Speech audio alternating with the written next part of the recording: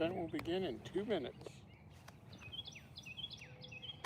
Should be live now. Yep. All right.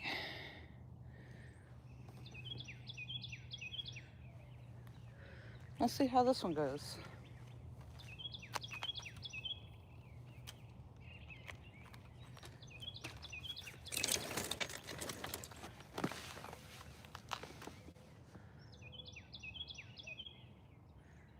Maybe you should turn your volume up to make sure you can hear that it's coming in okay. Check, check, check, check. Mike Trevez in the house. First one in the house. Howdy, howdy. LGBASS. Woohoo, let's go. I got running water tonight. It's supposed to have started at 5 and it'll end at 9, but we don't see movement yet. Got volume. Perfect. Yep. Thank you, sir. Thank you, kind sir.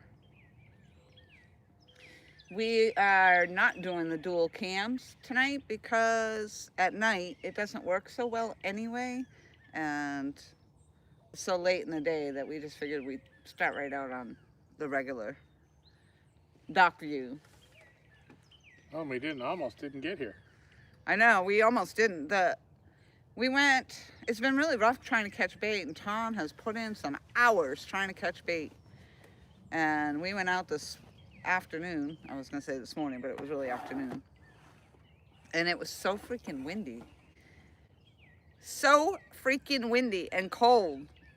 And then at whatever time it was, whoop, the wind just completely stopped. But by then we had already gotten back home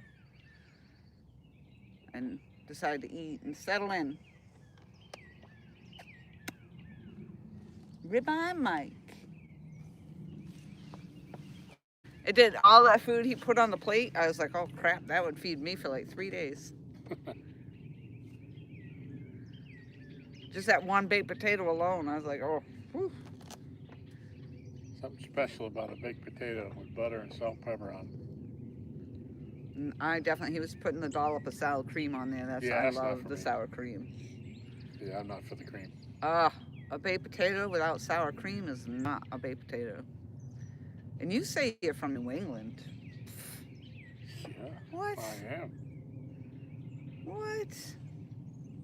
I have the birth certificate to prove it. Oh, Nightbot's popping right in there right from the get-go. Can you hear me from over here, Mike? Why don't you turn your volume up and then you could hear yourself.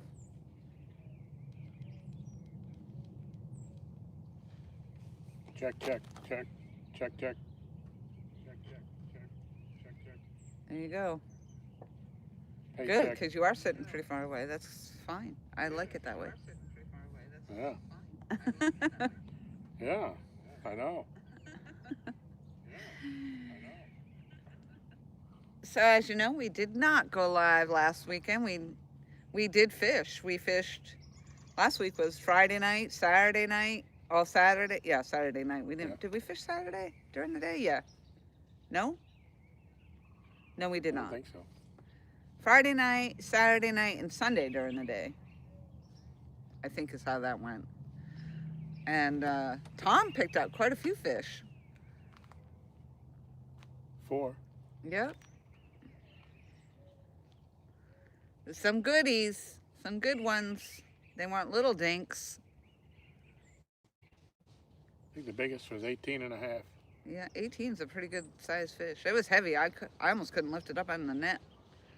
I was like struggling to get it up on the dock. Don't put your hand in its mouth. There's that.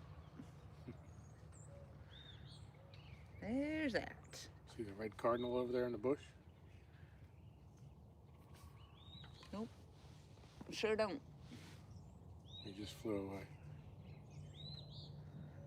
So, we did decide it was okay to start a little early because we have some cloud cover, so the sun's not quite as bright. Although it is still a little bright in your eyes. but nowhere near as bad. The water looks really low too. Did you notice that? Even on the, Yeah. huh? It's a little low. Yeah, you can see where the water line usually is on the pilings there. It's like a foot lower over here on the dock They've line. kept it pretty consistent.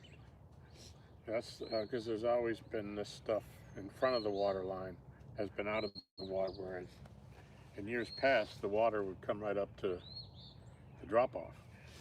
Yeah. But they've kept it pretty consistent for the spring. So will they raise that water over the course of the season? Well, they're only supposed to fluctuate it a foot. It can either go a foot up or a foot below what the mean level is. Okay, which well, is did that 200. answer my question though? They won't change. They're not supposed to change it a whole lot. Less than Well, a how foot, come it looks like the water used to be higher and now it's not? because it's lower. It's a foot lower than. Right, It's so like- that's what I asked. It Are won't they go gonna, much will they lower. during the season bring it up a foot? They will probably bring it up a foot for the spawn and try to keep it there, just like Kerr does. Kerr tries to stay at 300 or 301 until all the fish are done spawning, because they don't want to leave all the nests high and dry by lowering the water level.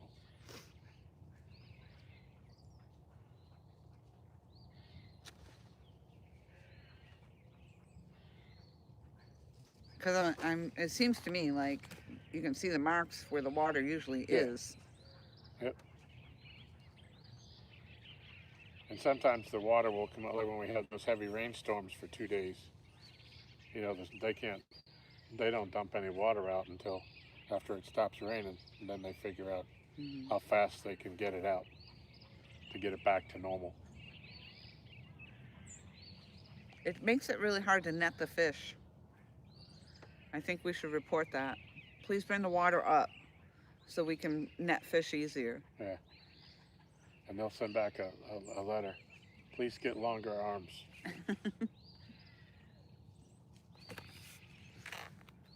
All right, we're hoping for some good things tonight. Hopefully it doesn't drop, the temperature doesn't drop too much, because we're all set up out here now instead of in the car. Right now it's quite nice. The car. You ain't from New England either. It's the car. The car. Early it was chilly though. I was like, oh, I was out there trying to bait fish and I was like, this is miserable. I hated it.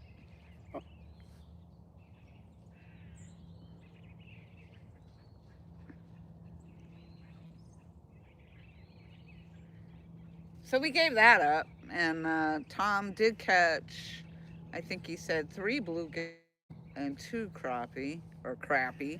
Yep. And I caught 3 other crappie that were too big to keep. We've noticed some of the bigger ones that we had been keeping were all full of eggs, so I don't want to do that. So,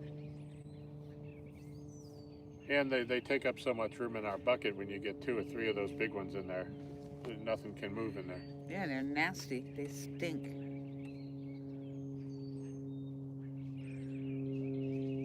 They dirty up the water real fast. I wasn't going to tell you, but that's what they said about you.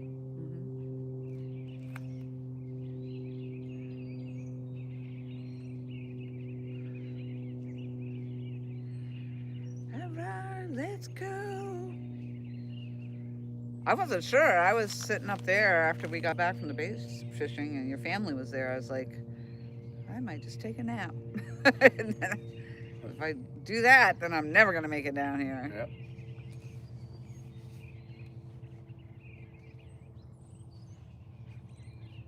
Anybody else getting out fishing over the weekend or anything? Any of you that are anglers? Any 8 of you that are listening? 7 of you? Actually, it wouldn't be 7 because there's you and me. Something's moving over there. Maybe a turtle? Yep. Little something. Little something. I saw one move out here too.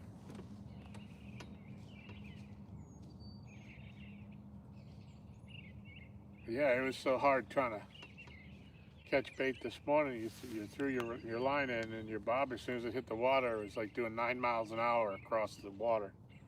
You couldn't control the slack in it. When you did get a bite, you had so much slack in your line you couldn't hook them anyway.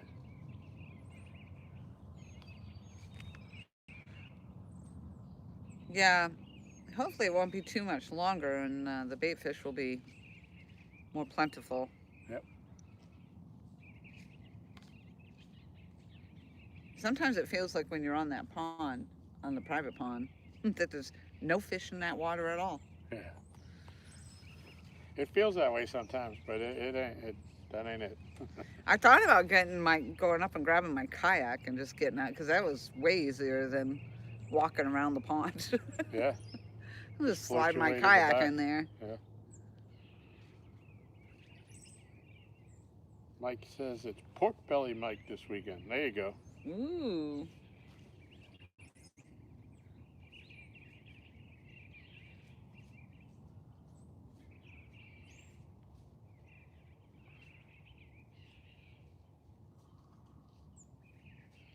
Hello to Sharon, if she's sitting there with you, Mike. Hope she's doing well. I was craving fruit lately, so I had food, I had groceries or whatever, and then I had to go back to the store, but then I ended up spending another $145. Jeez Louise, it's expensive to eat. Yeah. No, I got grapes, avocados. Actually, they're like an avocado already, and it's got black pepper and stuff in it. It's already in a cup. Huh. Because I find if I buy the avocados, they're not quite ready to eat, and then by the time they are, they've gone by. So. All right.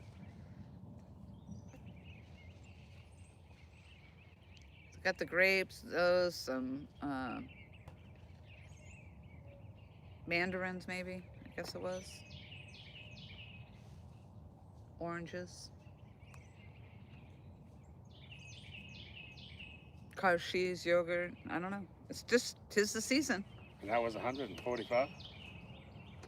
Yeah, I can't remember what else all I got. I did get the water. I see some water moving over there now.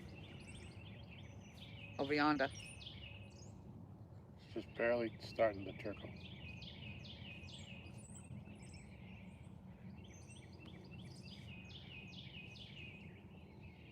Yeah. It's real nice out now. Gosh. I was concerned. I was like, I'm not going to really want to be sitting down there if I have to sit in my car and be cold. And that wind is funny, though, because it was just, well, when I checked, Siri said 9 miles per hour. Yeah. And then by 2, it was going to be gone. And I'm like, oh, I don't believe it. But it happened. Well, that's the life of a YouTube star.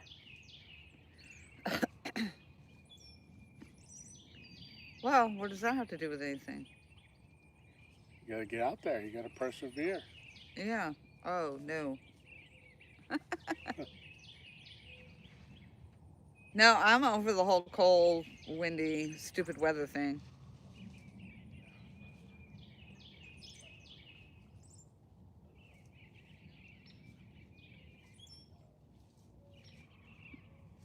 Well, as you know, the fish don't care what the weather is. When they're hungry, they eat. Well, they do care because they don't bite as often when it's cold and miserable out. That's why it's been so slow up until now.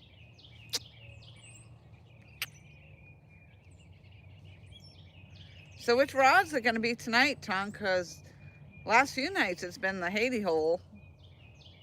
The last few times. I mean, that rod I feel like never gets hit. And all of a sudden now it's getting all the... Oh, so yeah. The other night, last weekend, I go running down there because my rod's going off. And as I'm standing, because then all of a sudden it stopped.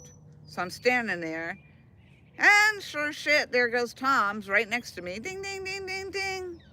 So the fish literally left my line and went to his. Yeah.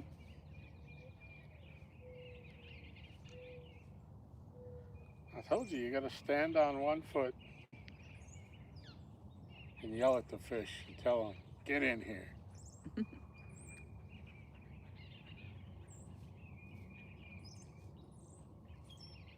Yep, and then he decided to roll his rod out of the spot that he was in and put it in the spot that I was in and move my rod to his spot, and he got another fish.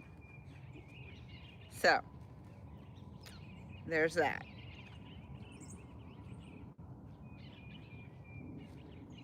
Well, I offered for you to catch the next one regardless of what rod it was on. He told me no. Well, no, you know I don't like doing that. I have my own rods. That's true. But they were on strike. Well, did you check those floats, by the way, before you threw those in? One looked a little high. I'm not really sure where they should be. I didn't pay much attention to it, to be honest with you. 4 inches or so from the hook. It's about right. One's a little high. They never seem to. Anyways, after the first one time you get snagged, Yeah. you gotta. We do get snagged a lot. Yep.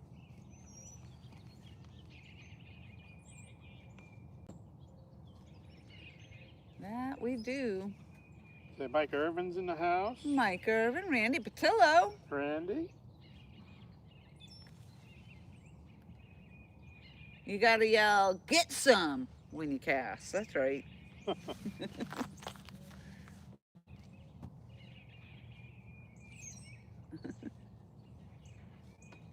hope we're gonna get some tonight. Yep. I got a whole bunch of video footage and I was going through it and I said, yep, pretty much it all says, because I haven't been catching any fish, it's me like, oh, let me go get the net. How about I get the net? Hey, let's get the net.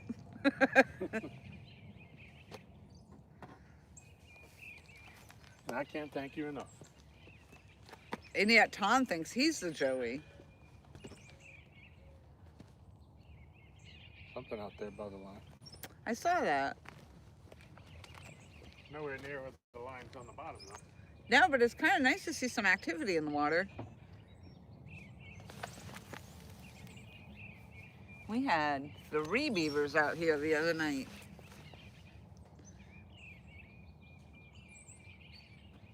I think they were being territorial.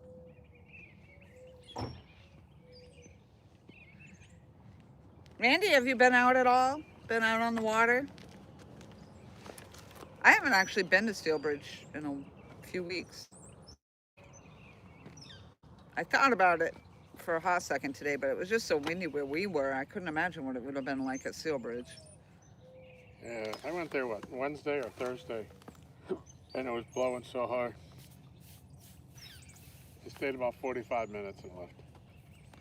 Yeah. I think the water was still too cold for them to be in there anyways. Yeah, that's what I find, and I'm very impatient, so first 10 minutes and I'm done. Like, nope. Alvin Lewis, hello, hello, hello. Alvin! Oh, Randy says he has a channel cat in the air fryer right now. Oh, nice. Nice.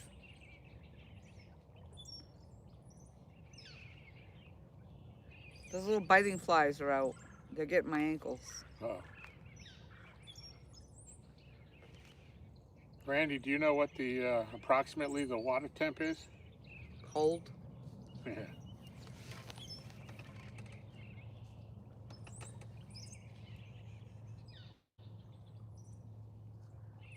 Randy says he was at Steel Bridge one day last week and he caught 1 small bass.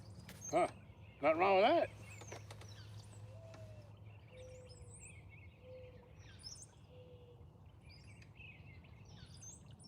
Alvin was cracking. It's crack-a-lacking. What's going on?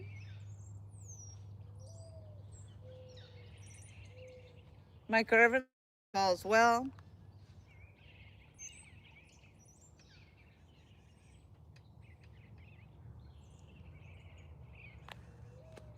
Let's go fishing. Not much, Alvin says. Yeah, I hear that. Still doesn't look like nothing moving out there. Yeah, it didn't, because earlier it looked like the water was going, but nope.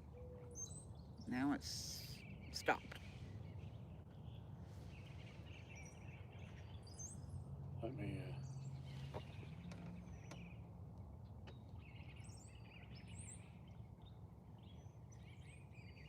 Mike says he has company leaving. He'll be back. Alrighty. Randy said the water temp was 50 that day. Wow. I don't think I've been that high last week. Really? We finally got temps above 70 today, Alvin says. Oh. Yeah, we had a couple of days of 80-degree weather, and then it's almost like the next day, and it snowed. We had some massive big flakes coming down. Scheduled for Saturday, March the 14th, 2026. At this time, we're scheduled to start generation at 6 p.m.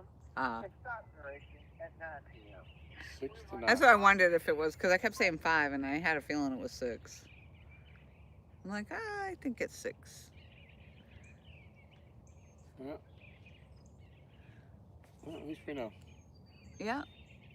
At least we're ready. We're at the ready. That's right.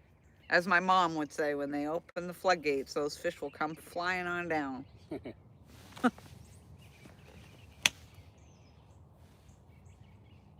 Hey, Vanessa Kitty in the house. Hello, Vanessa. Hello, Vanessa.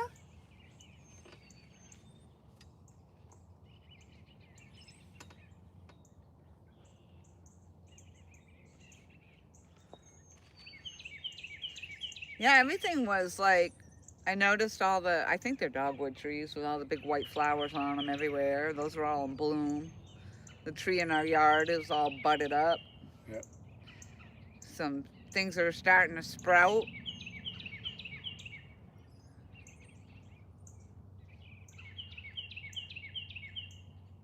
So hopefully we have some good fishing days ahead of us.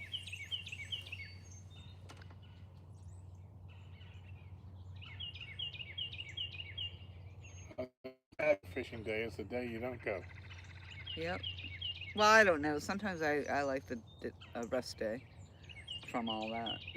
It's a lot of work bringing down all the stuff. And then when you use it, you got to recharge everything, all your lights. And it's a lot of work. Bringing them up and down. The bag's heavy.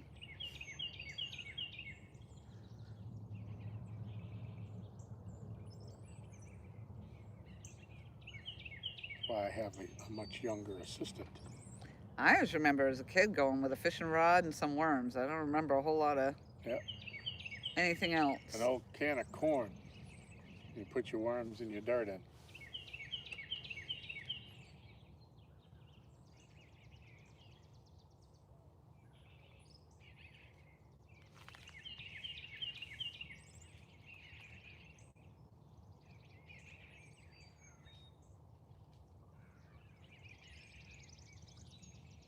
Nice to sit out though and just have it be nice and listen to the birds. Yeah. But that sun is right in my face still. I didn't think it was going to happen, but it did.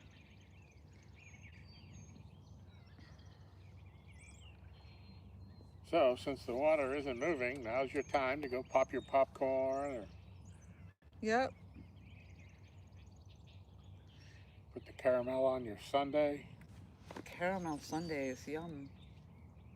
Mike Therese was cooking on an old school grill. Well, charcoal grill, right?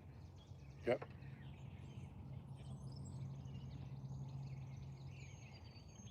I don't know if I've seen him. He multiple grills. Yep. I don't think I've ever seen him with a gas grill. Could be, but I don't remember it. Well, wouldn't the Blackstone have been gas?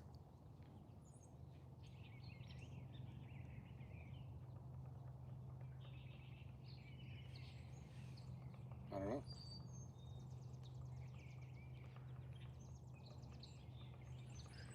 I don't know, but look at, I'd love to be doing some outdoor grilling. Well, I'd like for somebody else to do outdoor grilling.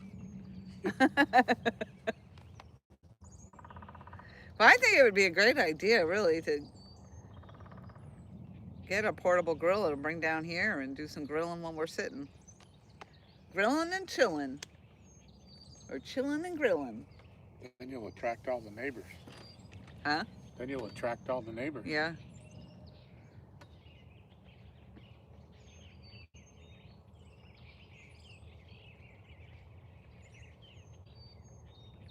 Some barbecued boneless spare ribs. Yeah. Uh-huh, uh-huh.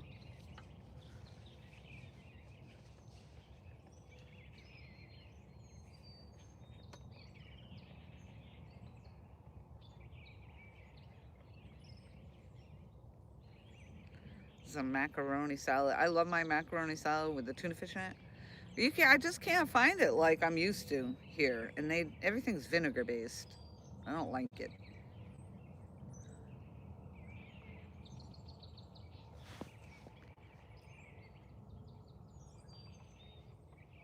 I think Mom always made it. It was just macaroni.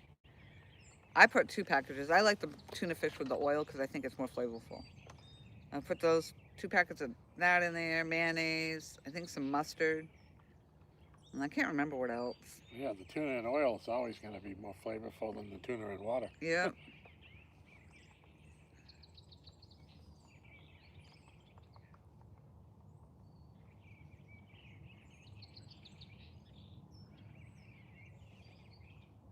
Randy said he sent you a pic from last Friday. Oh, cool. I'll jump on that.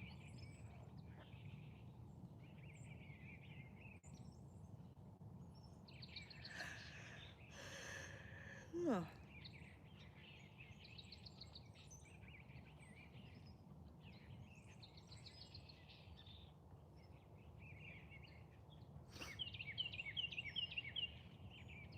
Yep, sure enough. There's that sun coming right down, right in the eyeball. Ooh. Wow.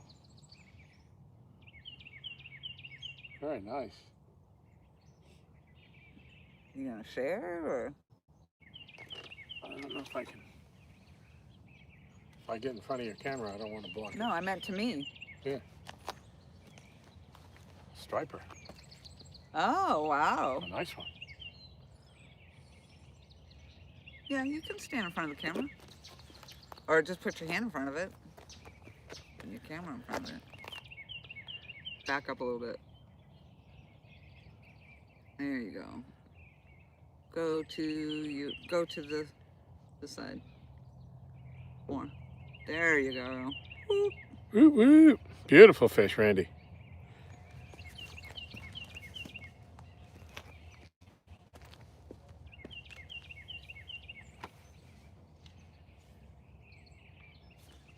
Ah, Mike heard us. He said, yes, indeed. I love grilling old school.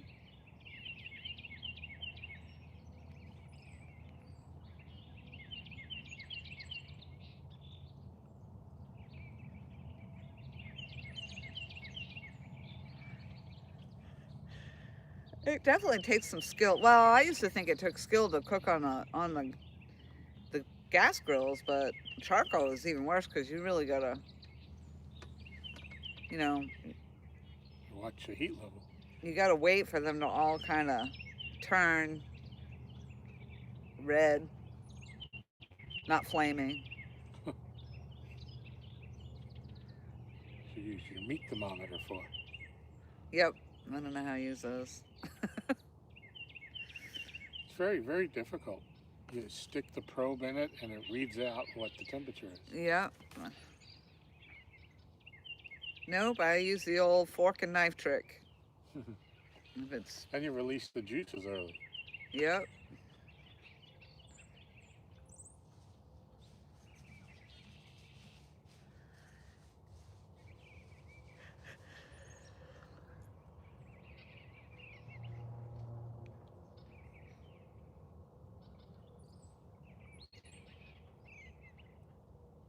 Yeah, we haven't grilled in a long time.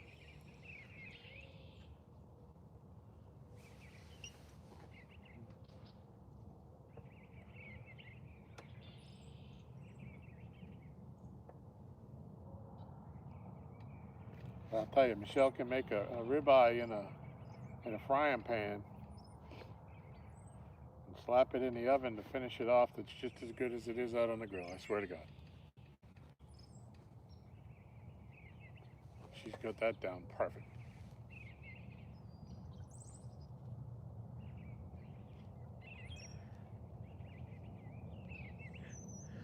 Oh my Lord. Get you thermal pin thermometer. Yeah, that thing was cool. I saw you use that. It like folded up like a Swiss Army knife.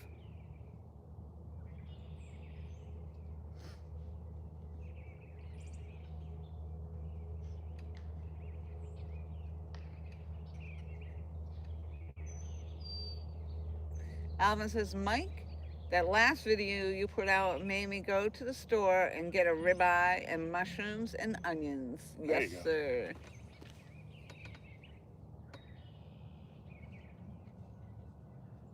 And Mike Trevez says he's charcoal and wood all the way. Yep.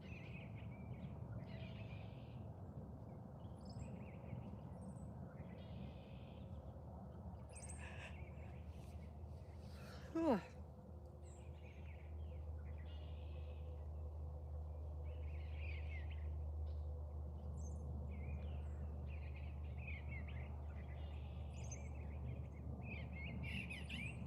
This looks like a tiny bit of movement.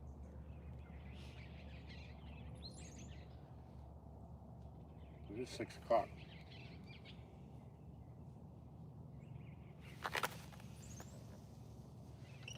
And it's only 5:59, so if they're going to start it at 6, and it usually takes a little while. Yeah, but either that or the other end is open a little. Because it definitely looks like the other side is slowly moving to the left, and there is no breeze. To the left, to the left. Yeah, I know. Now I wish there was a little breeze. But I got to be careful what I wish for, because it was like downright windy.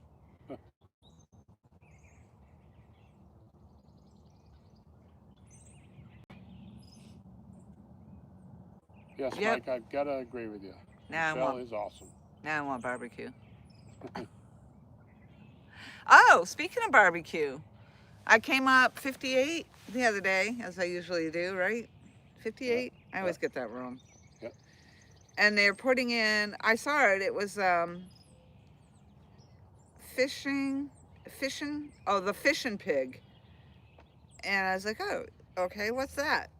And it's not too far from Route 1. Huh. So, just before you turn. Yeah. On 1. So I was like, So I Googled it, and it's a barbecue. Nice. Yeah. We've had a few barbecue places up in South Hill over the years. Come in, they stay a couple of years, and they leave. I think we've liked all the ones. There's been decent food. I think with everything, though, the longer they stay, and the quality doesn't stay the same because people come and go. And they had where I used to work, where I worked in South Carolina, right next to us, they opened up one, and they had the best freaking brisket. Oh my Lord. So every once in a while, as we would order from next door, but I'd always get the brisket.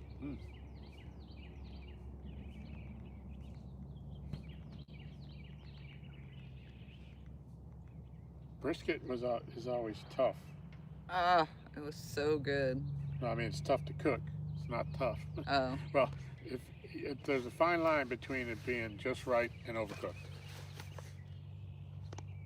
Isn't that the stuff that you usually brine? And they have the old ceramic type brining pots. That's what people used to brine their meat in. I don't know about the pots, but yeah, I've seen them when they do those competitions where they brine them. We used to live on the Food Network.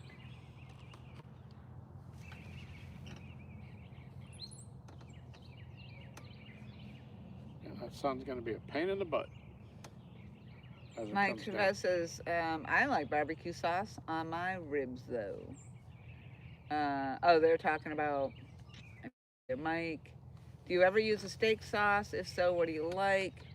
Sorry, Alvin, no steak sauce for me. And then he says, but I do like barbecue sauce on my ribs, though.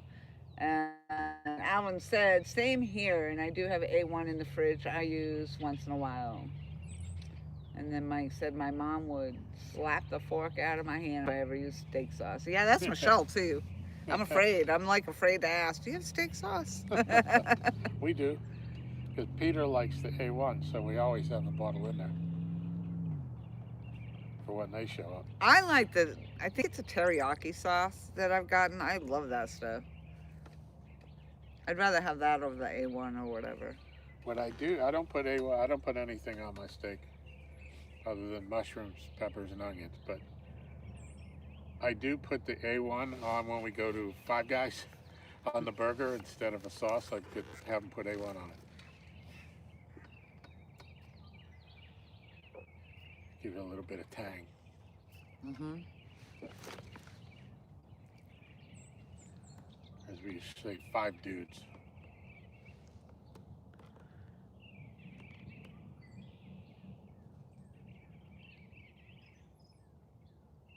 We got 14 people in the chat and 7 thumbs up. Sweet. Let's go. Let's go. Let's go.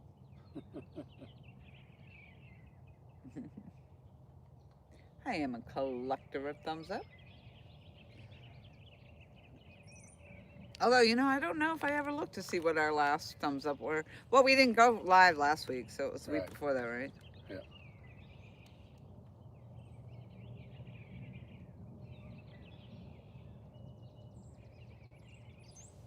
I can tell you.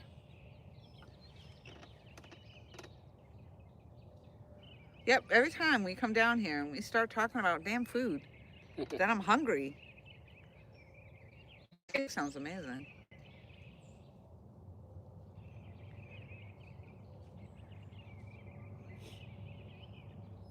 I like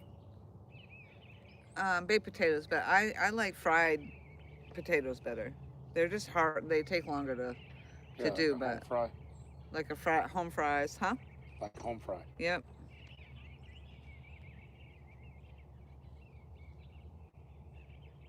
Okay, 12 days ago, 13 days ago, on the last live, you have 20 thumbs up, 191 views.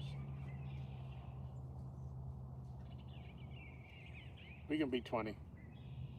Yeah. We can do it. I don't know. We're not going to be out here probably as long, so. Yeah.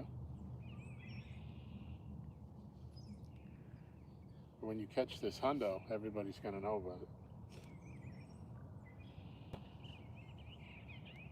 Mike says, however, Sharon likes A1. Jose, Jose, Jose, Jose. Jose told us to catch a big fish for him today. Huh? Jose told us for you and I to catch a big fish for him today. Nice. I like to catch a big fish for myself.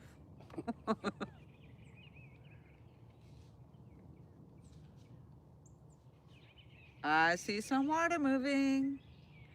Dun dun dun dun. It's on like Donkey Kong. That's it.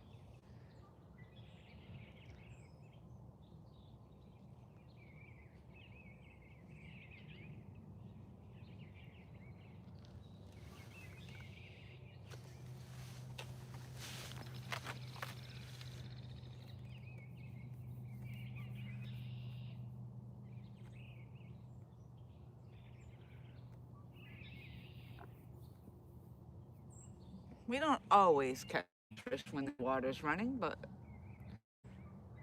it does seem like we have better odds. Mike says, take a day-old baked potato, cube it up, and fry it with onions. Yeah. Oh, is that the trick? Take the day-old. Also, if you bake it first and then cut it up to fry it. Yeah, then let it cool. Yep. Yeah. So that's the trick to cooking those. Damn it. Jose, the bite is, it's been a wish so far. We got down here a little early, The water's just starting to move at 6 o'clock here, so we'll should start to get some movement here soon. By the time the water filters down to us. We're approximately 7 river miles from the dam. Takes a while for the water to come down.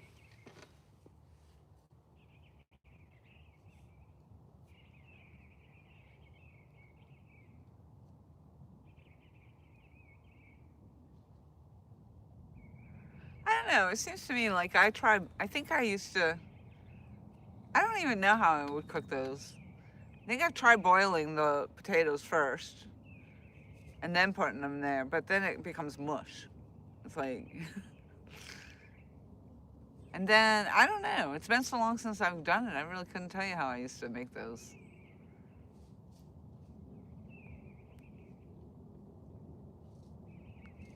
But it makes sense to have the potato cooked. Yep. And then fry it.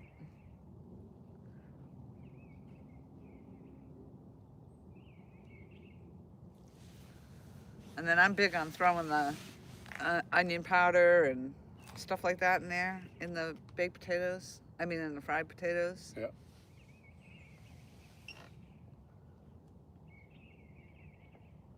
Onion salt.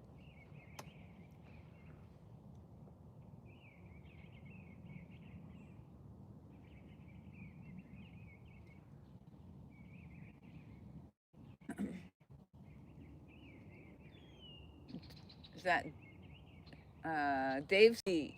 Tell me the trick how you get the wind stop blowing. Exactly. It was howling this earlier because we were up there trying to catch bait, and it just was whipping left, right, and freaking everywhere. And I hated it every second, and it was cold. So now, like 2, 3 o'clock, it just stopped, and it's beautiful out. And thank you for coming in, by the way, Dave. I'm going in the morning. Hope I get rid of my skunk, Jose says. Mike Therese says, skunks need love too. Jose says, I'm ready to get rid of mine. I need a fish. Yeah. Dave says, it looks calm from here. It is right now. It's crazy how it happened. You see, what happened was, yeah, I mean, it was so windy, and we were trying to cast out, trying to catch bait. And it was just cold. And you just couldn't keep your bobber out there. And then even when you took the bobber off, you weren't able to cast out because the wind would just take the line right back. So luckily, Tom had already had bait. Had some bluegill and some crappie in his bucket. So that's what we're down here with. I said, to hell with this. Let's just go with what we got. Yep. But hopefully the bite will pick up, here shortly. We'll start seeing the bluegill activity pick up here soon.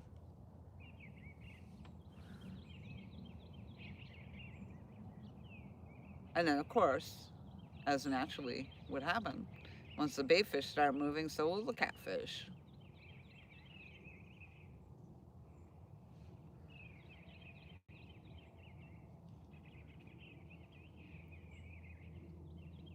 And right now, I thought it was going to be a good idea to go live because it was kind of overcast, but sure as shit, that sun's right there. Never fails.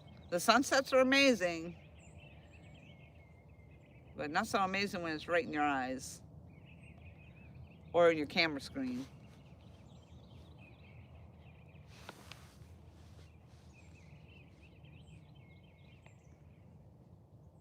Maybe you should try setting up over there.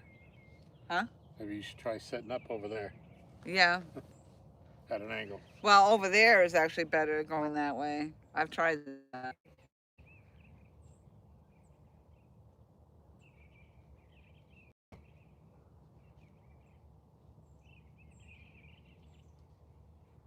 So did anybody see the short that Larry put up of the beaver in action from our last trip? Yeah. This is a pretty fast pace clip. There were 3 beavers out here that night. Yep. They were angry.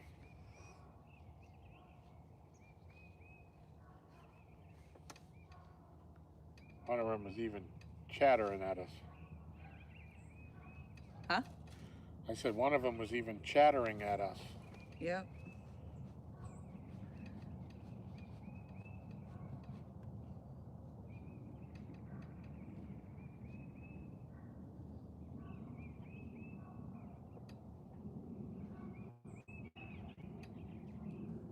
Yeah, it's weird. I've never seen the beaver in the daytime. Only time I ever see them at night. Yep. I've been, growing up, we've been in places we see beaver all the time, Daytime, middle of the day. They don't seem to move here during the middle of the day. No. Well, a lot of boat traffic here too, so maybe that has something to do with it, Yeah. where they're not in a pond. True. But you're right. I mean, you would think they'd be over there in the back, around the cove over there.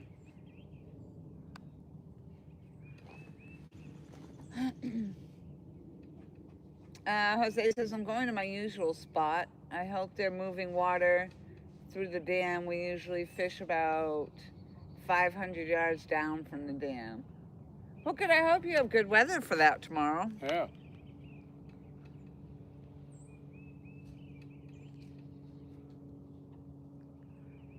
I feel like that's all I do during the week is check the weather for the upcoming weather.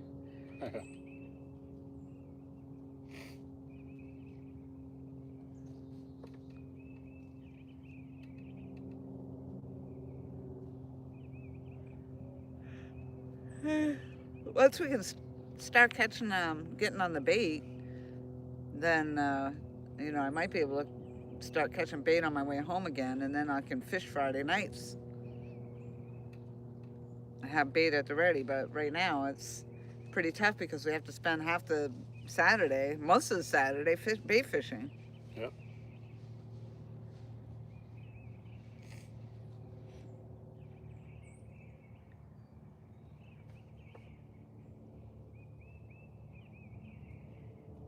Yeah, I should have tried getting out there early this morning because I think it was calm.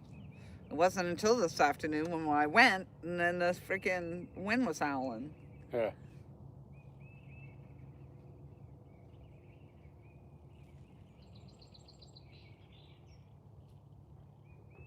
I mean, unless we get into a big bite or we get hung up a lot, I think we got enough bait for the night.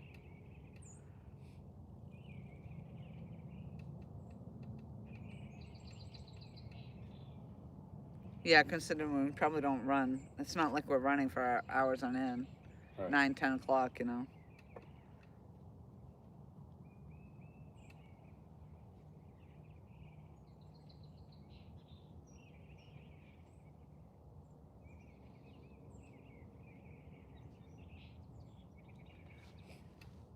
But yeah, as far as being live, I think the nighttime is the right time. We seem to even on the toughest conditions, we're still getting bites at night.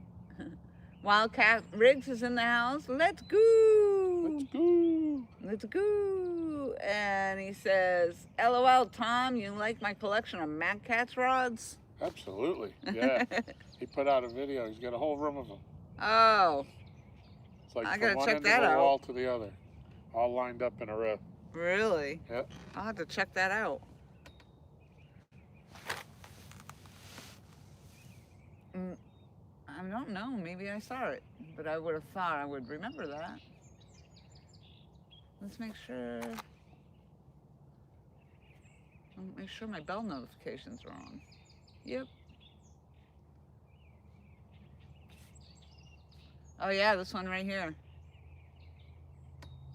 This one right here with all the rods? Yep. Oh no, those are rod holders. Oh yeah. Oh, they still got tags on them. Oh, I got that rod. Oh, I got that rod. Nope, I don't have the Patriot rod. Tom has the Patriot rod. Yep. Wait, go back. Go back. Oh, that's it. It's over.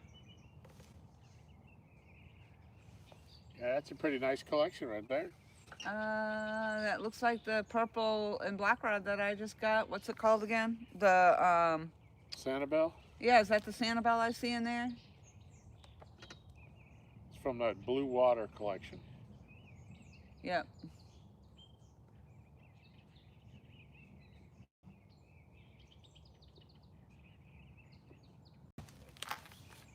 You gotta get those tags off those rods and get using them.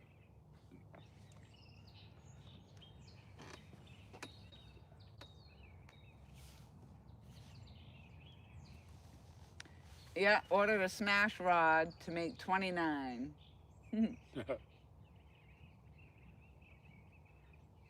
Yep, he says he's got the entire Blue Water collection. All right. I knew it looked familiar. Yeah. I'm like, hey, I have that rod.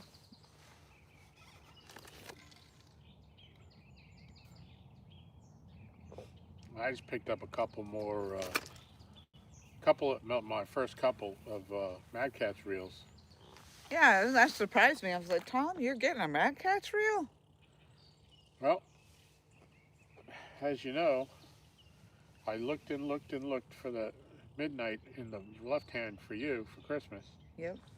I couldn't find it, and it wasn't until about 3 weeks ago that they finally got it back in stock. And I got an email the other night showing that Tackle Bandit was having all of their Mad Catz left-handed reels 40% off. That's a good deal. Yeah. So needless to say, Tom and Michelle have gotten me the 2 new midnight reels that I wanted. And also I just got the Mika Burkhart rod in the yellow and purple. I love it. That one's out there now. It's in the 2-hole. Yep.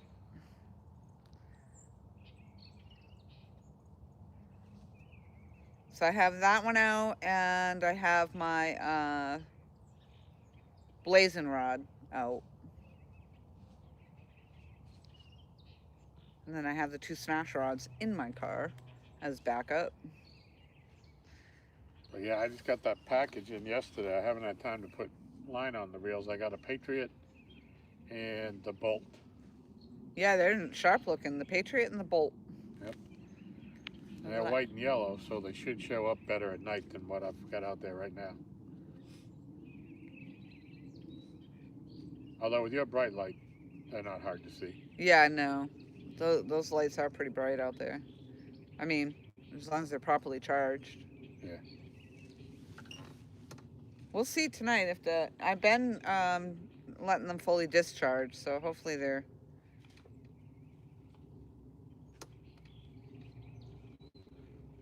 That's the thing with a lot of the equipment, and you don't think about it, you know, you let it run down, but you don't ever let it actually fully discharge, and you got to do that with the equipment once in a while. We were just talking about that with these new aerators that we have, yeah. Which I didn't know that. Did you read that in the manual? No, my neighbor. Oh, your neighbor told you? Yeah. Oh. He stopped by when I was at the pond last night. He lives on that street where the Jiminetta where the pond is, so he just stopped to talk. Mm-hmm. And he has the same thing? I don't know if he has it, but I told him, you know, just, well, you know, and it's supposed to run 18 hours on a full charge. He said, well, it's just make sure that you let it fully discharge before you charge it. And that, you know. That's typical of a lithium-ion battery, maybe? Yeah. Yep. That it gets memory in the... Memories.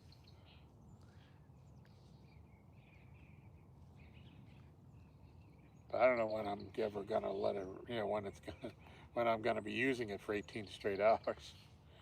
You know, okay, I'm gonna run it out. Tom was very concerned, so I got them, and I just kept boasting about them, and I thought I just saw that rod move. Nope. And then they're super ultra quiet too. Yeah. Like the original ones are so freaking loud and obnoxious. And these ones, like, I have to keep looking to see if the lights are on it because I can't hear it. In fact, I don't hear it running now. And in the past, you could hear it through the live stream. It was just so bad. But now they're super quiet. Yep, Wildcat Rig says, holy crap, 40% off. I am looking at getting the black Cast King 80R Rover for the VIP rod. Dave C says, I got 2 Zebco 303 and just got a Zebco 606. I'll be ready. There you go. Everybody talks about those Zebcos a lot. I hear a lot of people talk about Zebco. Yep. I haven't used a Zebco since I was, well, Zebco was a Zebco 202. Did you just say Zebco? Zebco. Zebco has a bunch of brands under their name now. I wanted to show you the rainbow. Oh, yeah. Or, can you call that a rainbow? Sorry, I didn't mean to interrupt what you were saying. Please, go forth. Look, it's reflecting in the water. Oh, yeah. Looks clearer in the water than in the sky. Yeah. No, my very first reel as a child was a Zebco 202. Huh. Are they catfishing rods? I'm not really familiar. A lot of people do. I don't know how much line they hold. I don't know if it would be. How much weight do they hold? I don't know that either for those reels because I didn't have any other ones. You know, obviously they're larger than what I used as a child.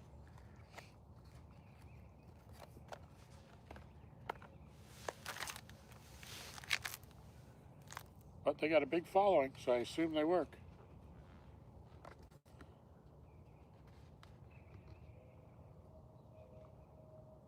Yeah, I had a post once and a lot of people were saying that about the Zebcos. I got a lot of comments about how they had Zebcos.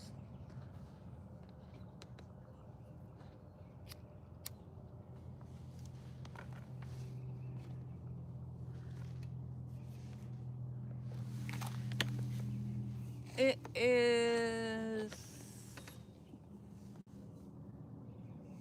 6:26, I believe. And Dave C says, I spray my reel gears with a silicone lubricant. Works great. Waterproof and lubricates clean. Cool. Randy Patillo says, the reel I have for you is a Zebco. Ooh, I forgot about that. I'm going to say I might have used those rigs that I was going to give you because I can't find them now. I thought I put them aside somewhere.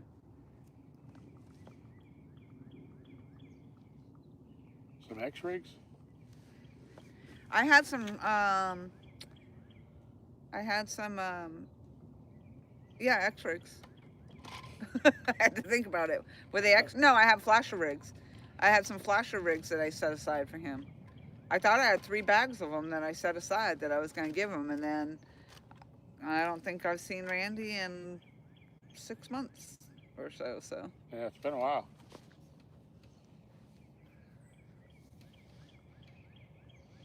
But I do have some of the flashers. I just don't have them set up on a rig.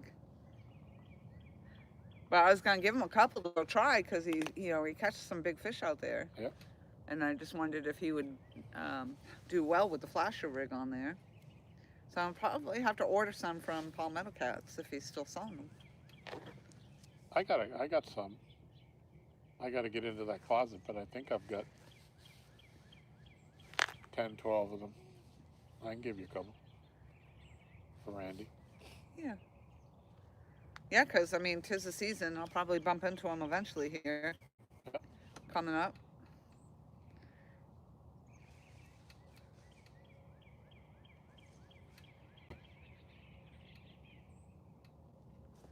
Yeah, Randy, she's been whining about other people using her dock. Yeah, it seems like nobody was ever on that big dock.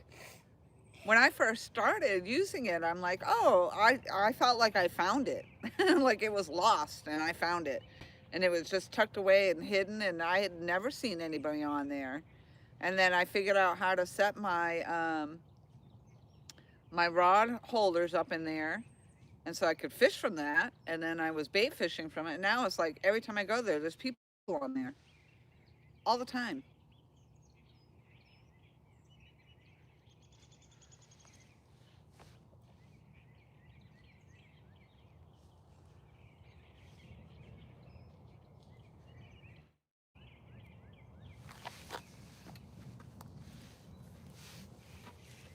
So I think they must have been driving by and saw me there and said, oh.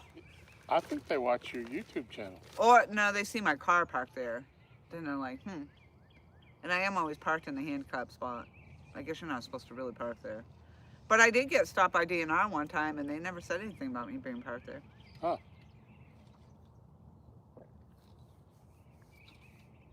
I shouldn't say I got stopped because I wasn't actually driving. Yeah. I never park there when I'm by myself. I always park there. I said, why give somebody the opportunity? Why give them the, if they want to be a jerk about it, give me a $500 ticket just so I can park. I feel like they would just say you can't park there. But they don't. It's within their right. Huh? It's within their right to give you the ticket if they want to be Well, a he jerk. didn't. He didn't even say anything about where I was parked. Right. But you may not always be the same guy. You gotta think a little fuller in the glass, Tom. Thinking fuller in the glass to me is I'm not going to get $500 ticket if I park over here.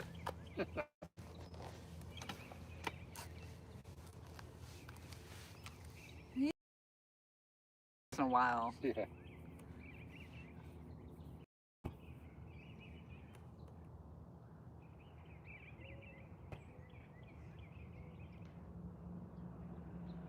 Randy said nobody was using it the other day.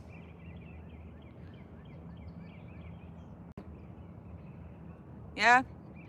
It seems like every time I go there, though, on the weekend, there's somebody there. And they've drilled holes. There's new holes drilled in there. Yep.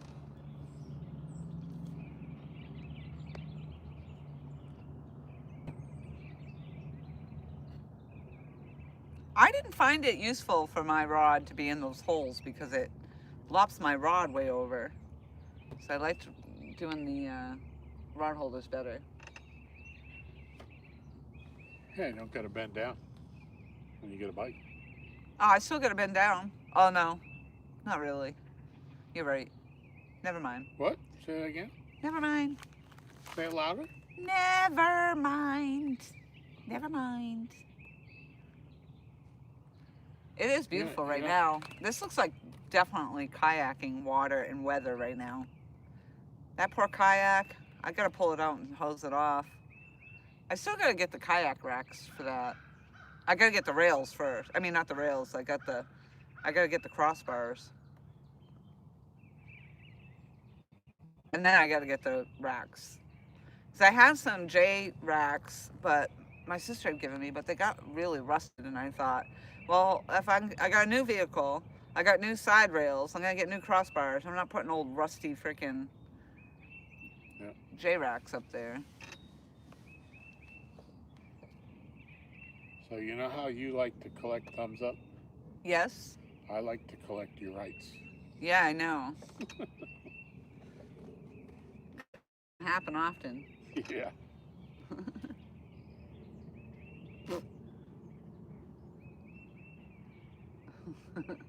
It's true, it's true. I got 11 thumbs up now. Woohoo, I like that. It's my favorite number. 1111, 111. Yep. Can you imagine if we got to 111 thumbs up? That would be awesome. Oh my Lord. I feel like we have arrived if that happened. We're famous. I'll be on the news. It's just a tiny bit funny and a tiny bit sad that Laurie's last fish was 10 pounds, 15 ounces. Mm-hmm. And if we hadn't farted around and let that extra drop of water fall off of it, it would have been 11 even. Would have been her fish.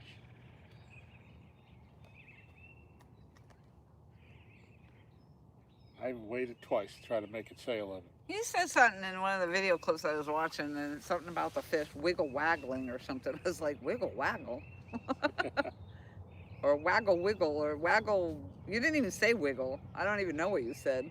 But that was when I was like trying to say that your apology was very, it was sincere, but it's not what I used. Legitimate or something. I tried to say legitimate and it came out some weird foreign thing. I don't know what I said. I was like, what? And you repeated it too, and I'm like, I have no idea I have no idea what I said. I'm gonna have to get the sunglasses out for the next half hour. That sun right now is right in my eyes. Yes, I'm so sorry for the glare all. If you're used to being in our chat, then you're probably used to it by now. Just know it'll be dark soon and everything will be bright. Yeah, isn't that weird? Yep. Yep, just wait for the sun go down. We'll have lights on and we'll be like showroom worthy. Showroom ready. So what do you got out there for rods today, Tom? Looks like an Uncle Lou. Yeah, Uncle Lou is the purple one in the middle. Yep. And the number 1 rod on the far left is my Freddy's FN rod. Oh, there you FN go. rod. The Freddy and Nina rod. And I have my Mad Cat bolt, which I had to retie. So that's my spare rod ready to go if I get hung up. I always try to bring at least 1 extra rod that I'm not going to throw out in case I get broken off. That's what's nice about those pre-tied rigs, though. Yep. I mean, it doesn't take nearly as long just to get a new rig set up. Yep. But even that, still, a lot of times if you have a rod already ready, it's easier. Especially when the bite's on, because you don't want to fiddle fire around with that. You just, flip it. Yep. Get rid of the one that's broke off and put the new one out there, and then you can worry about retying. Fiddle fights. There it goes.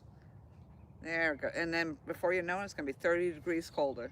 In about 10 minutes.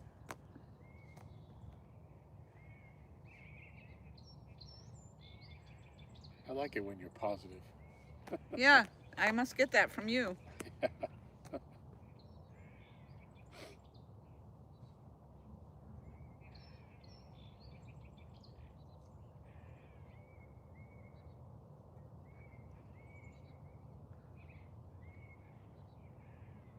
And what do we got on for bait right now? Bluegill. All bluegill? Yep. Did we share a headpiece, or we a headpiece, or is it only one headpiece? We each got a headpiece. I think yours is on the Mika bar cart, and mine's on the purple Uncle Lou.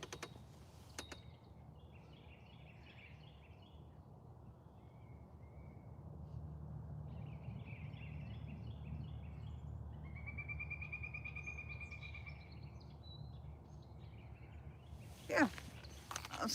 Let's test out our service and see if it holds long enough for me to go down there and show off these rods. And of course, watch. I'll get a bite and then I'll have to put the phone down and you'll miss it.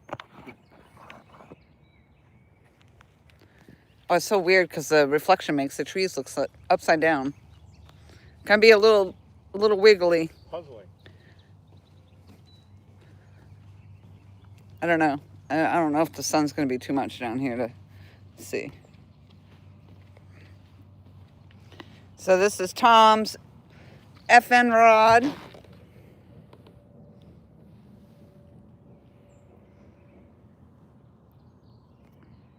I think I'm just zoomed in a little too much. Whoop. And then this is my new Mika rod. A sharp. And then I put the smash reel on there. I think that's a smash reel. No. Huh? It's not the smash reel. It's not? What is it? I don't know which one that is. Smash reel is green. Oh, yeah, smash is green, right? I'm so confused. And then this is the Uncle Lou's rod. It's purple.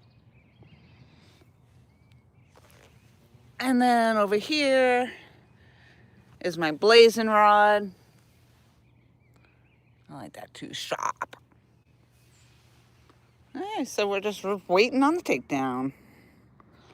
Let's go! There's Bugman in the house. He says, heck yeah. And then this is what we got. I don't know if you guys ever even saw this far down here. To the right, to the right. And then over here, oh look, you're getting the first time ever view of our landscape. To the left, and then we got some boathouses over there. And that's where we're at.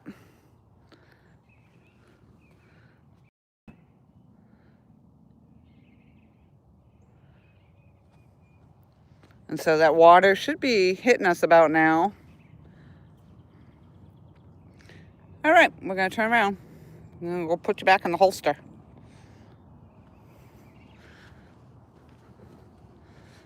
And this is the whole behind the scenes.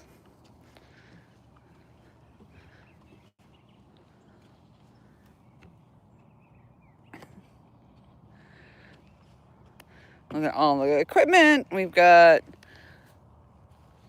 chairs. We got lights at the ready. There we go. There's my pea hut. Who to the loo?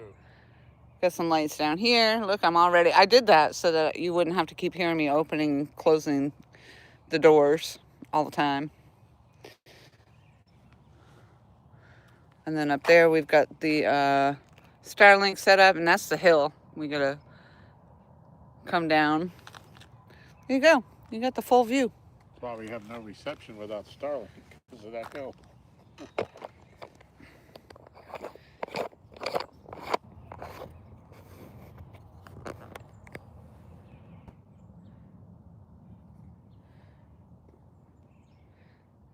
So there you go. Tom is rod 1 and 3, and I am rod 2 and 4.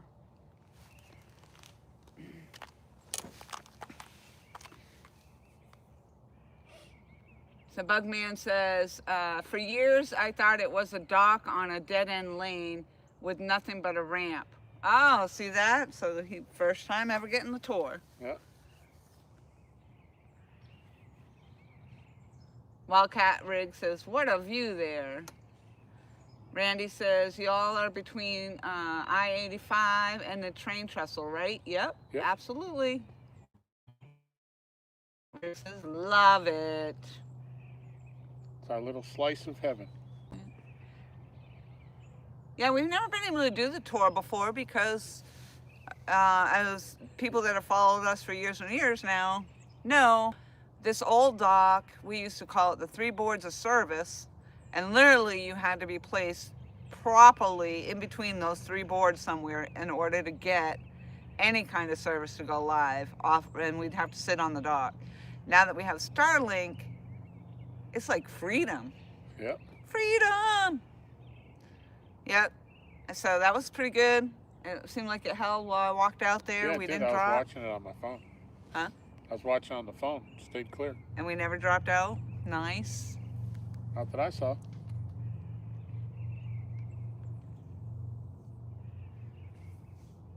Yep, Starlink has been a game changer for us over here at the dock.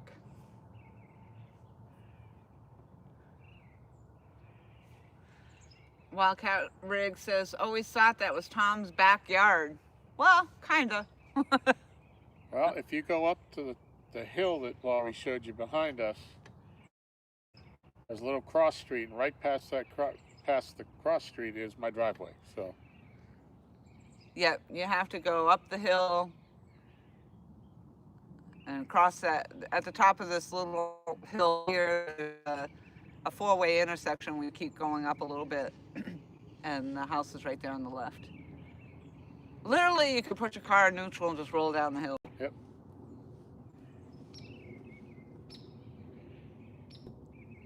And when we get the ice storms, we don't come down the hill. Yeah.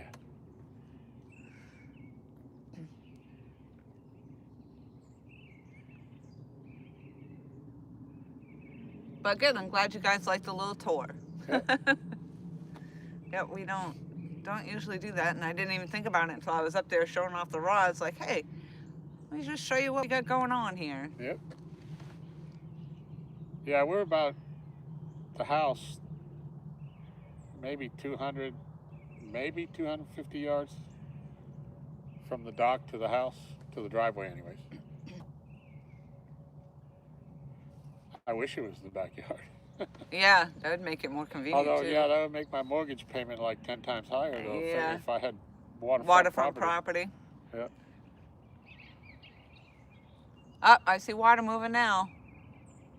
It has arrived. Yep. What are we doing? Yep, that temperature dropped already. 6:45. That's about right. About 45 minutes the other night before we saw it. Yep, now we're going to be in between the fading light and dark. So, again, you won't be able to see the rods until it gets dark enough for us to put the light out.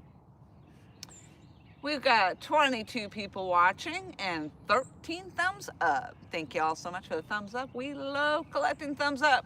Well, I do. I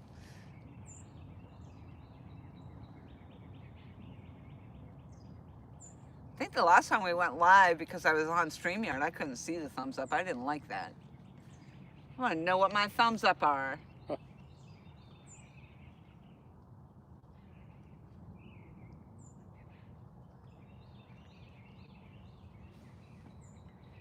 So when they, for those that don't know, we are on Lake Gaston, and it is dammed on both ends. So we are in between the two dams. And so when we say they're running water, that just means they opened up some of the floodgates on the upper dam. So the water right now will flow from the right side of the dock to the left. It's flowing down. And then when they close the floodgate, then we call it the backflow. So then it starts to flow back the other direction for a little while before it completely stops. And then the lower dam, they open that up and you'll see some movement just from that, the water being sucked out the other end. Wildcat Rick says the stream is very clear. Awesome. Nice. Yep, we've never had that in the past, that's for sure. We would always drop out. Like, sometimes I'd make it 20 minutes, 30 minutes, 45 minutes even, and then boom, nope, we lost it. It was very annoying.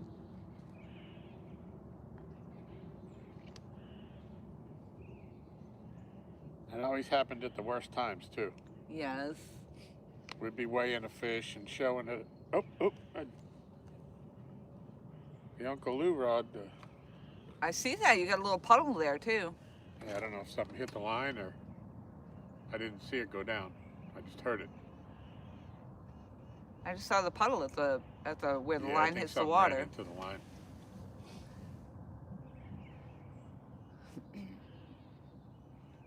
So Bugman says, so there is a river feeding it? So this Yes. is all part of the Roanoke River, if I'm not mistaken. Yep. And so they dammed the Roanoke on both ends, and that's what generates the electricity for, I don't know, how far what do they generate, what town? Like all of just Bracy, or?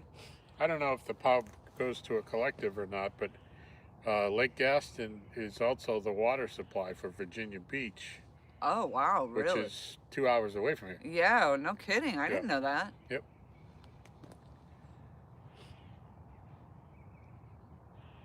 But yeah, they dammed up the Roanoke River to create Kerr and Gaston, and then Roanoke Rapids Lake, which is below us.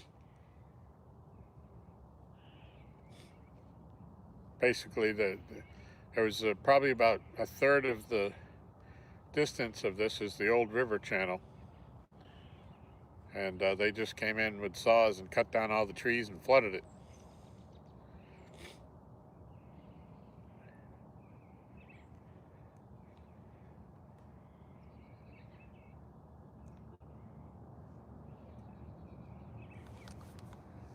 And Bugman says, I have to get down there this year.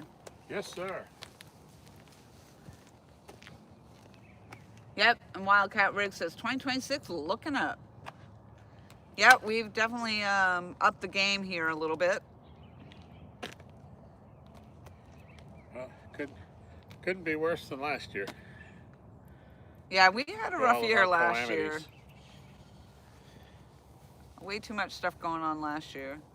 And as some of you know, the catfish, it seemed like we were just getting on to the bigger catfish, the bigger bites. And sure enough, I got a 38 pounder and on the release and went into a death roll with my hand still in its mouth. So it broke my hand.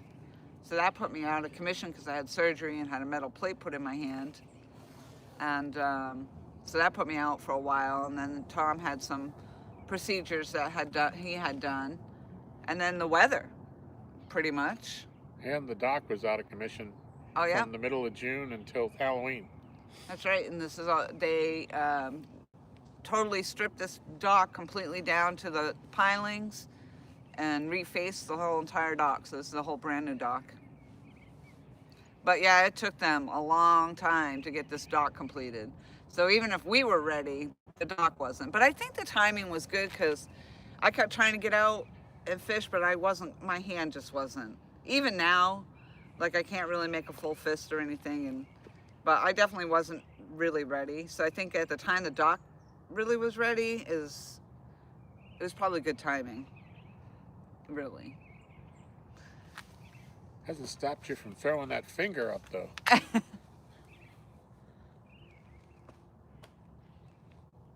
Yeah, last year I don't think we caught 12. We were just shy of 1,250 pounds for the year. But we didn't fish probably 20% of what we've done in previous years. Yeah, true. Bugman says that is why those big ones are in there from the river. Randy says, if I'm at the Navionics right, y'all have a 25, well, he says 25 inches. It's 25-foot hole in front of you. Yes. Most of the water is about 22 feet. I'm going to say feet. 22 feet around you. Yes. Yep, there's a, I don't know if you call it a ledge, but the shallow part of it, it goes right out to the drop-off and it drops down to 25 feet right out in front of us. That's cool you can see that. Yep. If you come out here, Randy, and you put your kayak in, and if you go up to the trestle on the opposite side from us, just before you get there, there's like a 30-foot hole right there. Oh, wow. That's like the deepest water around this part of the lake. There you go, Randy. Whenever you're ready. I'd wait for it to be a little bit warmer myself, but yeah, some night when we're going to be out, you want to come put in here, and you can leave your vehicle here and everything, and we'll be here fishing on the bank. Yep. And you can tell us what we're missing out there. Yep. I'd like to get the kayak and go down to the trestle myself. How far? It's not that far, really, down here, is it? You could almost see it. The land just kind of jets out and goes back in a little bit. It's probably no different, no further from here to the 85 than it is from here to there. It took a long time to get to the bridge out that way when I went. I mean, it's only like, it's a mile, I think, from 85 bridge to the trestle. Oh, and wow. We're in the middle of it.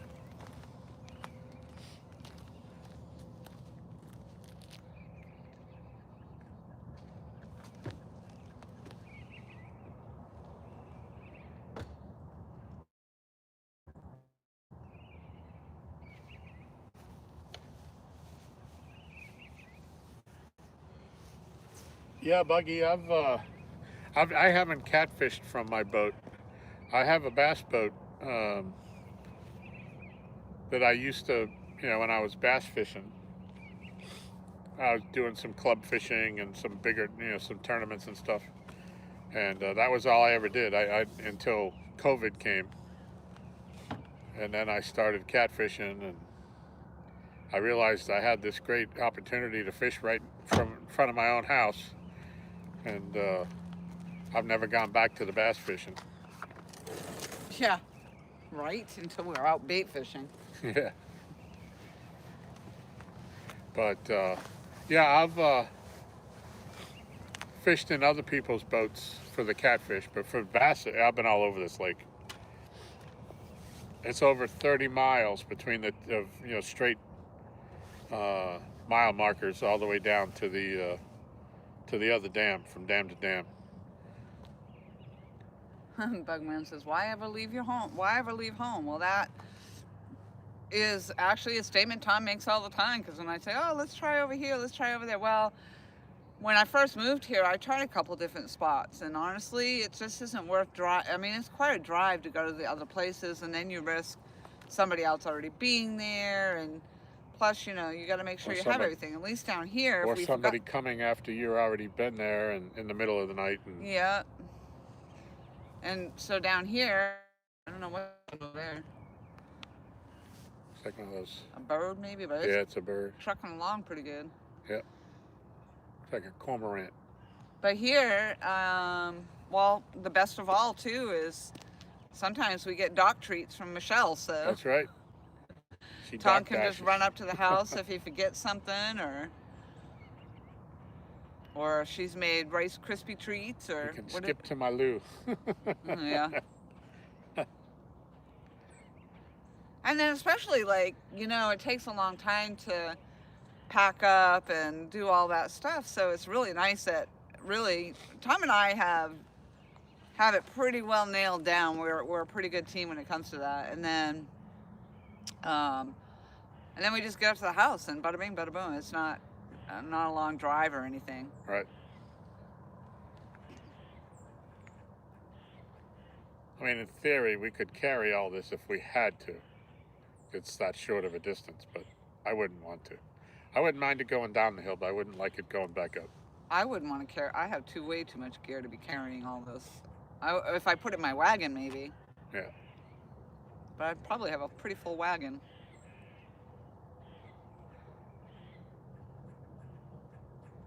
Yep, the water's moving now for sure. That thing looks like it's coming right along pretty good for a bird. Yeah. But like you said, the beavers really aren't out here during the day, but that's... No, and that looks like a straight line. It's where the beaver has the V shape. Oh, true.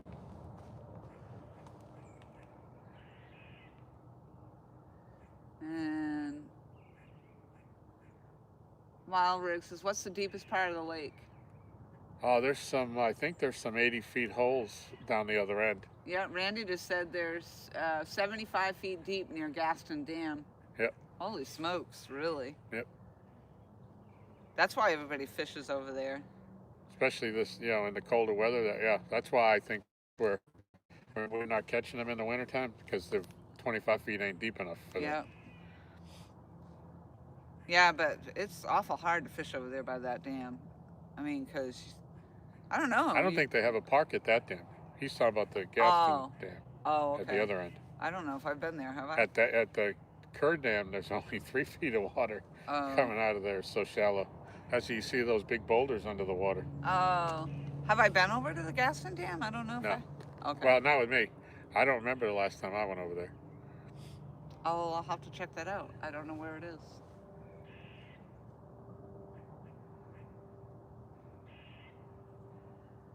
Bugman says, "Yep, there. You don't have to worry about a bunch of drunks showing up." Well, Yeah.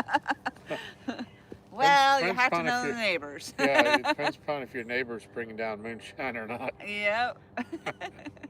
We do get some moonshine on occasion. We don't plan it. Let's put it that way. Sometimes it's just bestowed upon you. Yes.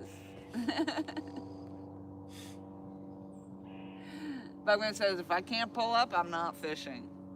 Yeah, it's a lot of work when you gotta truck stuff around. We find that at the our private little pond that we do some bait fishing at, because it's so steep of a slope going down into the pond. But if we want to walk around the pond, we have to load everything up, walk down the neighbor's driveway. You have to kind of go up a little hill, walk down the neighbor's driveway, and get out so you can walk the bank of the pond, and then you got to come around and do it all over again. You're carrying around your 19-quart friggin' bait bucket. What do they say? They say a gallon of water is, what, 7 gallons or something like that? Or 7 pounds? Bugman says, well, the ones you don't know. As far as the drunks. Yeah.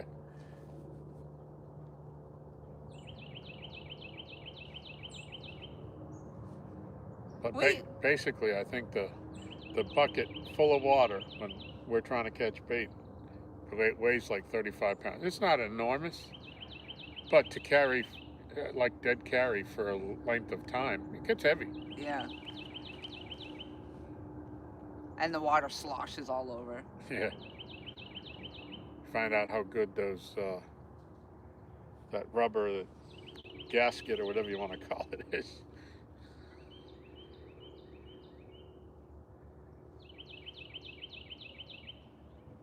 Yeah, the only real thing that we kind of, I think really, we don't get that many people that you don't know coming. I mean, it's occasional that you have somebody in a car come down, but because it's a private community, and so, you know, we don't get a lot of off-road traffic, but we do get some critters, so we sometimes have to watch out for that.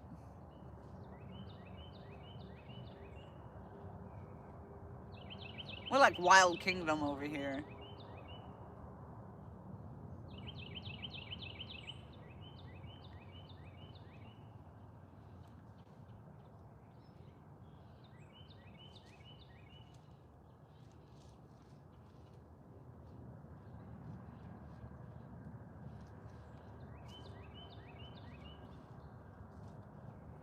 So we do have water flowing now. I can see it out there moving. And I believe they're running water until 9 tonight. So hopefully we'll see some action on the rods.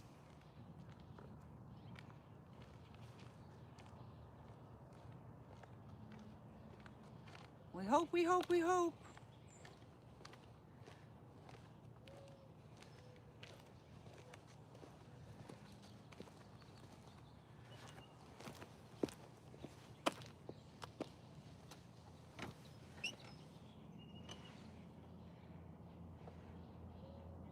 Yeah, I knew it as soon as that sun went down. The difference was amazing. Like, as soon as the sun went down and dropped behind the trees, I was like going for my coat. Yeah.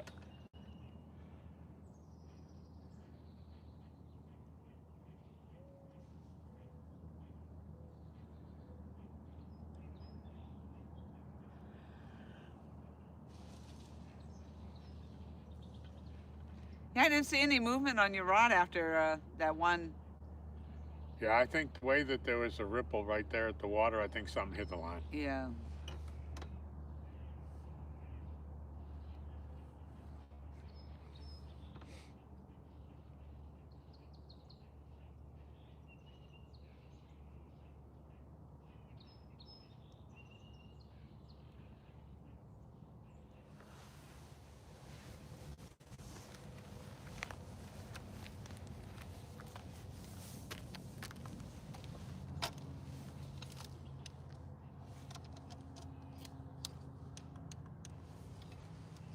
See how long these last this time.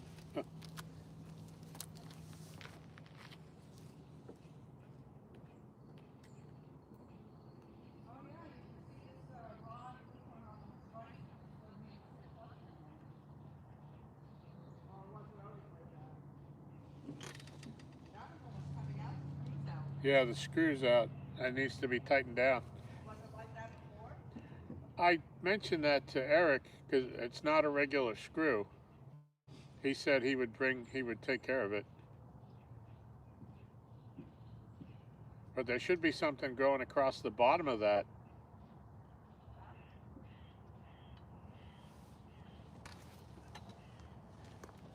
there anything in the bottom of that to hold it? Yeah, there was something in the bottom of that.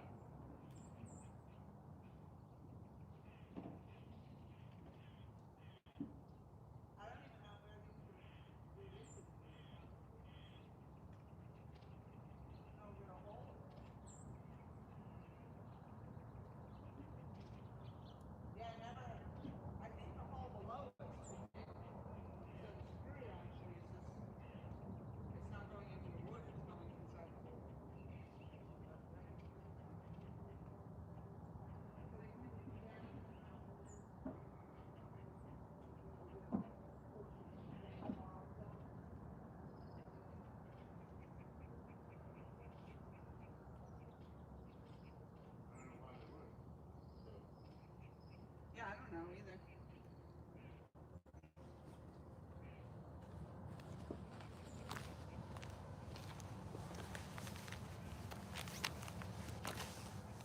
Whew.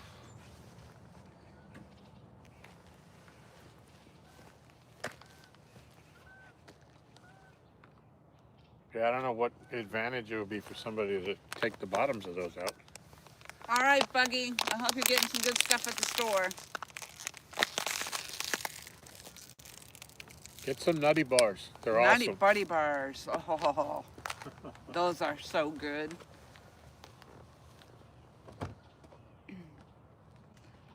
Damn it, Tom. Now I'm going to have to go up to the dollar store.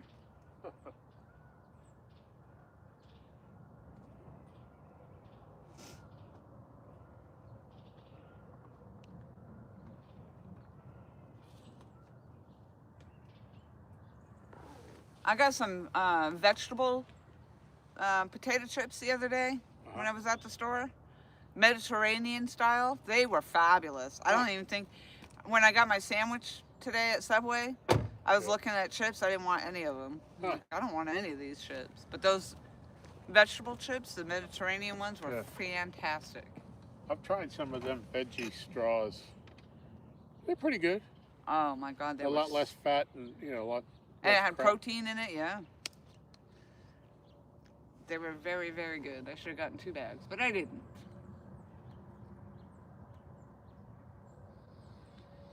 Oh, Buggy says he's on an ice cream sandwich kick right now. He needs to get a pup cup. A pup cup. Yeah. Carter's into the pup cup thing right now. Pup cups. Yeah, he's 9 years old. He had his first pup cup like a week and a half ago.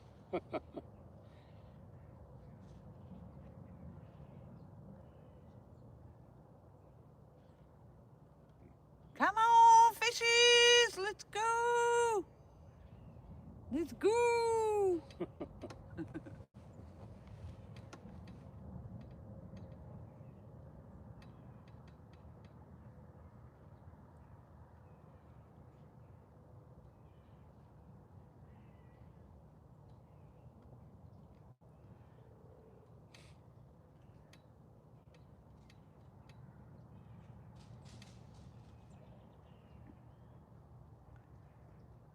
The title says night fishing from the dock.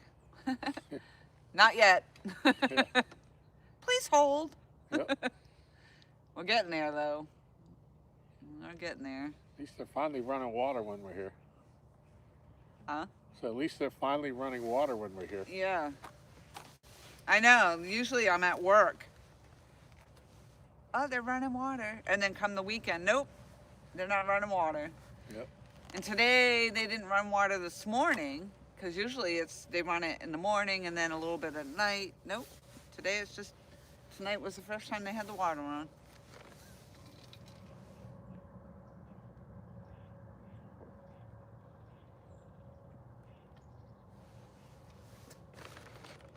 I think we're going to get a takedown, Tom. I think it's coming. I do too.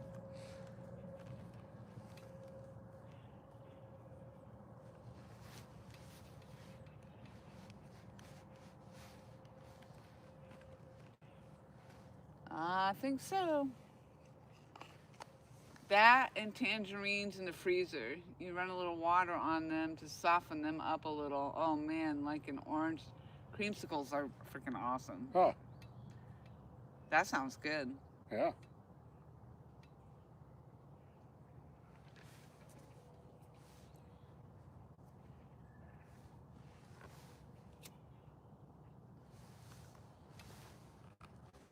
I like to do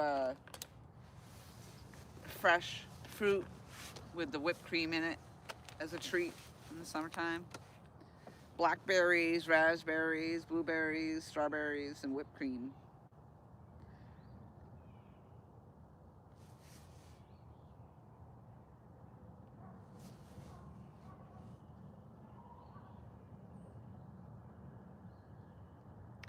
Be careful, you will not want them any other way.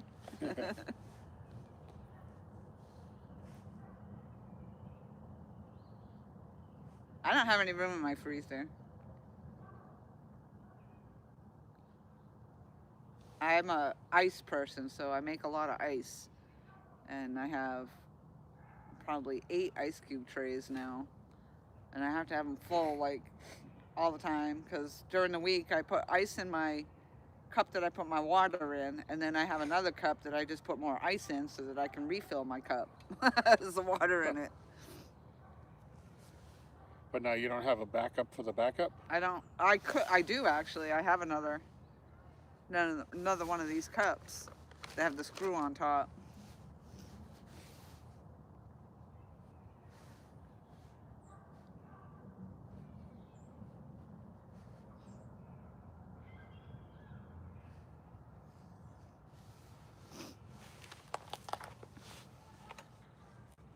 Doing that back.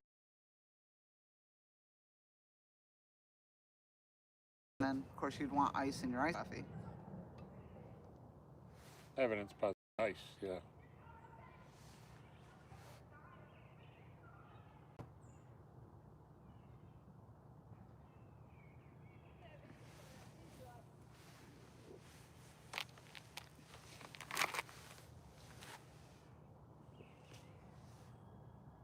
Which one's it going to be? 1, 2, 3, or 4? 1, 2, 3, and 4. All 4? All 4. Ding, ding, ding, ding, ding. That's it. I don't know. I feel like it's going to be Uncle Lou's. Going to be either Uncle Lou's or Mika's. So 3 or 2? Yep.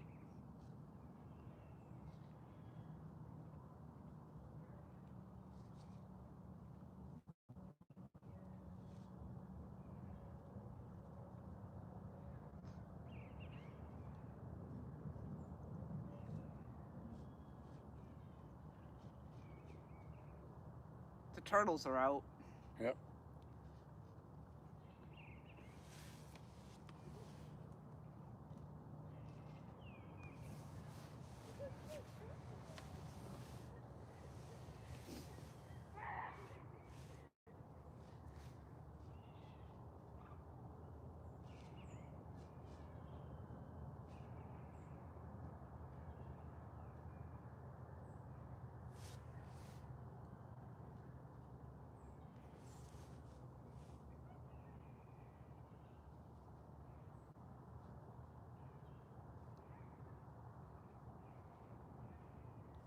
I mean, I guess that rod holder still works down in there, that tube, without the screws in there. But if you go and lift your rod out of it, you might pull the rod holder right out with it.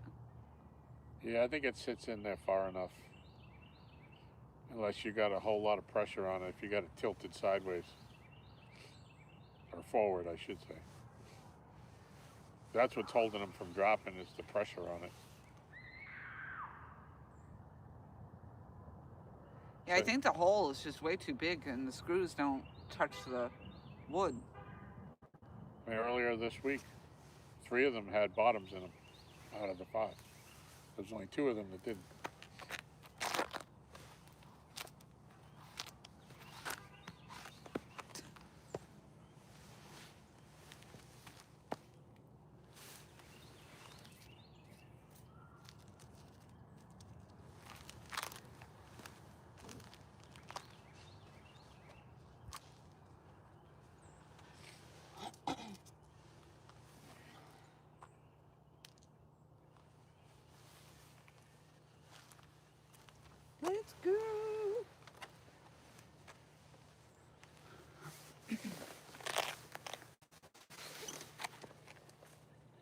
We're ready.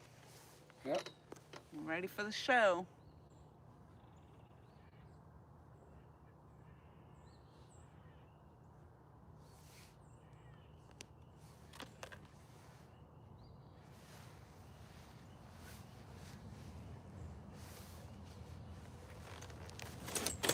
I hate those little birds because I think it's the bell I hear. Yeah.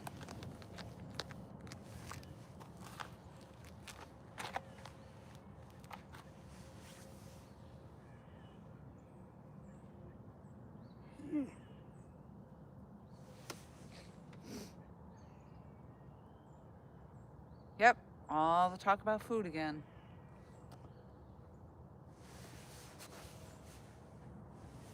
And I just ate a sub before it came down. Hey, fishing and food go together. Huh? Fishing and food go together. What kind of pieces did you get? Just pepperoni.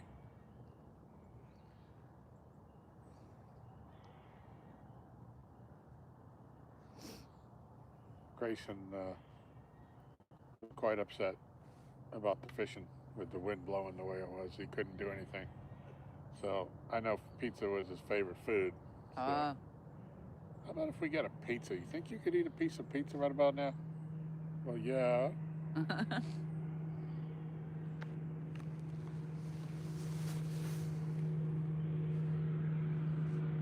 So I asked him, before I asked him about the pizza,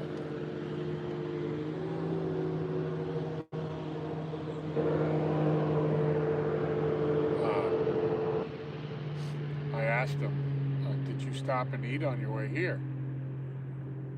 And he said, no. He said, I haven't had anything since breakfast. I said, what'd you have for breakfast? And he said, pancakes and sauce and some candy. And I said, oh, did your mother make your pancakes? She says, no. I said, well, who made your pancakes? I figured he was going to say Peter. He said, McDonald's. Oh.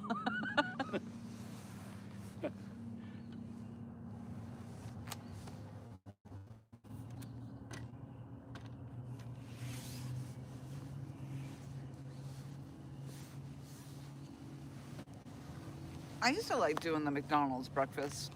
They've gotten super expensive. I hadn't had McDonald's in a long time. They used to do a cheese Danish. I used to like. Huh.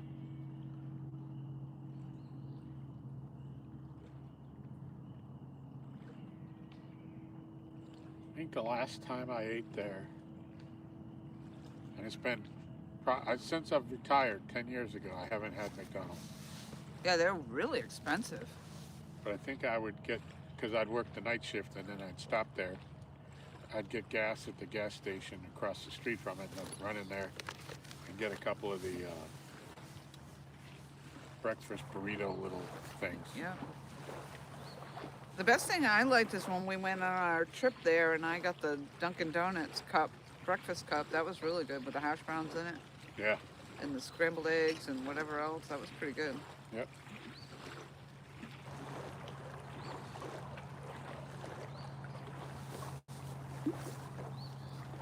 I would stop on occasion on my way home, but I think the last time I did, and I got the quarter pounder with cheese and french fries, but it's like $20 for a quarter pounder with cheese and french fries. Yeah.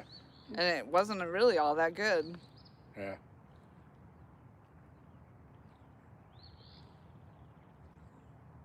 You know, we stopped at McDonald's on the way. Wasn't it when we went to CatCon? Either on the way up or the way back? Did we? Oh, yeah, I think you're right. And that's the last time, in 10 years, that's the only time I've been in. I think it was on our way down. I don't think we made that many stops on the way back because I was hungover. Yeah. And I really wanted to go in and check out the beaver place there, Buc-ee's. Buc-ee's, yeah. But nope.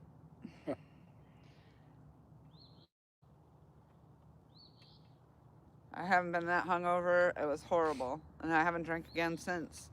You've been schnookered. I was schnookered. I was beyond schnookered. That was a mix of Kentucky bourbon, moonshine, beer, and something else we had.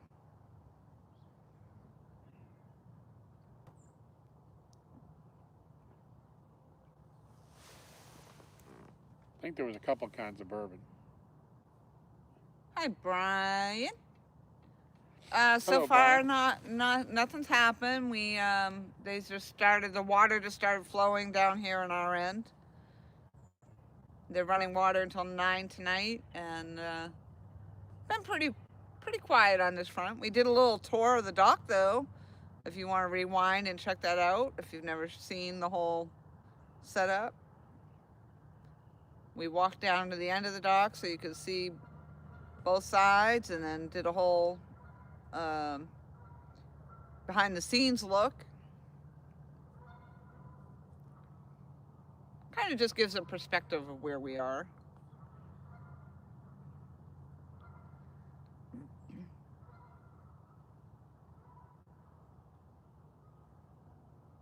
Bugman says, I will only get pot pies from KFC. No other fast foods. Yep, those are good. Yep.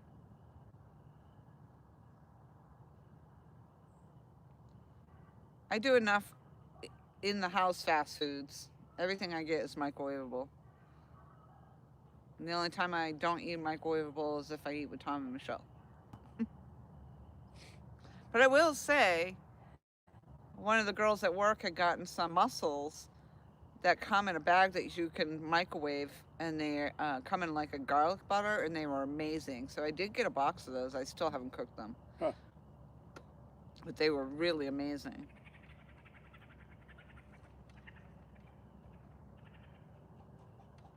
And I like my Boston Market pot pies. Yeah, they're not bad. Actually, the Boston Market meals are actually really good. I made the mistake the last time I went. I thought I was picking up another Boston Market meal that I had before, and I mistakenly did not get Boston Market. I noticed it immediately. It was like, I don't know if it was like, it had mashed potatoes and something else in it. It was just really, really good. So then when I pulled it out for my lunch, I'm like, shit, this isn't Boston Market. And it was not the same. But they have limited, you know, when I go to the store, it's just limited things. One or two different meals or something. Yeah. We got to get to Wegmans again.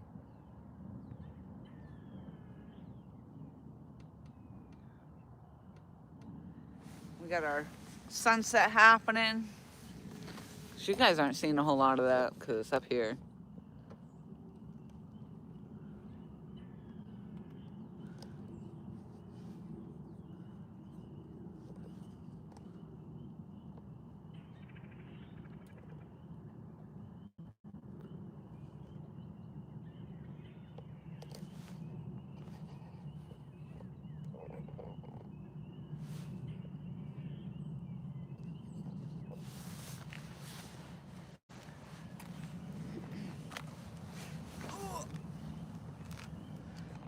It got chilly. I've got my winter coat on now. I got a blanket over my lap.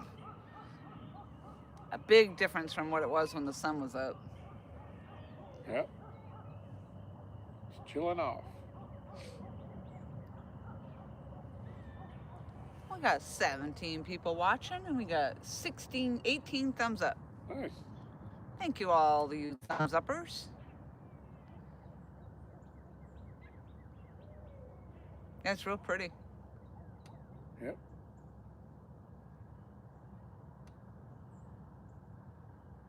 Be prettier if one of those rods went down. Yeah. That seems to be the case. I was saying that to Mike Chavez. Every time we go live, we don't get any fit. We don't catch anything. And then when we're not live, we were getting them left and, well, Tom was getting them left and right. At least one of us was catching. Yeah, that was odd. Wow, that is amazing, that sunset. When the clouds like it is. Yeah.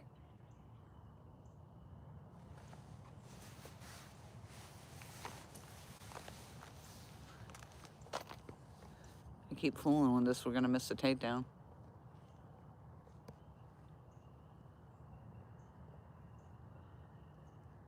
It's pretty. Sure it is.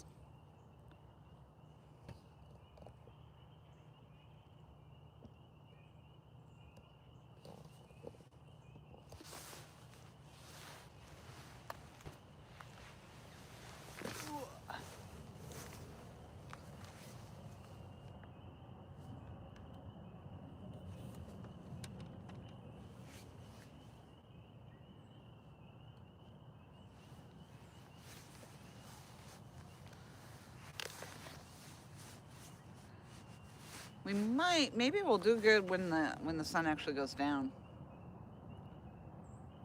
Yeah, I think it makes a difference.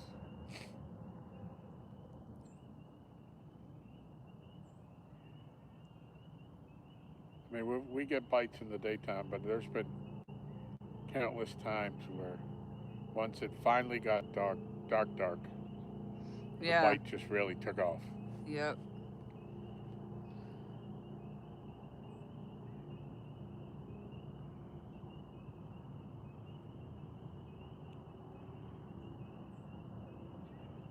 We're still a little early. In years past,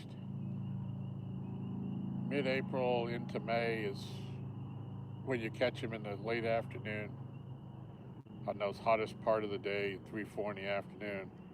We've got some really big fish in the 50s. Yeah, still really early in the season, I agree. I think if we looked at the stats from previous years, February, early March, what we did catch, we didn't catch a whole lot of, probably nothing over 20 pounds. Not that that's anything to sneeze at, but I think when that water really warms, those fish commit to spawning. That's when you get them big ones coming through here, going up towards the dam, looking for spots.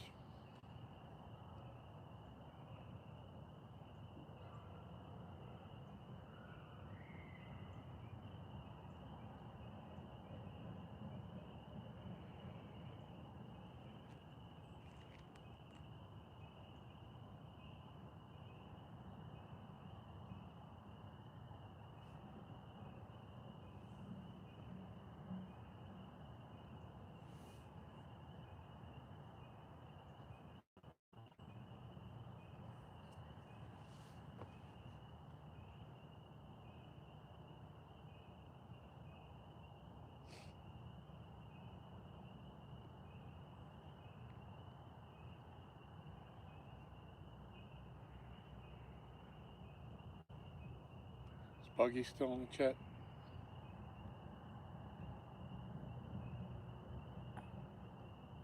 Mike Chavez says, y'all done dozed off. We got quiet.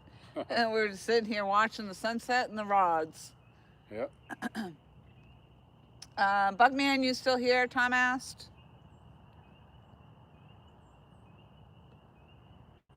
See, I'm doing the same thing. I'm talking to my iPad and it's up there. The camera's up there.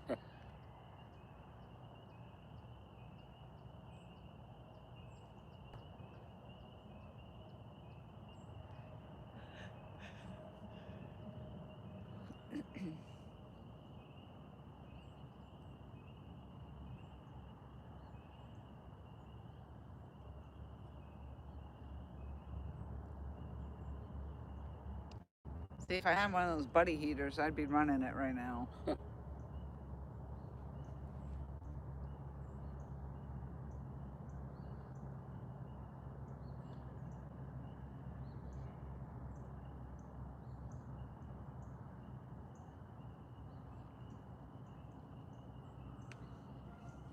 Yeah, I guess I had read that the temperatures when they hit 80 there, or for a couple of days, that was like record highs for this area for this time of year. Huh.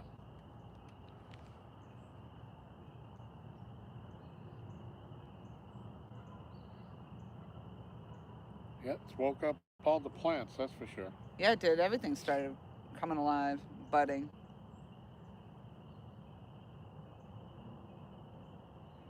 get my weed killer out and spray the cracks in the driveway.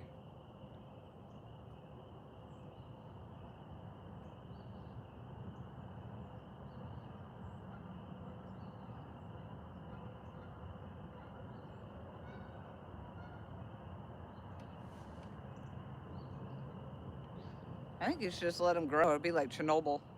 Yeah. All right, Buggy says, yeah. I saw a Buggy comment on one of my posts or your posts, I think it was mine, that he wants to catch his PB here.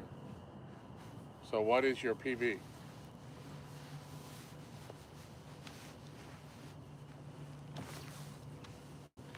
What is the goal you would be trying to hit? What's the PB weight and what's the species? Blue, flathead, channel.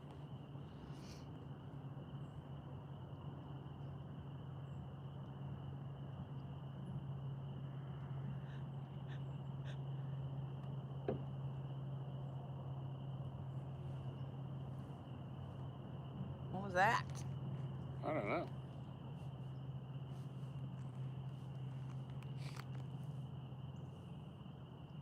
I wonder if that's what happened to the kitten when it had all the black marks and stuff. Because I saw, again, that cat, when Mr. Yellow was kind of hot on its tail, it crawled up under the front of your car again.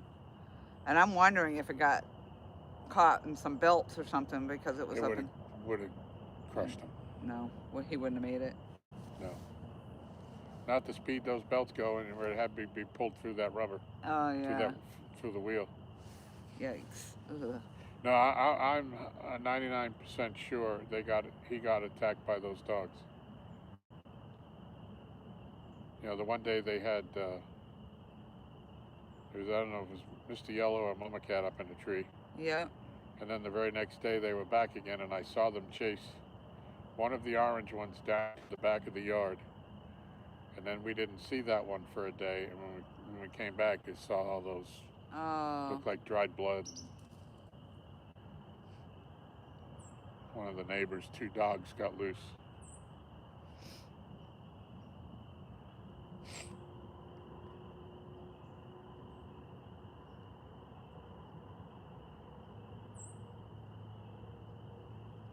But he appears to be healing from it.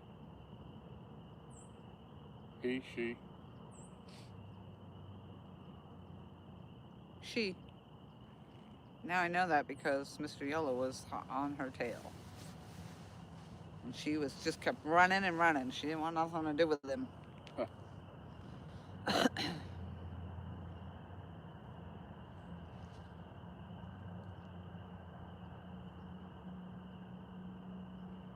Think it's time for me to put that light on? I don't know. What do you think? You think it's dark enough? I can still see the rods in the iPad. If you can see them on the camera, then I guess we're good. But I don't know. Ask chat. Can you see the rods? I mean, with the sunset like it is, probably. You can go down, turn it on. I'd leave it on high. I think that works the best. There's Sampy in the house.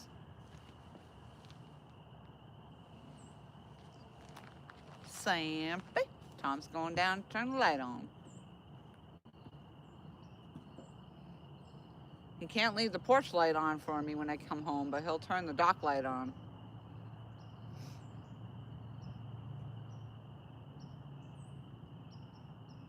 Might have to be backed up a little bit.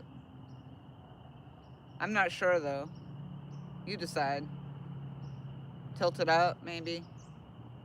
Yeah, I think you gotta tilt it up.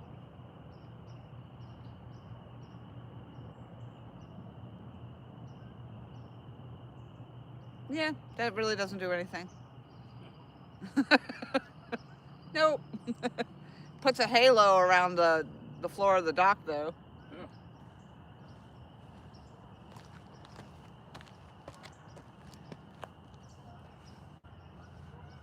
Well, that'll only get clearer as it gets darker.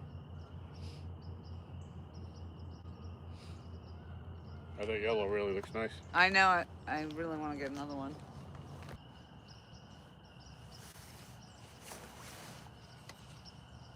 Yeah, it's weird that it does that.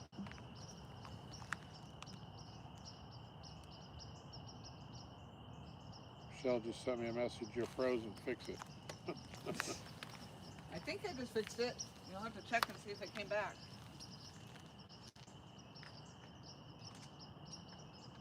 And she just said, never mind. Huh? She just said, never mind. Never mind. So we're back. I think so. Yep. Yeah, Mike just said back too. So. See, that's what happens when I walk down past the camera.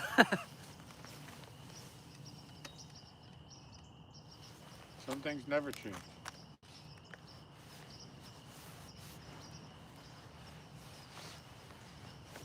Well, at least it's not as bad as it used to be. Yeah. We'd be getting bumped out like every 3 minutes. Yeah, that ain't worth going live for. Huh? So that ain't worth going live for. No. Having to keep fixing that. I know, but I came back to 23 thumbs up. Did you want some? No, thank you. I'm good. I appreciate it.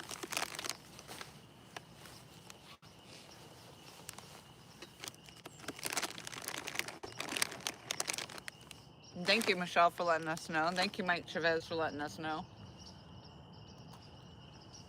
I saw it happen before it actually hit the live stream.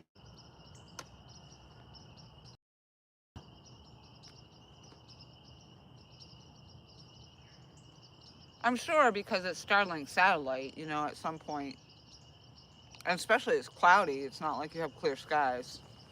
I really don't think that matters. Because the people that have the permanent ones, you know, they only get good reception when the sun's out. Yeah. I'm not saying when the sun's out, but it's overcast, so that always interferes with signal.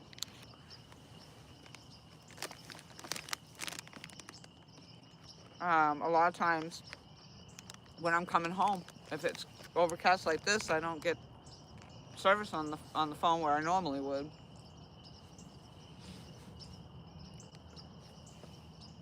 Like this part's of 58 where I don't get service on a bright sunny day on my phone. Yeah. When we'd lines over at Okanichi for a tournament or something, and I'd be calling Michelle on my way back to let her know I was coming. And especially when the guys were staying here with us. My old club, they would all come stay at our house and would fish Kerr one day and Gaston the next day. So the guys would just stay at our place.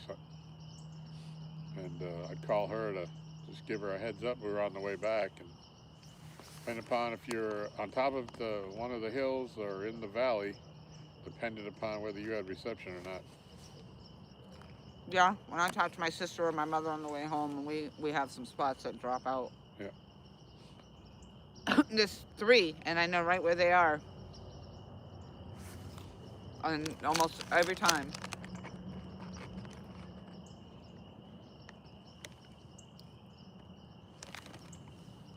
Thank you, Michelle. She says, yes, we're back. Cool.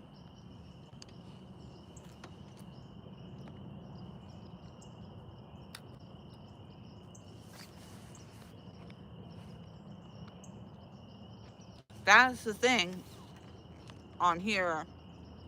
Now, before, I wasn't getting that where you could see the lag signal up there, but now it showed it. I saw it happen. Yeah.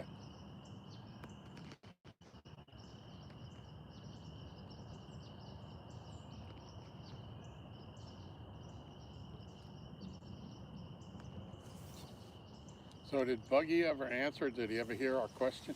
No, I don't know. Is He still didn't back, answer. Buggy?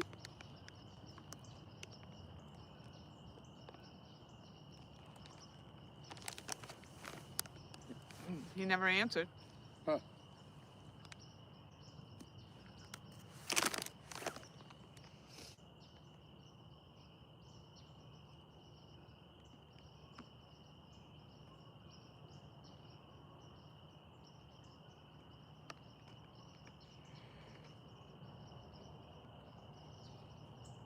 Now it looks like the water's flat.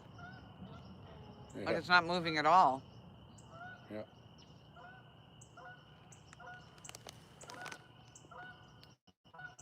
And it's only 7:40. Yeah, it's moving. Huh? I'm sure it's moving. It doesn't look to be moving.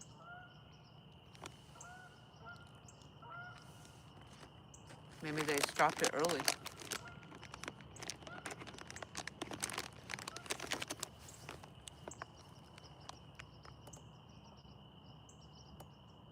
Bugman says, I'm sorry, what was the question? What is his PB? He mentioned wanting to... Well, tell him, not me. Bugman, you mentioned in your comment about wanting to catch your PB from the dock. What is your PB and what species? PB Flathead, PB Channel Cat, PB Blue. We're all of the above.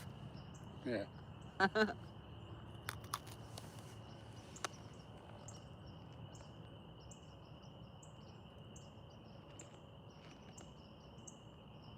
10.8 channel. Oh, he's got me beat because my channel was... I had the dock record for Channel Cat. I beat Mike Trevez. Yeah, and I think I beat you Oh. after that. Yeah, you might have. I think it's right at 10.8 or 10.12. We don't catch very big channel cats here. Right.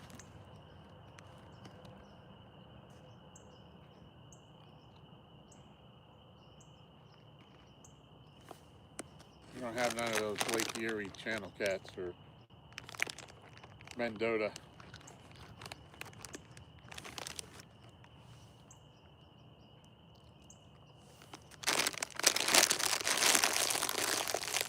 You do get an occasional very large blue though. He said it was the first one he caught when he started catfishing. Huh.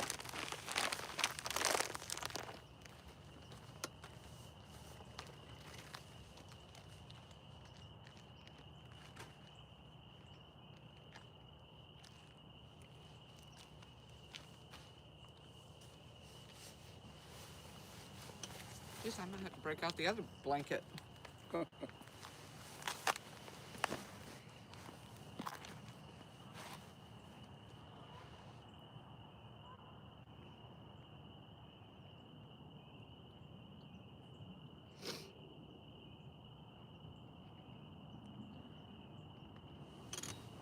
Yeah, when I mentioned earlier that I used to bass fish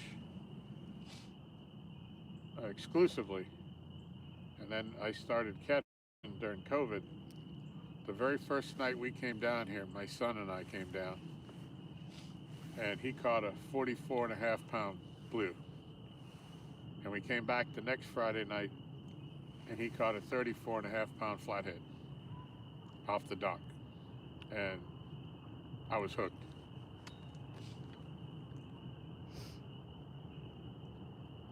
My protect my sleep notification just came up on the phone. Time for bed. Yeah.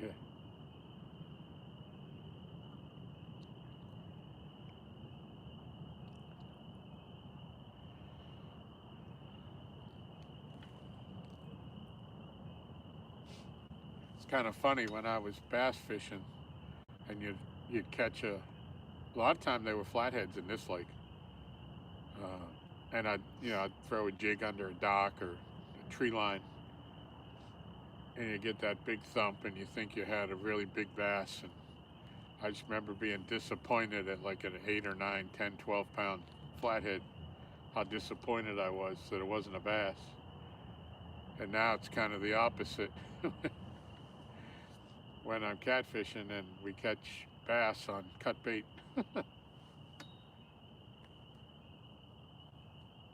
Oh, I wish it was a catfish.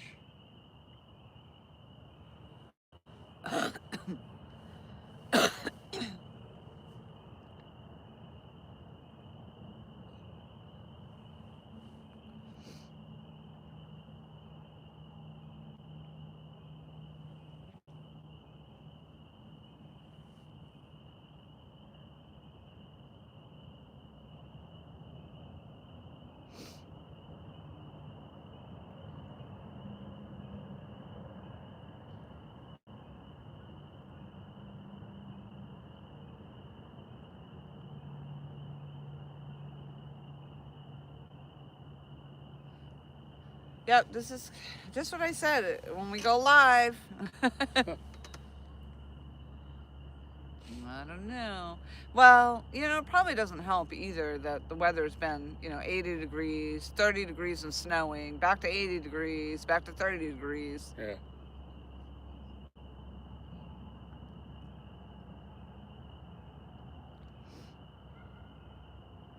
And it's only going to get cold. It's going to go back to being cold again, too.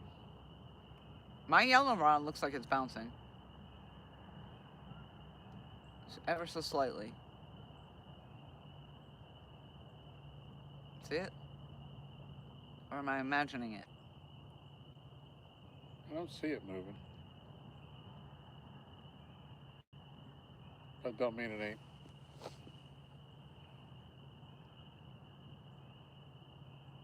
Anytime that current washes across the It could just be, yeah, it could be the current down there.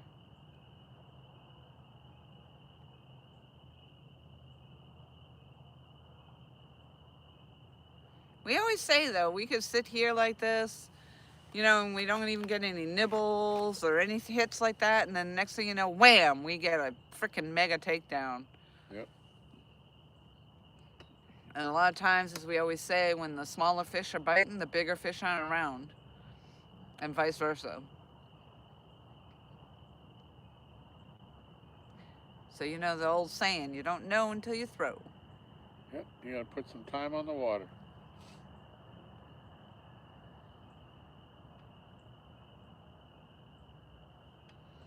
Actually kind of works out considering we don't have a whole lot of bait, so. Right. I wouldn't mind getting out for a little bit tomorrow if it's nice out. Yeah.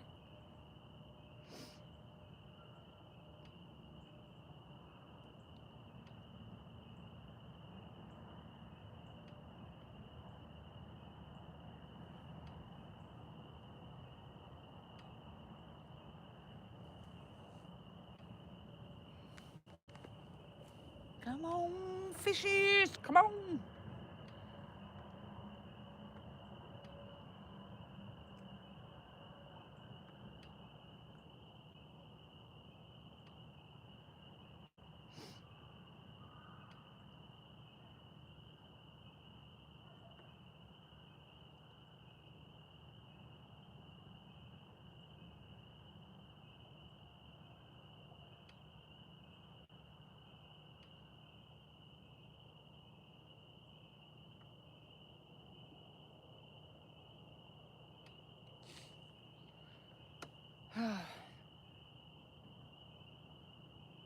Oh, fish, it's your time to shine.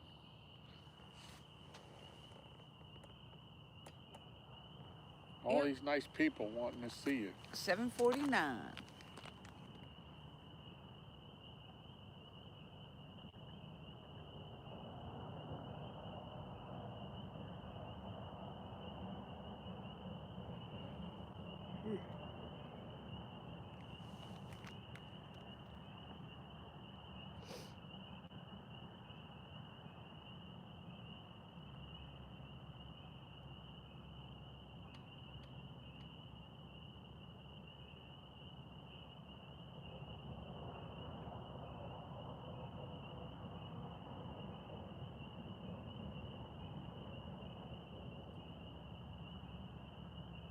Yeah, it must be the current because I see the purple one moving too. So the current must just be pulling it. Yeah.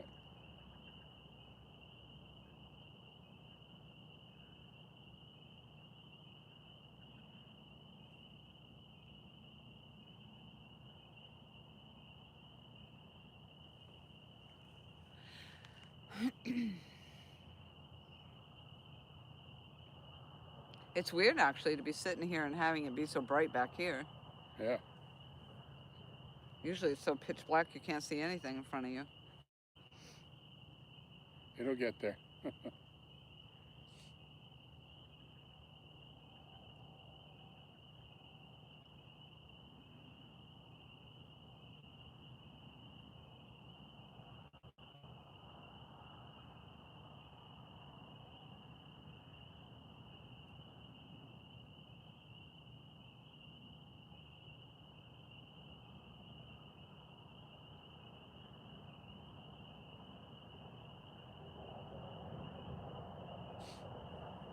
Sure would be nice to have some cooperation.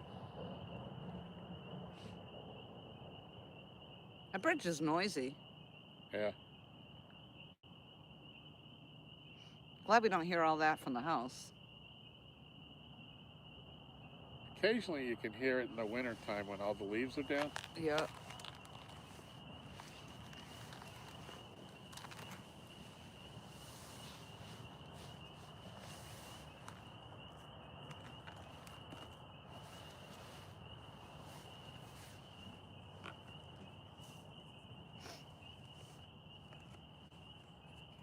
It might be time for the headlamp. Oh yeah, don't forget your headlamp.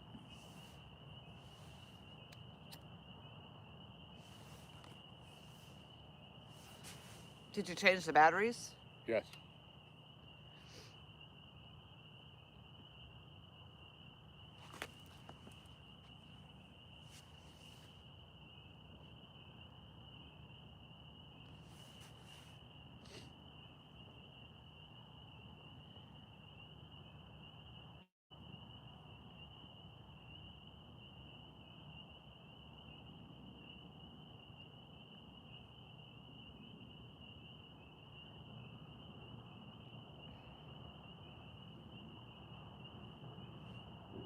Looks like most of the clouds had cleared out over here. Yeah.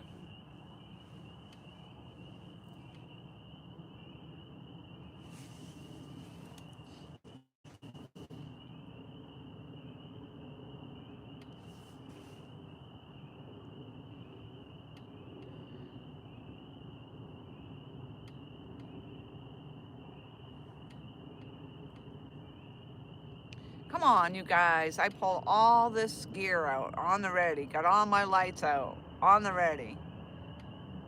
And nothing. What the heck?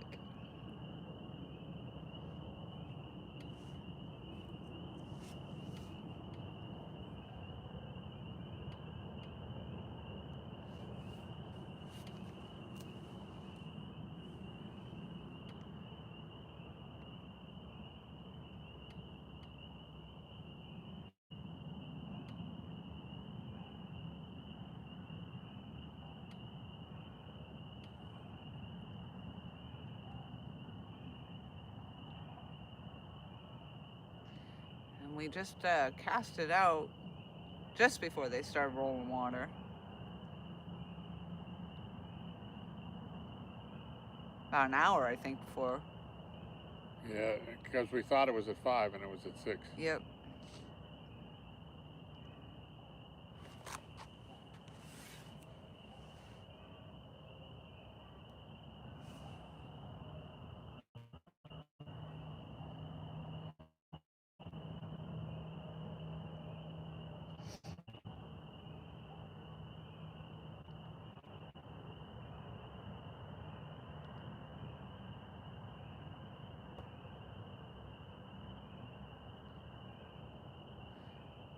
I think this is why we can't make stand day. Because we're always out here on Saturday night and then we sleep in on Sunday. Yeah.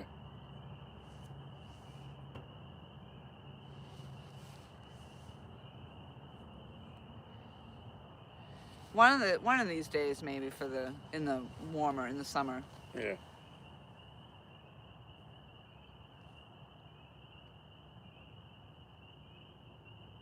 I mean, of course, then we wouldn't want to be out here live because then all our equipment overheats. Yeah. But in the morning, that would work. Yeah, 9 to 12. The sun ain't that high.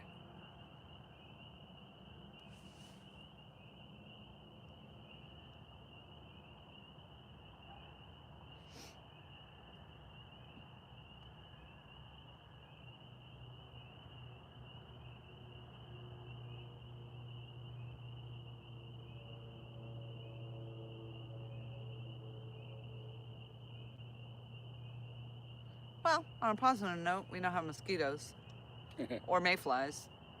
Yeah. Way too early for them. Mosquitoes have already been out this year.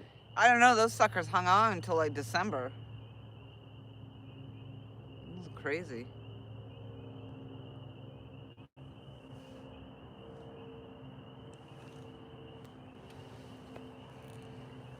Mm.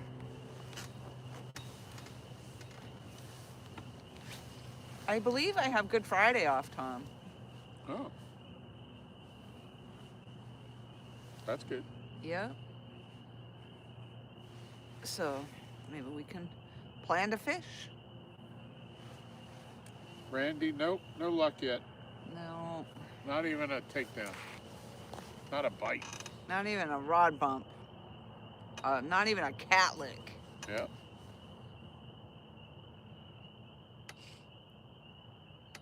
Not even a beaver. And those are usually out by now.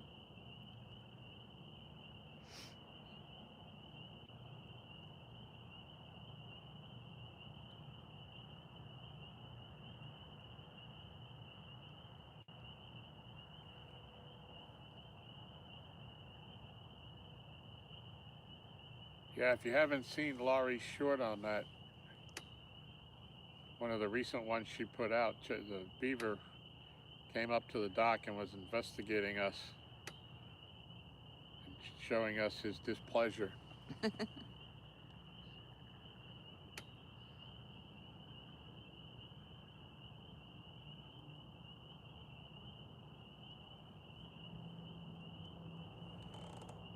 I have 22 people watching. We need a takedown. Let's go. And we got 26 thumbs up. Nice. Woohoo. Thank you for all the thumbs up. We appreciate it. Randy says the one bite was all I got Tuesday, too. An 8-inch bass. Big Bear 14.99. Hello and welcome. Chicken liver. We are actually using bluegill tonight, and we have some crappie as well, or crappie, however you. I say crappie, you say crappie. I say tomato, you say tomato.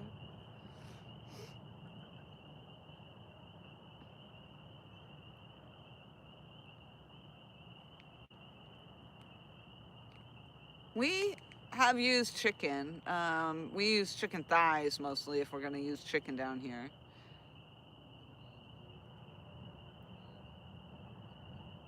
And this year, the bite has been off. The chicken didn't help us at all. But in previous years, in the winter time, we've used it when there's a shortage of bluegill, and we've caught fish on it. I used to use chicken a lot when I was in South Carolina, Myrtle Beach area, and it worked well there. Mostly I used live eel a lot. It depended on the water that I fished in, but live eel worked well. That was the nice thing when I found that new spot there. There was a pond to go fit. You could fish for your bait right there before you even went over to the bank. Yep, I remember that. That was Andrian was bass fishing over there.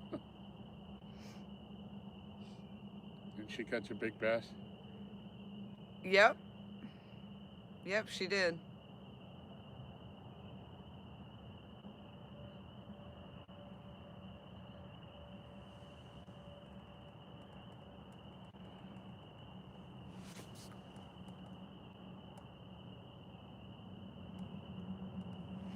Randy says, the way I see it, there's no O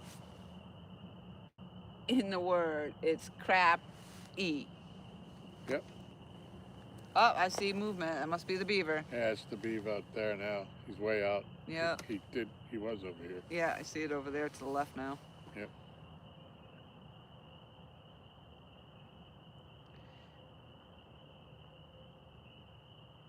Well, see, I didn't say it as an O, crappie. But then there would have to be an H, I guess. Fine, I'll start saying crappie. I feel pretty crappy about it, but I'll say it. Let's go with calico bass, and you avoid all of that. Big Bear says you need scent, some stink. I hated stink bait. And that actually it never worked either for me. The fresh bluegill worked the best. We have a live bait cooler that we use Tom has one, I have one. And so typically we go bait fishing and try to catch the live bait and keep it alive until we're ready to use it, and then we cut it just prior to putting it on the hook so it's as fresh as it can be. And that does work, and we actually proved that the last time we went fishing, because as soon as you put the fresh bait, and it was the crappie too. Ha, I said it right that time. And as soon as that fresh bait hit the water, boom, Tom got to take down. But here on Lake Gaston, it seems like the bluegill do the best. Yep. Bluegill, crappie, and white perch. Although I haven't fished with white perch, I don't think.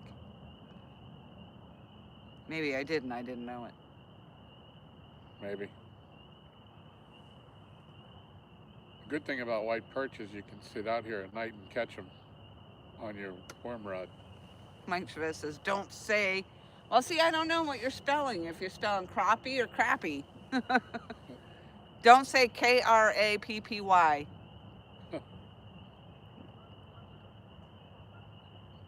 I guess that would be crappie.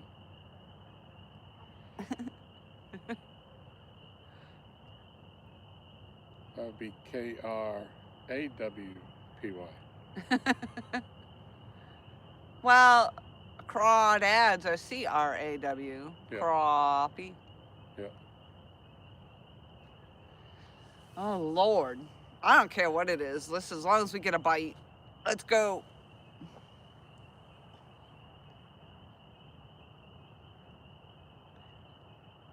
Oh, crappie is crap. He put the crap emoji.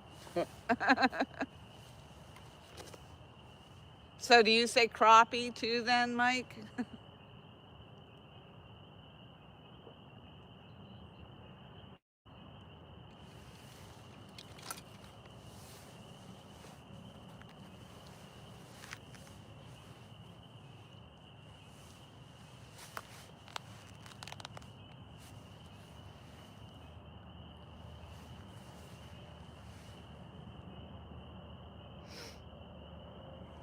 Come on, fish, let's go.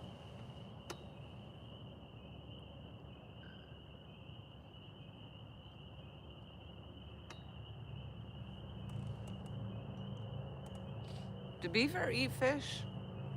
They must, right? Well, we had this discussion. We did? Yeah. And Mike said that they're herbivores and they don't eat fish at all. Really? Yeah. They just eat plants and stuff? Yeah.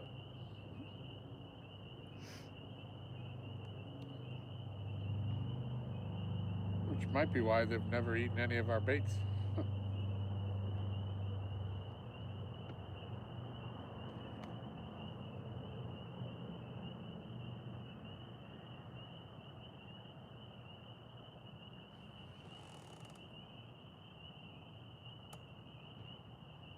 Mike says, yes, ma'am. He says crappie, and he says, so does Bill Dance, and that's good enough for me.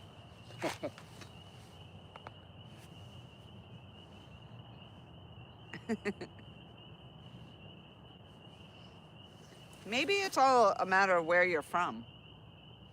Yeah.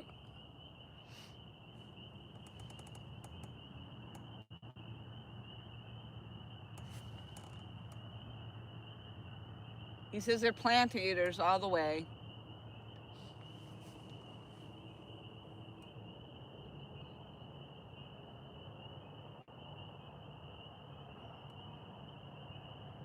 I've seen them come right out of the water right here next to the dock and chew on some of the aquatic vegetation.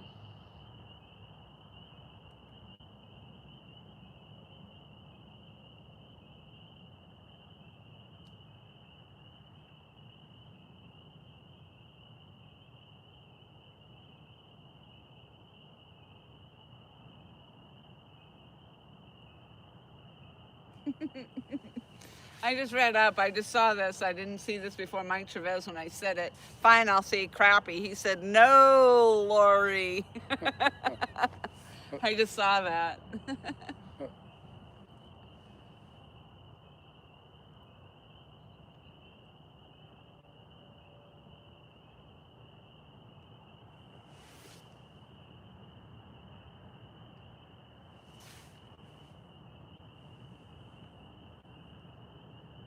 Big Bear says, not stink bait. I don't like it either. But chicken liver, beef liver, mackerel, shrimp, etc.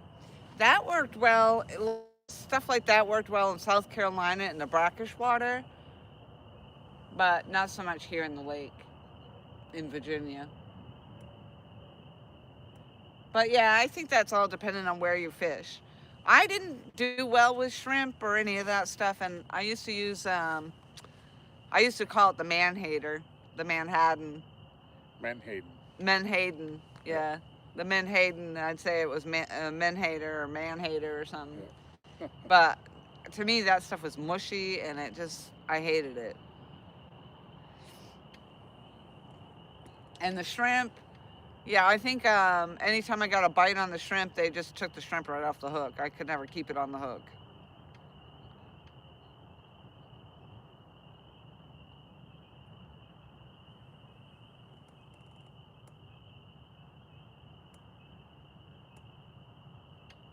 And chicken liver mostly would catch channel cats on chicken liver.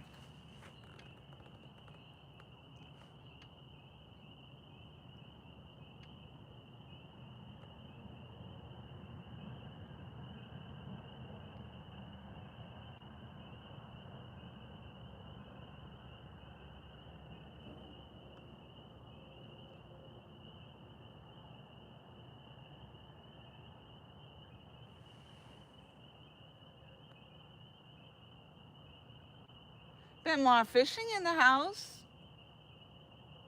Hello, ladies.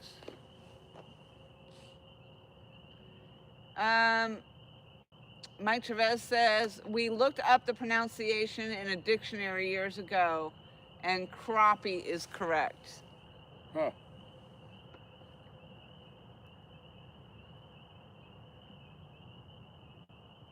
Huh. Thanks, Mike. So what would you say to that then, Tom? So calico bass is it then, right? I think it would be like, you are right, Lori. Huh? Huh? Huh?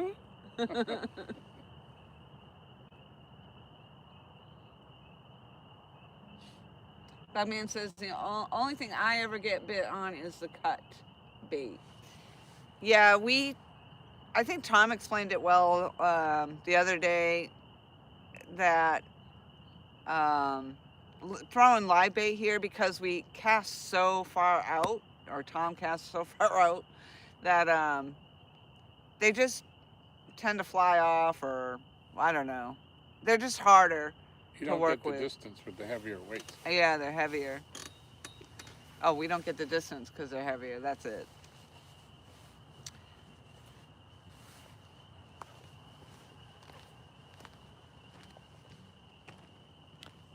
But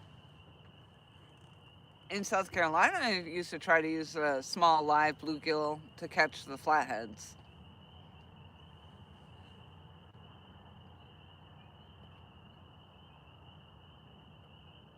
Yep, night crawlers. Night crawlers I used to catch channel cats on. I've actually done that here, thrown some full-on 8-aught hook full of night crawlers.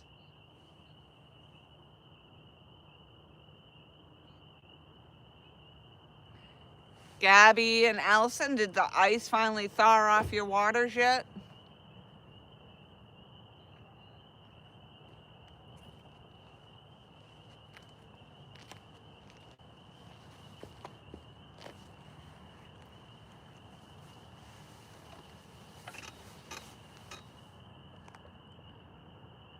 Speckles is a good way to say it. Yep, I heard people call them that.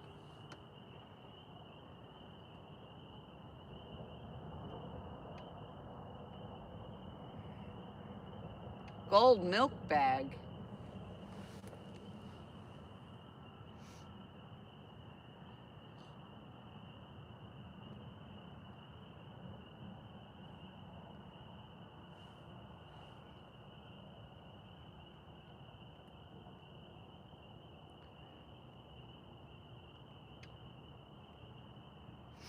All right, we've been sitting still for way too long. Let's go. 8:11.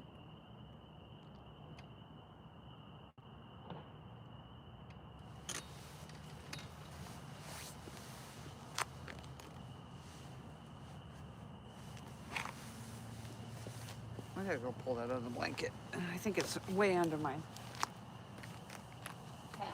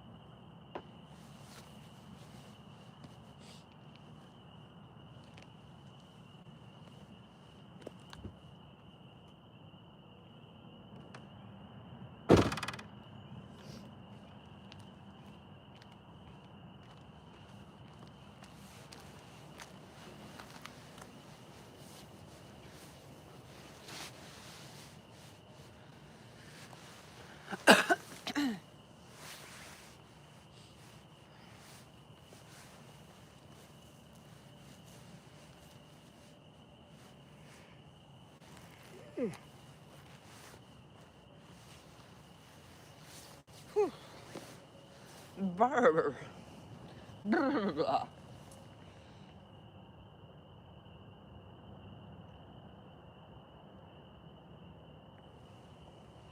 Yeah, it is a little chillier than I thought it would be. Yeah. It is very chilly.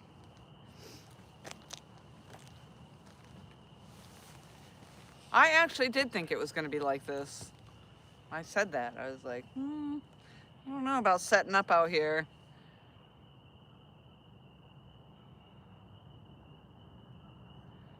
But I'd imagine it makes for a better live stream when you don't have the car running. Yeah. Oh, the windshield wipers. Yeah, the windshield wipers were a real pain in the butt. But I can easily move to inside the car, that's all I know. Yeah. Because it is chilly. Very chilly. I had to go get a second freaking blanket.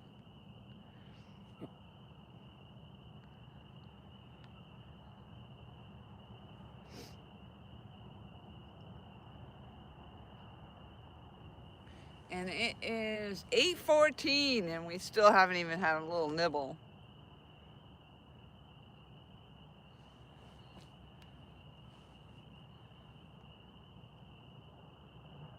Don't mean we won't. Still got to get a little darker. A little darker. Got to be pitch black.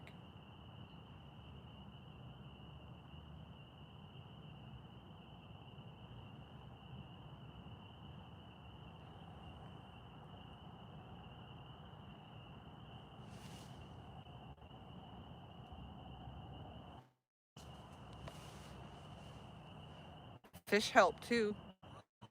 I'm beginning to think there's no fish out here. Although we were just out here last weekend and caught several. Yep. So it's weird. I got 4.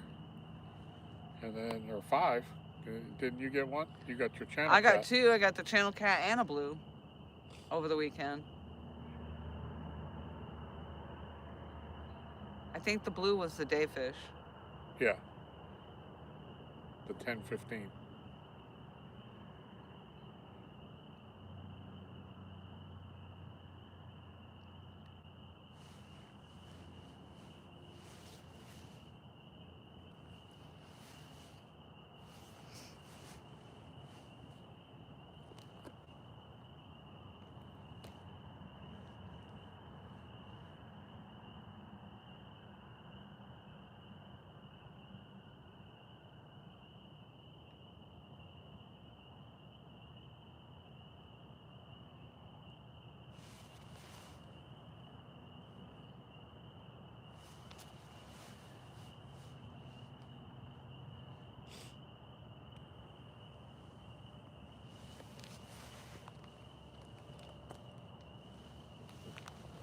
Yeah, I think that's what I said earlier too, is the weather was yo-yo weather for sure.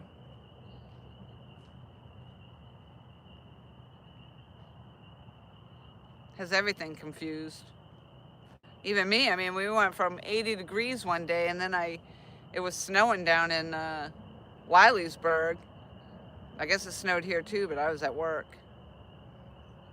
on Thursday, I guess. And it was coming down, it was sticking, and they were big, big flakes too.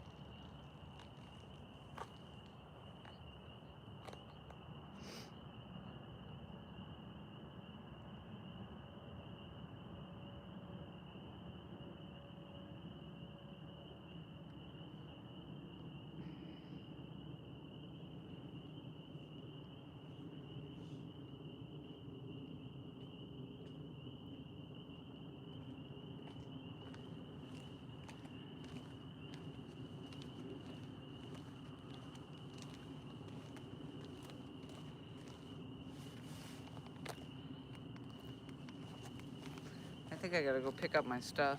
I got stuff all laying around down here, the lights and everything, that I thought I was gonna need. Hey, you might.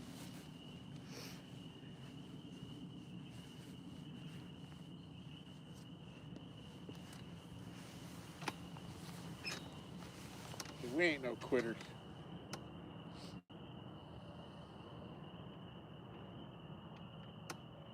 So since it took so long for the water to get here after they opened it, it's going to take longer for it to backflow.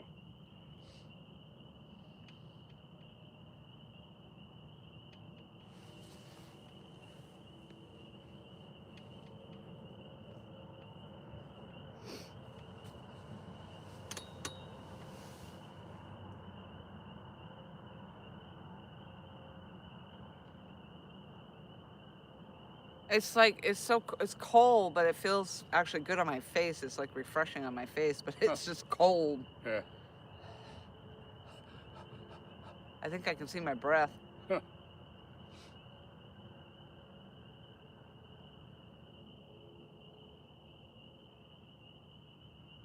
Well, we ain't leaving until we catch a fish. Don't tell me when I'm leaving, Bubby. Hey, I've got the cone of caution out behind you. The cone of caution. So you can't move until I pick that cone up.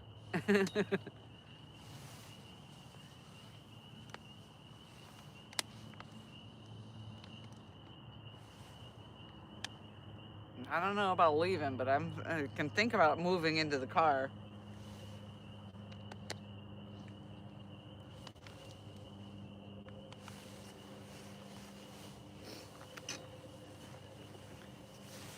Or at least picking half my stuff up because it's everywhere.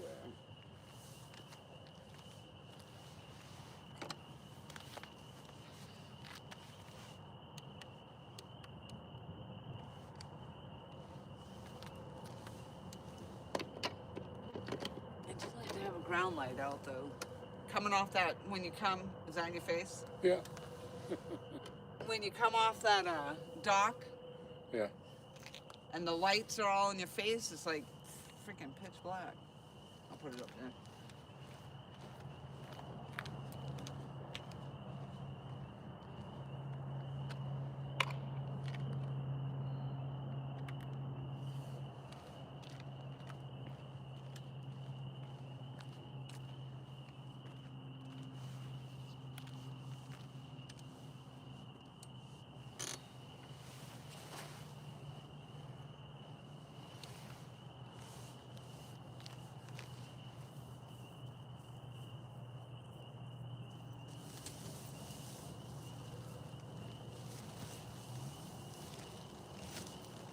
Yeah, like sacrilege. You've been hanging out with Creole too much.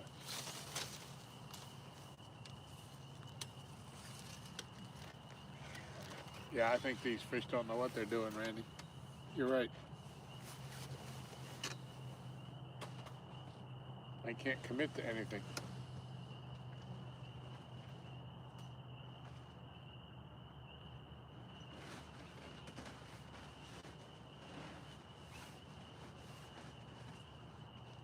But we've caught fish on colder nights than this.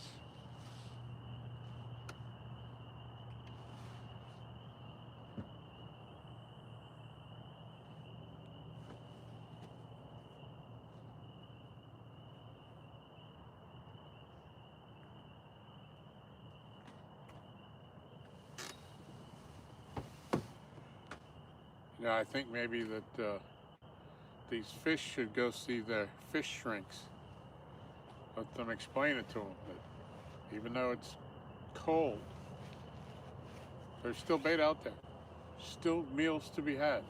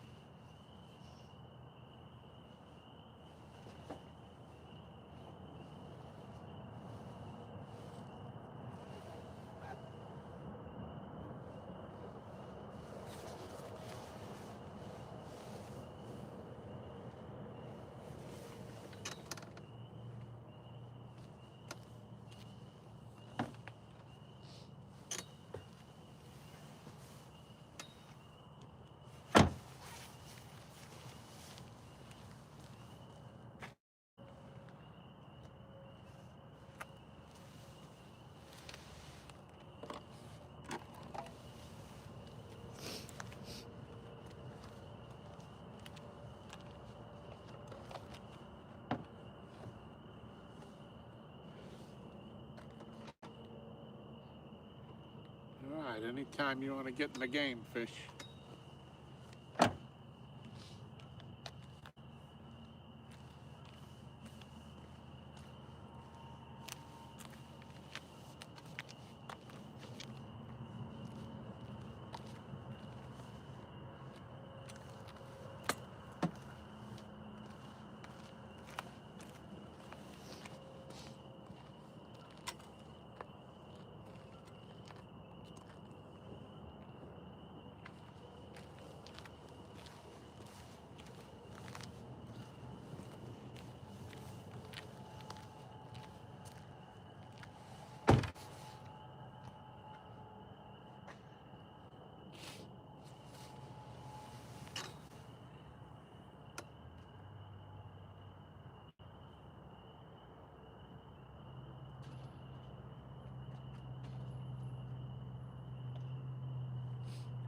Come on, fish, let's dance.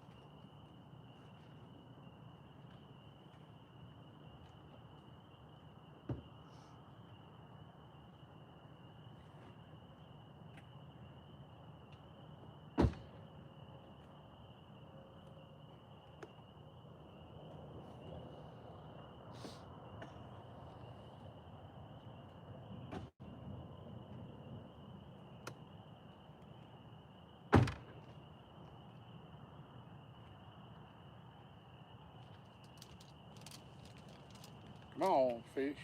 Come on, fish. Come on, fish. Let's go.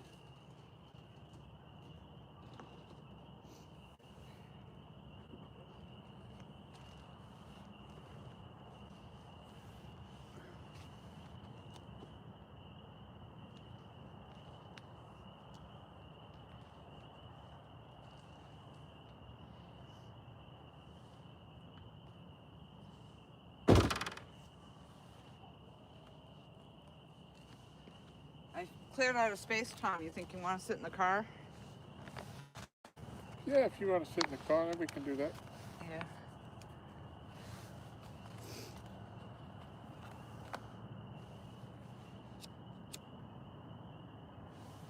But I do have something I want to talk to you about.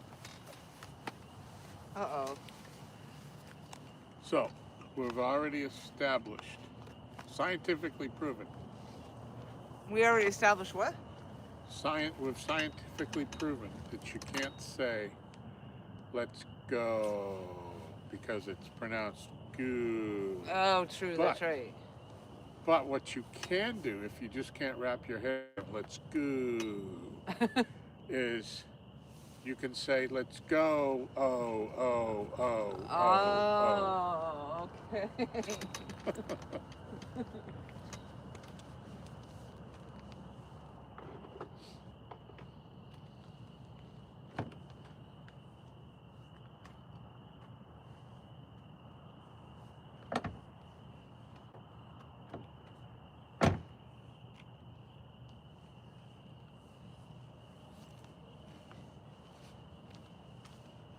I'm going to be moving you guys inside shortly. Sorry for the interruption, but you're not missing anything as of yet.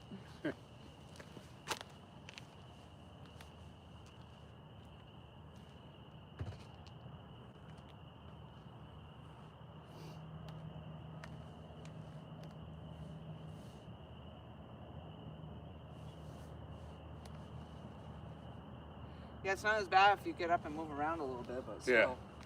Yep.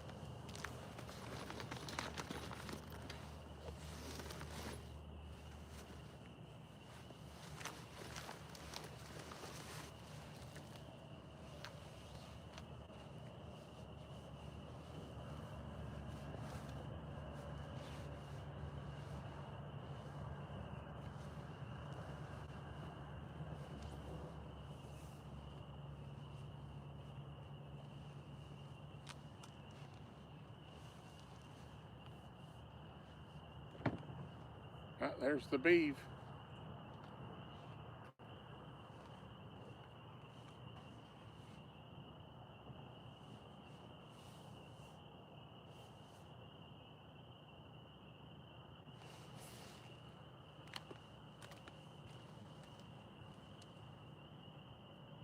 Is he coming up the bank?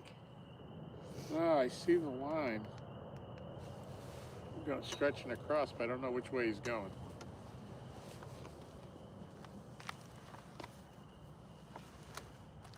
I think he's over there now. Over by the end of the other boathouse. You watch, as soon as we get in the car and everything's set up in the car, or in the midst of setting up in the car, we'll have the takedown. Yeah.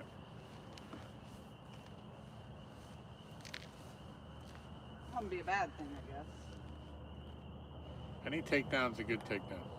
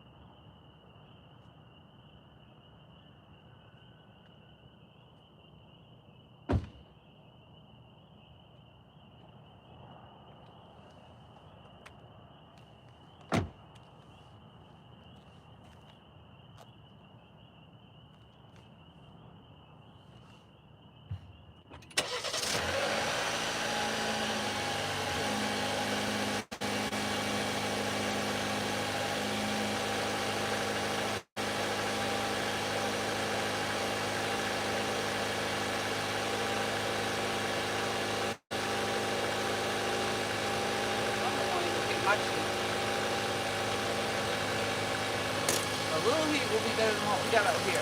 Yep.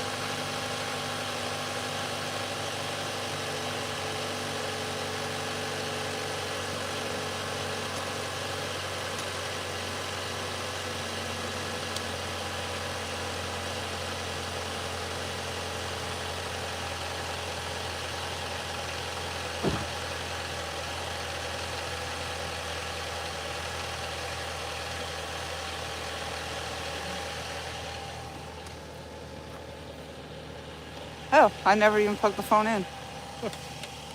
That's great. All right, you guys, we're moving.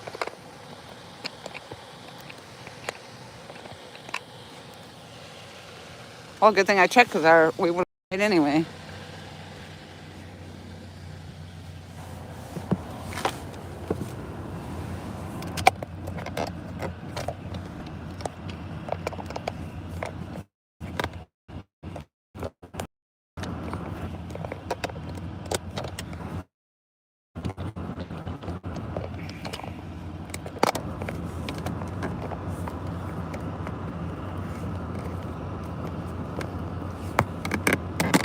Please hold.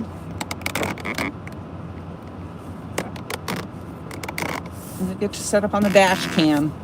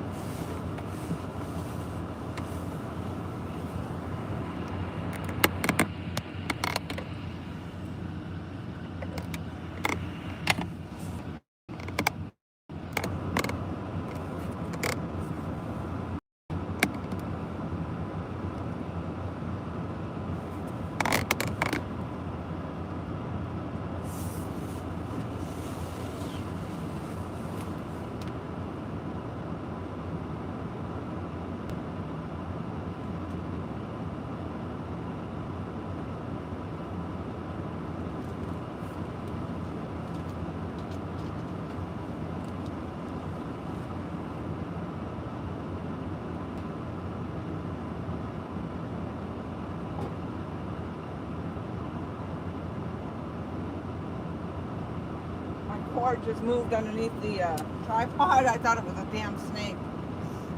Scared the bejesus out of me.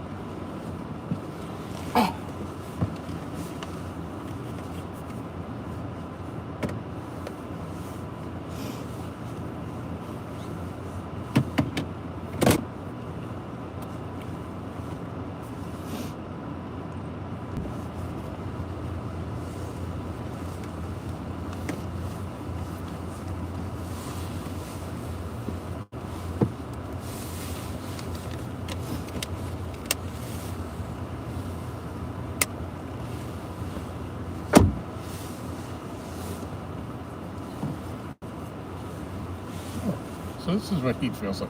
Yeah.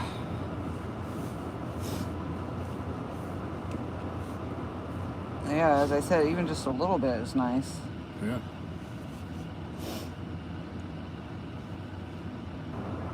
I'm gonna get that one. Wildcat says wrong bait.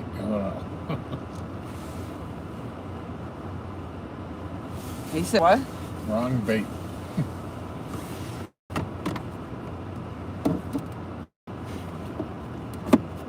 Well, last week we had predominantly crap because we couldn't catch bluegills.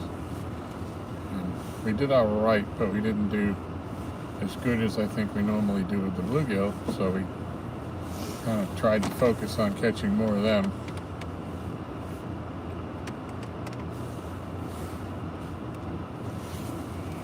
Not today.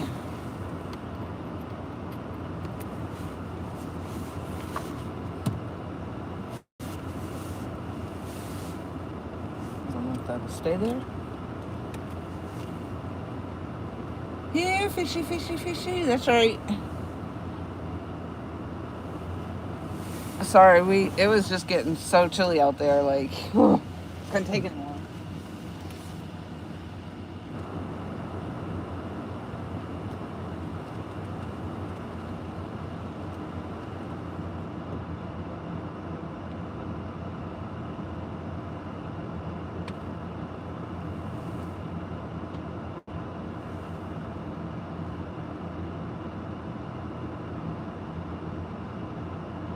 I don't think it's the wrong bait. I think it's the wrong date. Forgot to tell these fish that it shouldn't be this cold this time of year.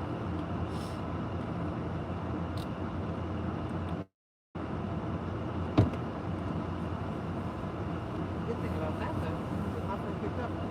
See? Stuff on the bait table. Yeah.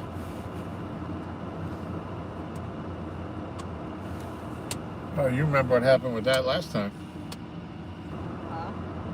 So you remember what happened with that last time? Yeah. As soon as we started picking up, you got to tape down. We had to get it all back out.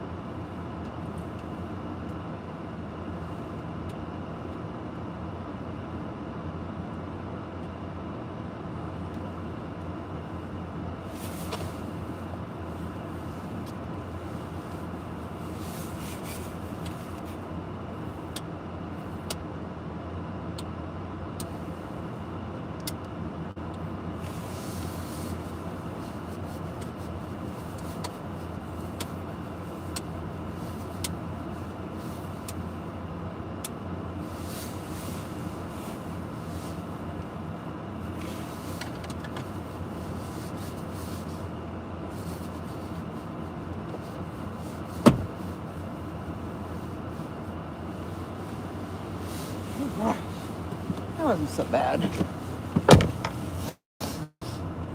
Whew. Told you it wouldn't take much. Yeah. Rod looks good from here. Huh? Rods look good from here. Yeah, they look better from here than out there. It's cold out there. Doo-doo.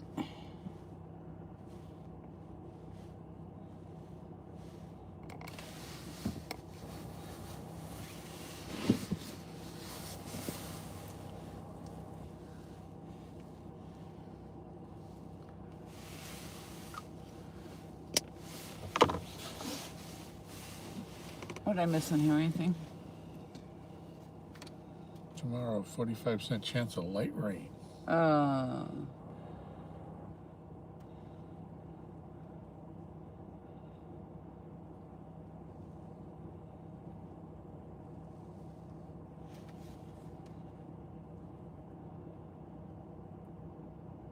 Big baits, big dates.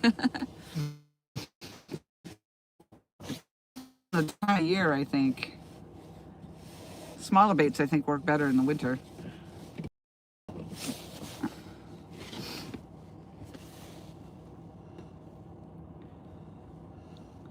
That's all right. I have footage I gotta work on anyway.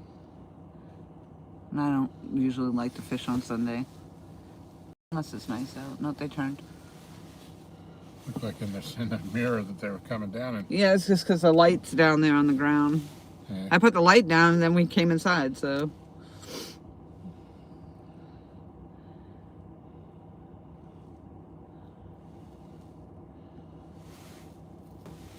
I do like we have the mobility now, though. With, you know, before we couldn't even touch our live stream and we'd drop out. Yeah. Like, although maybe that's what happened because I went down there and did that whole tour, but it was quite a time after that that we lost. Yeah, that's when I and came back and you said. Yeah, it was lagging. Yeah. We got 27 thumbs up. Nice.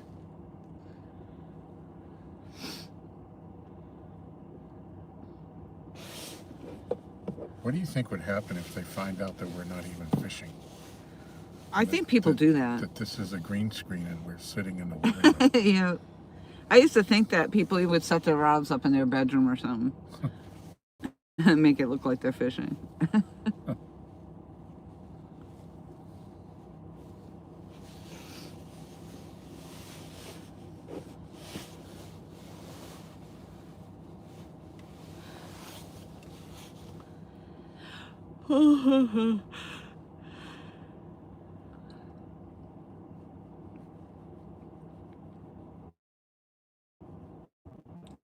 Every time I'm down here, I'm hungry.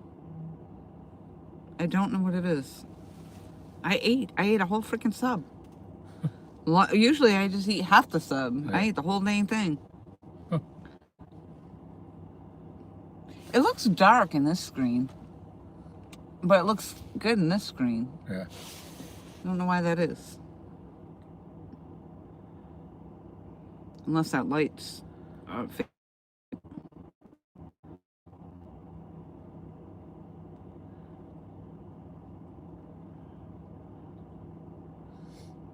well, no, I mean this one it looks right. I don't know. Is your resolution on this not as high? probably. I don't know.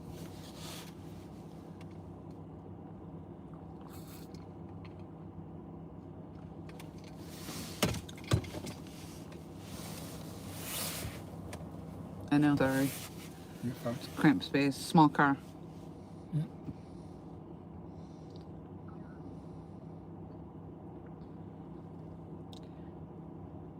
Jeep, Jeep. Oh, that's you, Tom. Purple one? Yep. Told you as soon as we got set up in here. I'm not leaving. Shut the door. Damn it, he left the door open. I gotta get out anyway. Oh, there it goes. There it goes.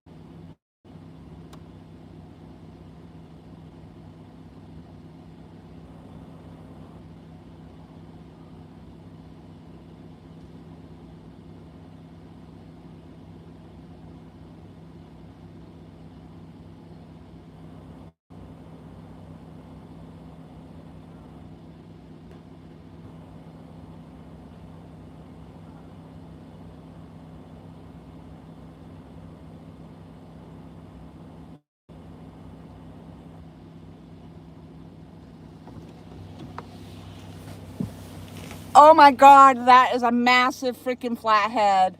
A massive flathead. And I'm going to get you set back up on the dock. So I'm sorry. I'm going to be moving you around a little bit. But I think it's going to be worth it. Hold on.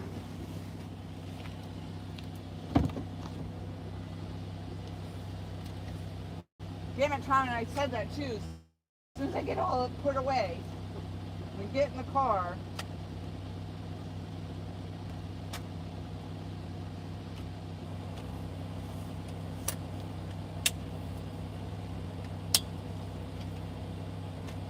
What do you think, 40 pounds? I think he is.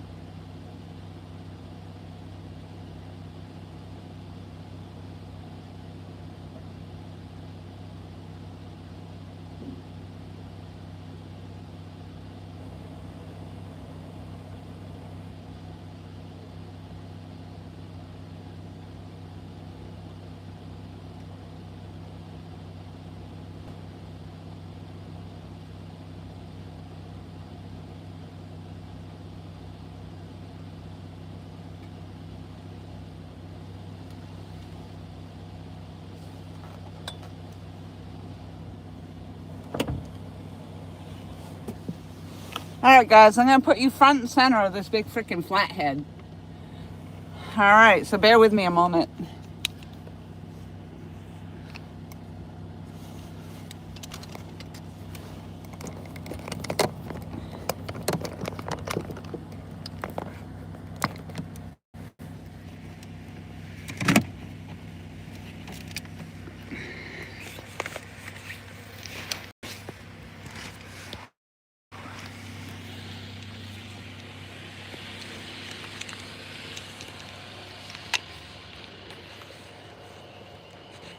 I'm going to show them to you real quick before I put you in the tripod. Just so you can get a quick glimpse. There he is right there. How yellow he's. Alright, I got to help Tom, but I'm going to put you in the tripod.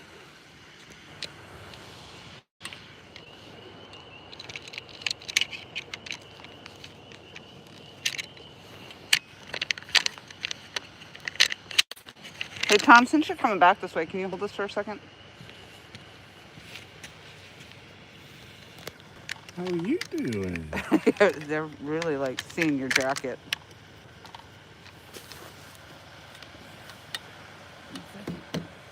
Alright.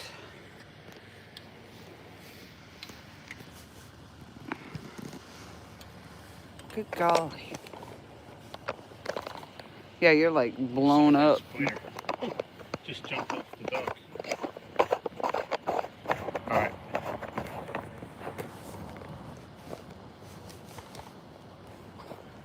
Did you get the hook out? No, I haven't even touched him yet. I don't want to pull him out of that before we're ready to move. Because he's relaxing at the moment. Alright, do I still have you guys?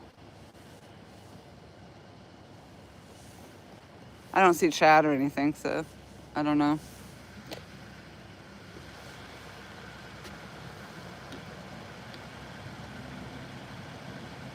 Yeah, showing up on my phone. Okay. Alright, here, put that in your pocket because I want you to get this. Well, you know I'm going to have your help to find your picture thing.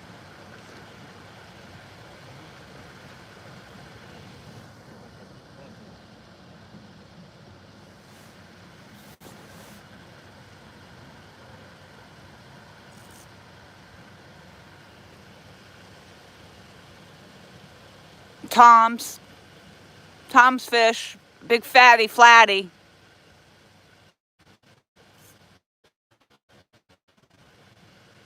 Tom's about to pick it up so he can show it off.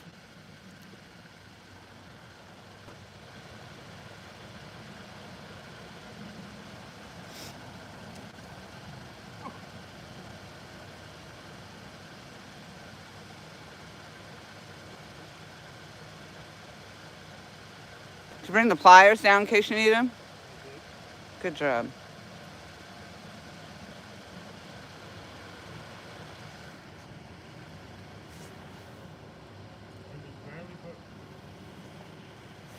Oh, he was barely hooked? Oh, he is yellow. That is a yellow fellow.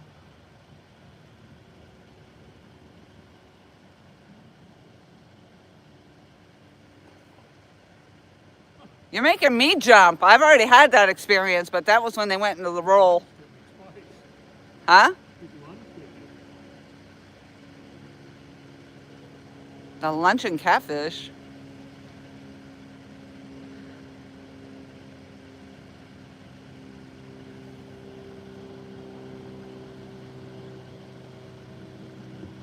Wow. Wow, wow, wow, wow.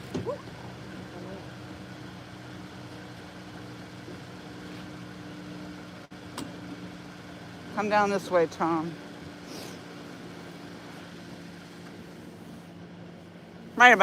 Probably right about there. Yeah.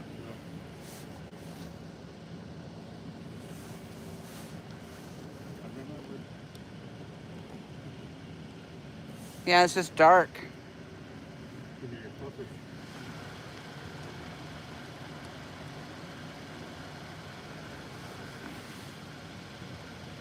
Well, the problem is I can't get into your phone thing. Here's your, all right. No. I don't know how to do it, and I told you that before. Back all the way up. How? Get down to the bottom. All right, hit the second one on the top, so camera. Gotta hit that white.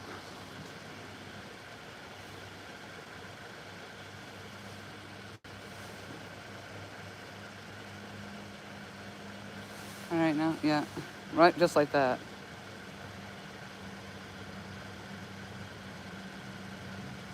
Yeah, hold on. There you go, I just zoomed out a little bit. With me.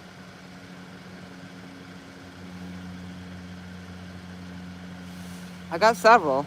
And you got it right here on the live stream, so right. He's a good fish. All right, put him in the Bag bag. him.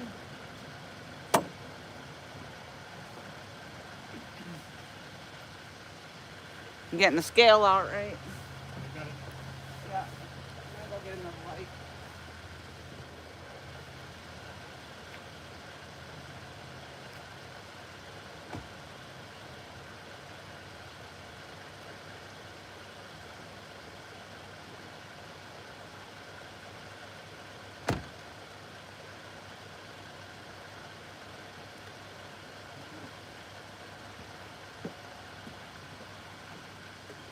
Feisty, huh?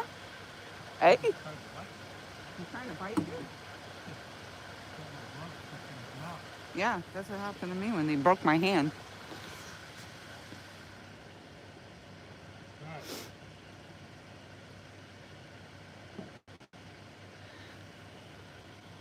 Oh, the guesses are coming in. Randy Weidman's in the chat, 45. Tom doesn't think it's that heavy. My TV is 35 even. He's going to be close.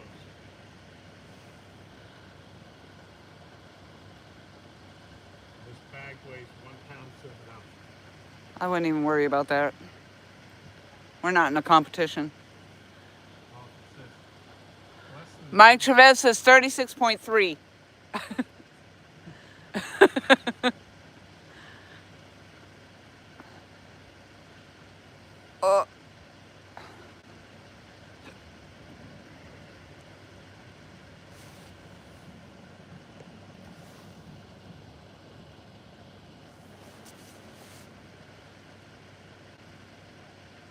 A lockout? Yep.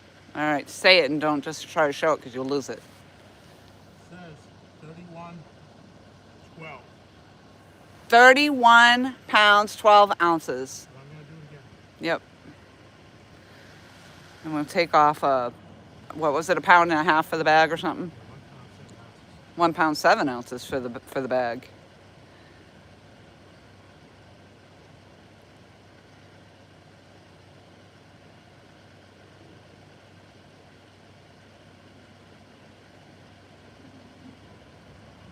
Yeah, 31.12. Say it again. Second time. 31 pounds, 12 ounces. Way to go, Tom. So that's 30 pounds,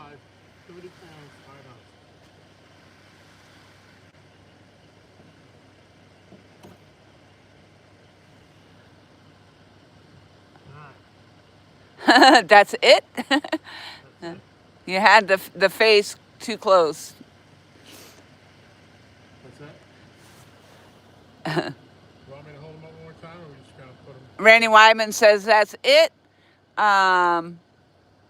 Oh, you had the face too close to the camera. Oh, because I had zoomed in. Yeah, let's hold them up again. We'll hold them up again. It was because I zoomed in.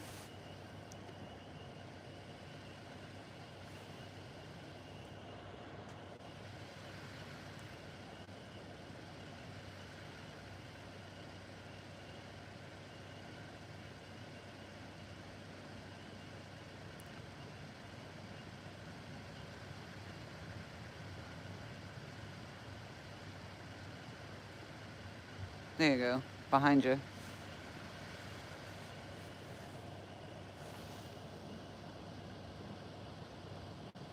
That's good. Because I can zoom in on you and... How's that? Is the tail straight out? Sort of. Yep. Arrgh. That's the dark side, though, over there. There you go. All right. How's that view? That's as good as I'm going to get. Yeah, rub that slime all over you. Rub-a-dub-dub. Slimer. All right, you want to put them in the bag so we can release them? Is that what we're doing? Yeah. Let's do that. I want to be careful.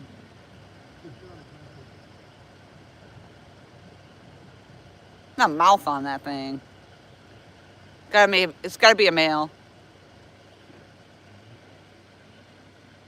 All this waiting for a takedown at a freaking flatty. Sweet.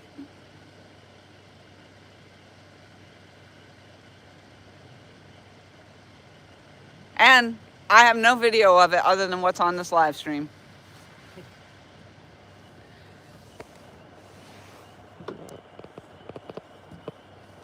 Shit. Hold on.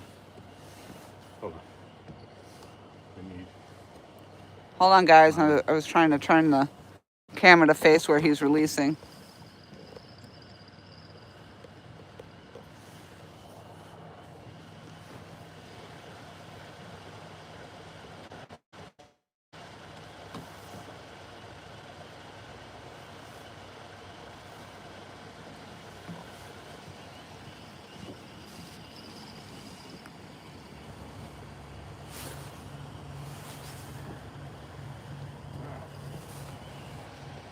Like groceries.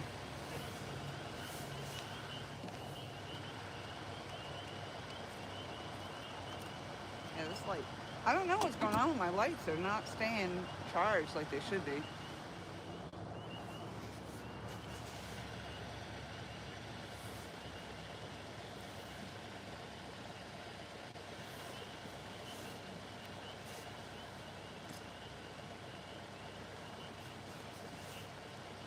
You didn't want to come out of there.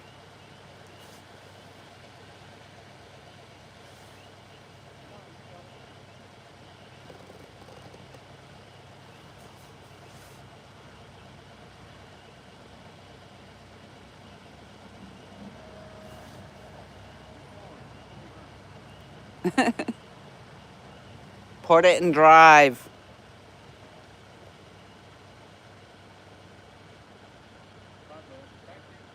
Bye, Bubby. Thanks for coming by the dock.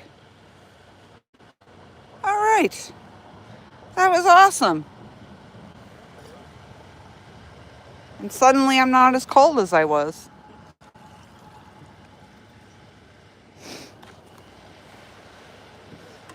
Well, hopefully the reception held enough and you guys actually got to see it.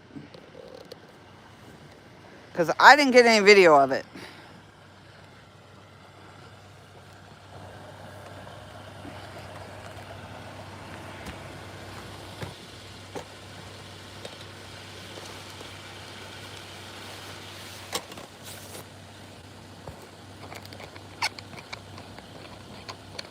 Looks like an accident happened down there. Emergency services came or something. We got all the lights everywhere.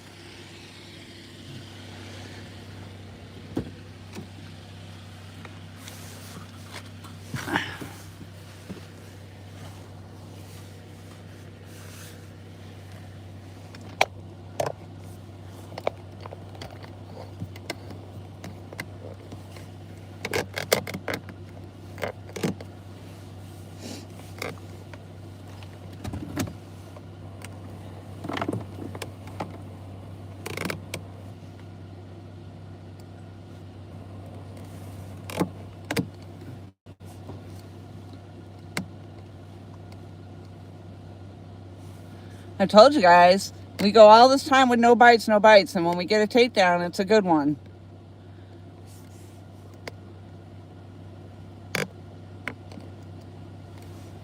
That was the bluegill head. Oh, bluegill head. All right, I'm done fidgeting with that. I gotta go put another light out on the deck.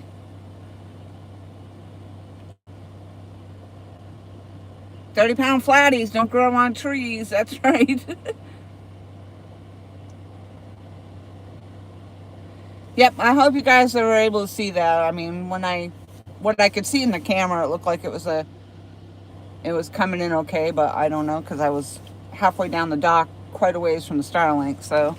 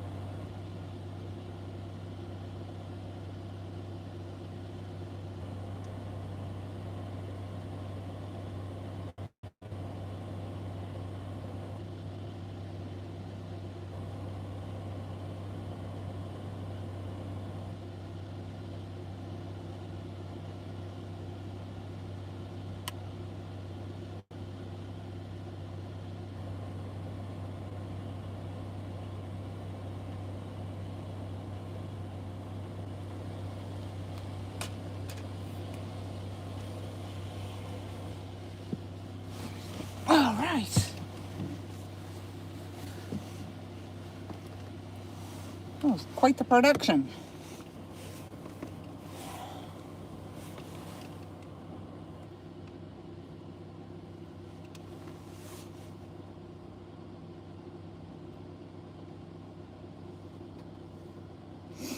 The head looked bigger than Tom's chest.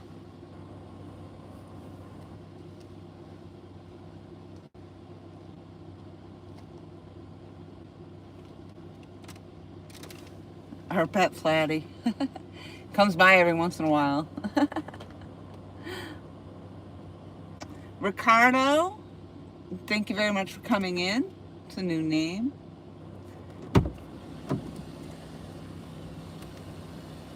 You got my phone, I got my phone. I have your phone. I took my coat off so I don't get slime on your seats. Thank you. Thank you.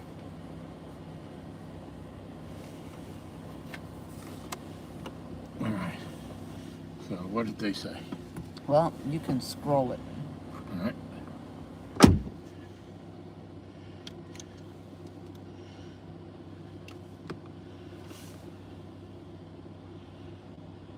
Mike Chavez says, check y'all's messenger. My messenger, his messenger. We don't have a, we're not a couple, so we don't do couple messenger.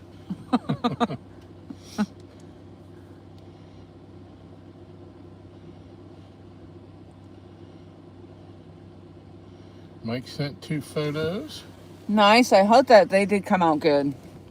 Looks like they did. I hope that, yeah, I didn't get to film it, so I'm kind of hoping whatever we got on the live stream is decent.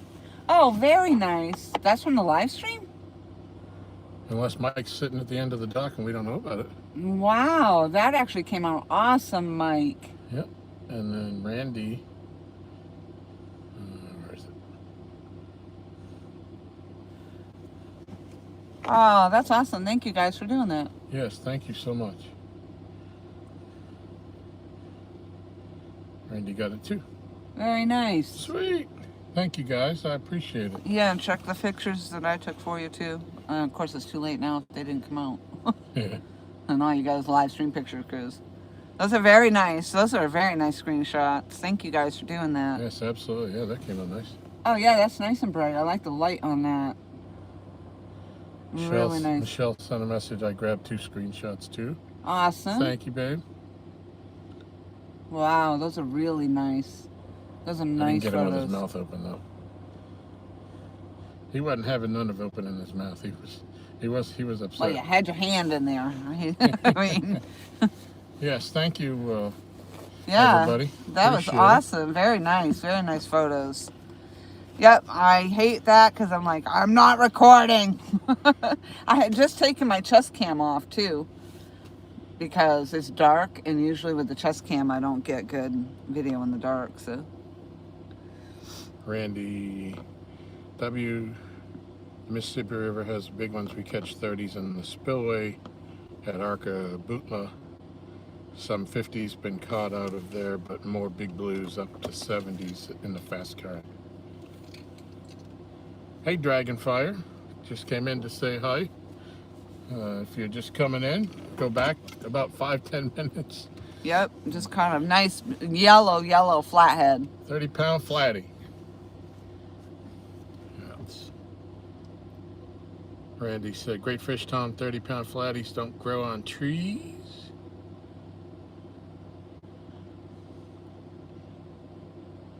Randy said its head looked bigger than Tom's chest. Still a good fish.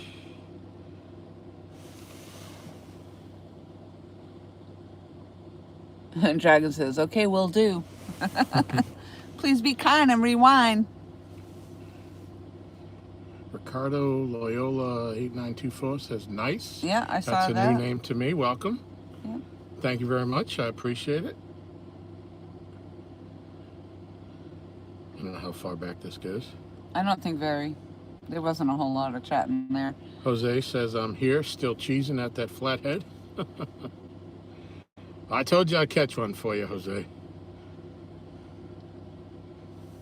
All right. Brian Korth said, congrats, Tom. Nice fish. Mike says, hey, idol. He says, that's their pet flatty. Yeah. I think he is.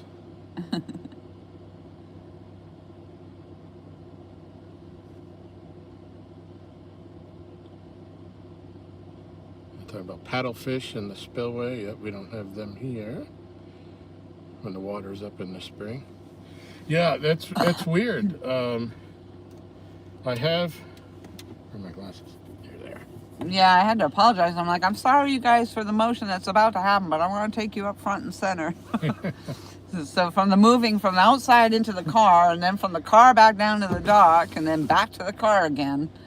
I'm going to owe everybody some motion sickness pills. Oh, hot and heavy now. Don't talk like that when you're sitting next to me. That's just disgusting. Oh, I'm hot. Oh, God. And sweaty. Stop it. I'm going to have nightmares. Cut it out. My first big flathead, when I first got into this, came over at Kerr Lake and was 35 pounds even. I have caught, this is, I think, the 4th one that I've caught over 30, but none of them have been bigger than 35, which is why when I saw him, I think he's going to be just a little bit small. And he was. But when I saw him, you know, and my headlamp hit him, and I think it's a flatty. Oh, the excitement. You didn't say, I think nothing. You said, it's a flathead. You were excited. I love that. Then I got excited. I'm like, I have to go get everybody. Hold on, I got to go get everybody. Well, thank you to all who have waited patiently yes. to see us catch something. I'm glad it was something memorable. And we got 31 thumbs up. Woohoo! Even though we had all the motion in the ocean. Guess no one told that fish he was supposed to bite live bait in warm water. I tell you, you know, Randy, was it 2024, the year that we caught the 10 of them, only one of them fish came on a piece of live bait. Granted, we didn't fish the live bait as much, but we just had some good success on cut bait just as well.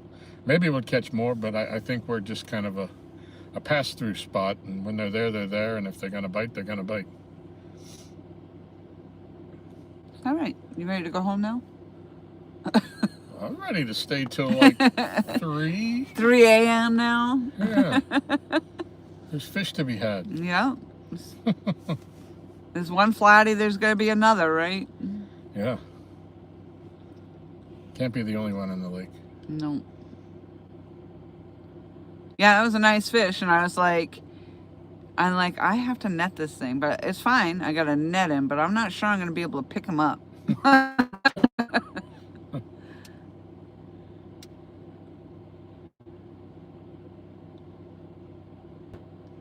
That's interesting that he lunged at you.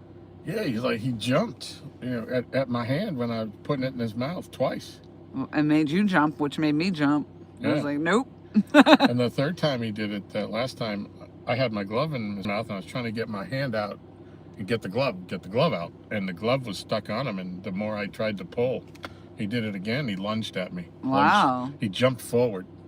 Yeah, I saw him. I saw it happen. Well, that's what happened with the one that broke my hand. Like, he took when my, of course I pulled my hand back, yeah, and my glove stayed, my hand came out of the glove because it was stuck in his teeth. Yeah, yep. Because he had clamped down. There, you know, yeah, people just think it's no big deal, but people get, I was going to say it, I'm going to just say it. People get fucked up from those things. Yes, you know, I've heard stories, I've seen it, and I'm a witness myself. Yep. Yeah, we just started something that we discussed about using the bag more than, obviously I would never try to weigh a 30-pound fish on just the grippers. No. That's not fair to the fish. It's putting all that weight on his jaw. But since we're using the FOA sling bag to weigh him, we might as well just release him that way. That way, as long as he's comfortable in the bag going to the dock, that way, or to the ramp, nobody has to have a hand on him, you know, which isn't good for him and obviously can turn out not good for us. So that's something that I think we will be doing more with the bigger fish we catch. Yeah, I say I have PTSD from the from having the hand broken, but Tom got a little bit of it too because he's more aware. He's a lot more aware now than, you know, before. I think we just take it for granted rather, that, you know, it's no big thing. It's just a fish. Don't worry. And you hear it all the time. People say, "You're a Sally for using gloves," or "You shouldn't do this or that." Well, I'll tell you what. Those things will rip you up. Yeah, you know, sometimes, or most of the time, the bigger blues we've catch, 25 plus, 30 plus, they're very docile. They're not jumping around like those teeners and those 7-pounders that want to rip your fingers apart. Yeah. But every now and then, you know, they're big and they have the ability to hurt you. And you know, the reason why we moved to doing it the way we just did is I don't want to drop that, even though it's only about a 2-foot drop. Is only 2 feet of water. and I don't want to drop a 30-pound fish into the water like Yeah, that. it makes it easier for, I would think, for us as well, just being able to have the bag and instead of trying to lean down and get down there with him. Yeah. You know, he's in the bag and it's just easier that way. And I think the last 2 times we've done it now, or 3 times we've done it now, I think I like it. It looks like it's much easier. Less, you know, less problem maneuvering the fish on the ramp. Yep. If you do it in the bag. And being careful of where you step on the ramp, you know. It's yeah, just, that ramp is slick. It's slick as snot. There's all the algae on it. You're just below the water line. So yeah, somebody take a header on there. The bigger ones might be closer to the dam. I don't know if you have skipjack there, but a small carp about 12 to 17 inches long. If there's a 50, that's good candy for them. Now, we don't have skipjack. Actually, they're illegal to use here, even if somebody brought some, because Jody brought some. Pontoon Jody, when she came a couple years back. And we looked it up, and it's illegal to use them here. Probably because they're invasive. They'd be an invasive fish, you know. It's just like people that fish with goldfish. Well, I in think waters that don't even have it. It's not as much invasive to bring one fish in, especially if it's already dead. Oh, true. But it's the fear of bringing in new diseases or something like that could decimate a population. Oh, yeah. But I would not think I could cast a 12 to 17 inch carp that distance that I had to cast to get to that one. I know, you know, we've had good luck with red horse sucker. The night that Art caught his 93 pounder here, Art from 1 ton, and Josh caught a 48 that night, and my PB of 62 all came on the limited amount of time that we had red horse sucker. But when we've tried carp, we don't get bit at all. It's like barren, and there's plenty of carp in this lake. So I don't know. I've kind of given up on carp. Yeah, it's not easy to get the sucker either, right? From what I understand. No, they're difficult. Yeah.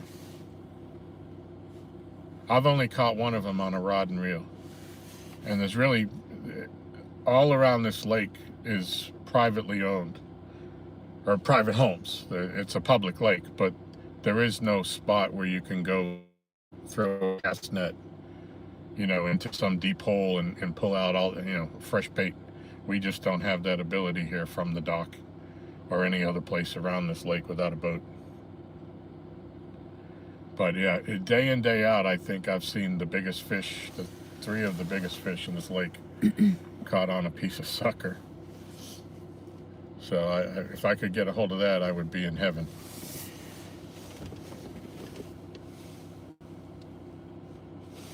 Didn't I call that rod earlier too? Yes. I said I think it's going to be a purple rod. Yep. I did. You sure did.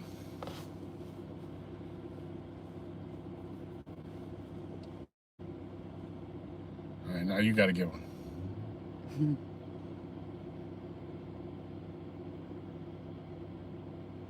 Yeah, when I put him on there the second time, it went to 31.12 and never moved again. So that's awesome. Exactly what it was the first time after it stopped moving. That's cool that you got it twice. Yeah. It just sucks I wasn't even recording. That's why I was like, I don't know what the live stream footage will be. You know, hopefully it's going to be clear enough that we can crop from the live stream, but... Yeah, I had taken the chest cam off because I'm like, you know, and then a lot of times, unless I have really good lighting on, you know, the chest cam footage isn't that great.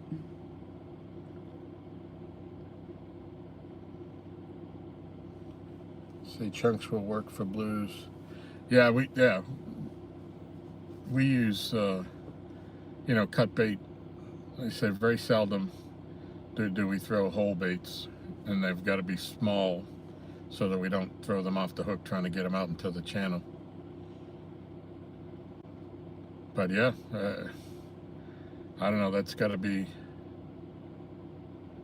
maybe my 14th, 15th big one in the last 5 years, and they've all come on mostly cut bluegill. The one live one I did catch one on in 2024 was a live white perch, a small one. Was it the headpiece? Tonight it was, yeah, the bluegill tonight on that fish was a headpiece, yeah.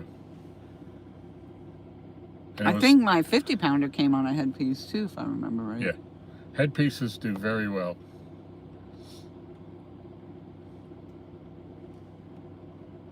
You know, and then some days, it's weird how things change, and it's kind of opened me up to think about expanding my horizons. As one day, we were running out of bait, and you know, we cut the bluegill. You get the head, the body section, and then there's a little bit by the tail, which you don't normally discard because we don't use the tail part or the fins, anyways.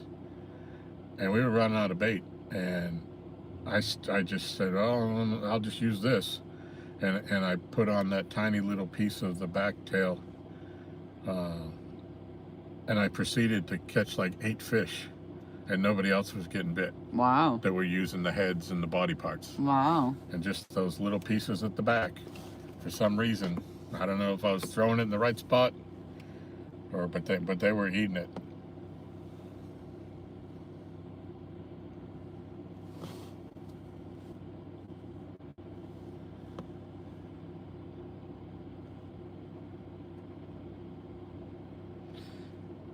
Yep, I'm gonna have to send the picture into Josh at Catfish Weekly. It turns out he was the one that submitted my picture himself. Really? He did it himself. Oh, wow. He saw that. On your Facebook or something? Yeah, he saw my Facebook post. 2 Mondays ago, I was fishing in the afternoon, and I caught a 25-pound blue. And I said, well, I don't have time to put it in for tonight's bragging board. I'll just put a couple pictures on my Facebook, and Josh saw it, and he pulled it off of there and put it up himself. So I thought that Chad had done it, and I sent Chad a message thanking him. He says, I didn't do that. He said, I didn't know it was up there until I saw it in the video. So I sent Josh a message, and he said, yeah, I did it. That's awesome. Yeah. He says, I like to see my friends catching fish and showing them off.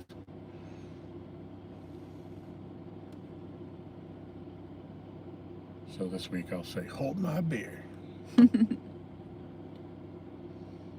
Never used carp myself. We have skipjack. I've snagged a few shad running 1 foot. I have hooked fish with partially straightened my hook. I never got a look at them. Could be huge cats or huge alligators. I caught one of them in Florida in a trophy bass lake in a tin can boat.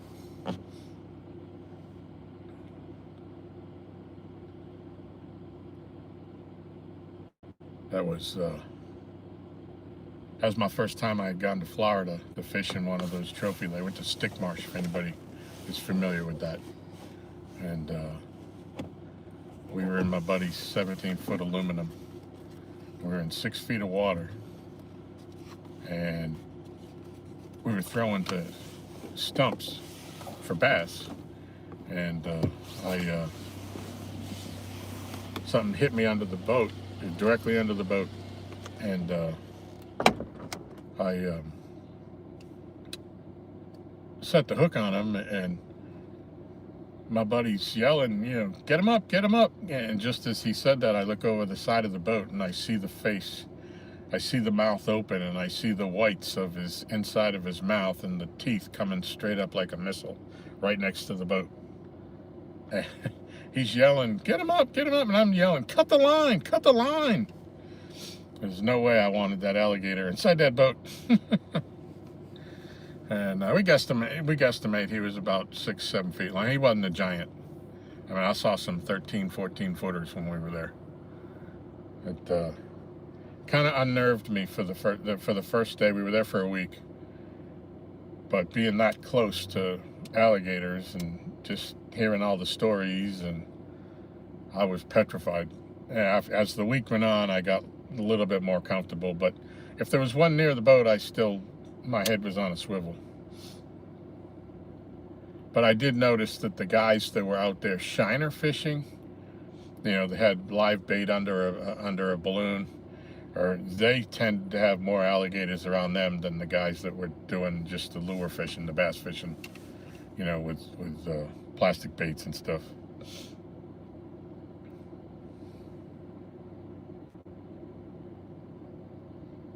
Oh, alligator gar. Okay.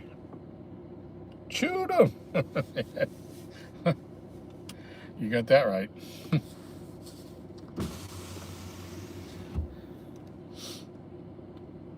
Oh, man.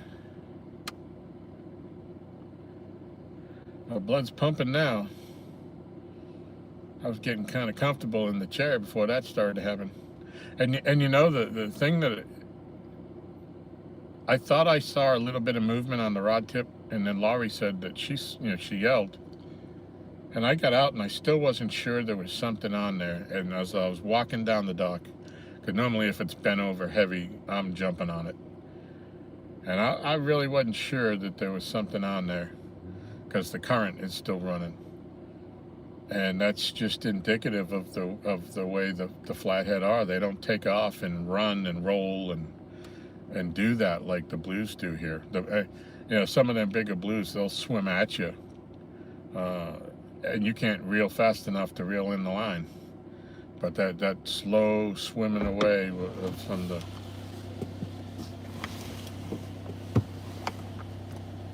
flatties is just telltale. Excuse me. I'm still a little hot. I opened your window more. That's fine. I'm hot and I took my coat off. It's warmer in here than it is out there. But I think this is off. Michelle, we need to wash my jacket. Wow, I mean, we've been out here. Is that your yellow rod? I think the yellow rod just went down a little bit and came back up. I didn't hear anything, but I'm almost positive I saw the tip go down.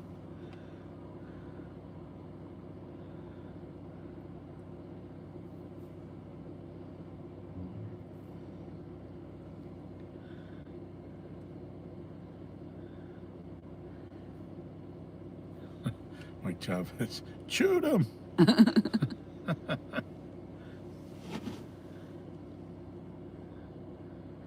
Yeah, I might want to put one of the, see if I can get another light on that stand because these are dying out. That's why I left them on.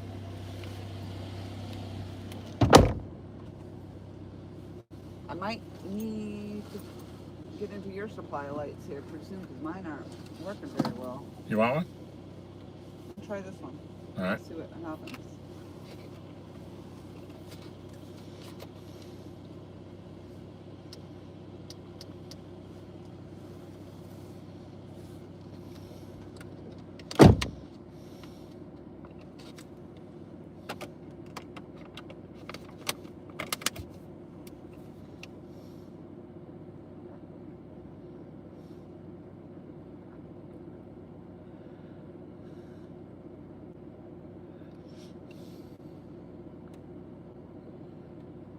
Sounds like a U-Pro.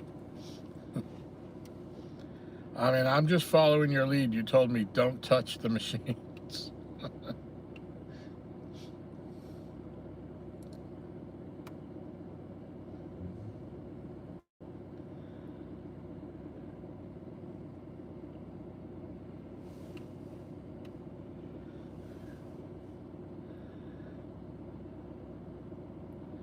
So it's 9:30. They turn the water off at 9.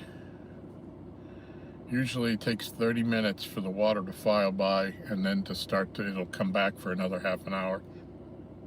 But they were so slow in releasing it, I think we've got a little bit more time of moving water than going down lake before it turns around to come back. So we'll see how long Laurie wants to stay out.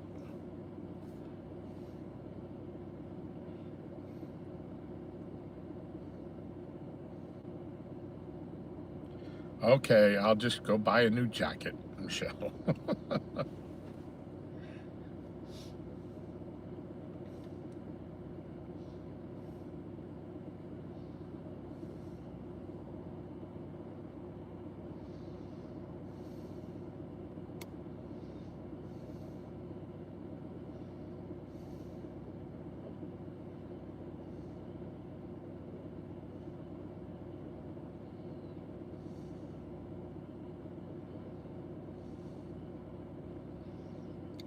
In the St. Francis River in a boat, they hooked into one, fought it for hours, dragged them around the river.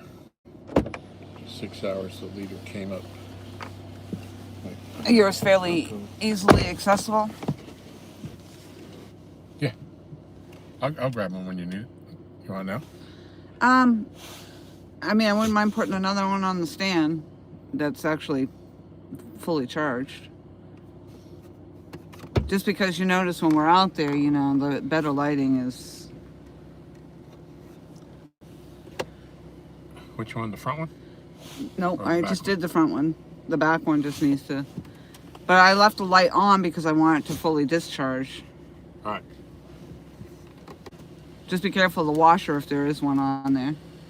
What's that? If you want me to do it, I'll do it. I No. just need the light. I got it. Okay.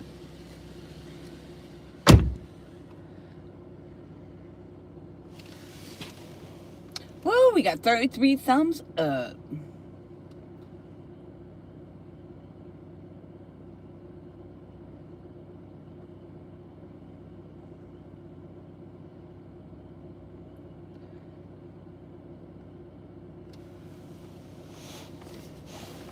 Well, we'll see if we hook into another one. This is, well, it's 9:34, so they shut the water off at 9, so that flatty probably came on the backflow.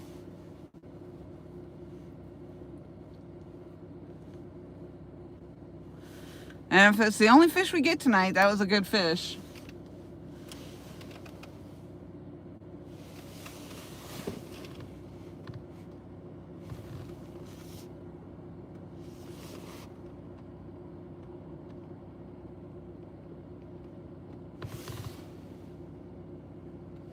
Ah, Buggy, you did miss it. 30-pound flatty. Please be kind and rewind. It's not that far back. You'll find it.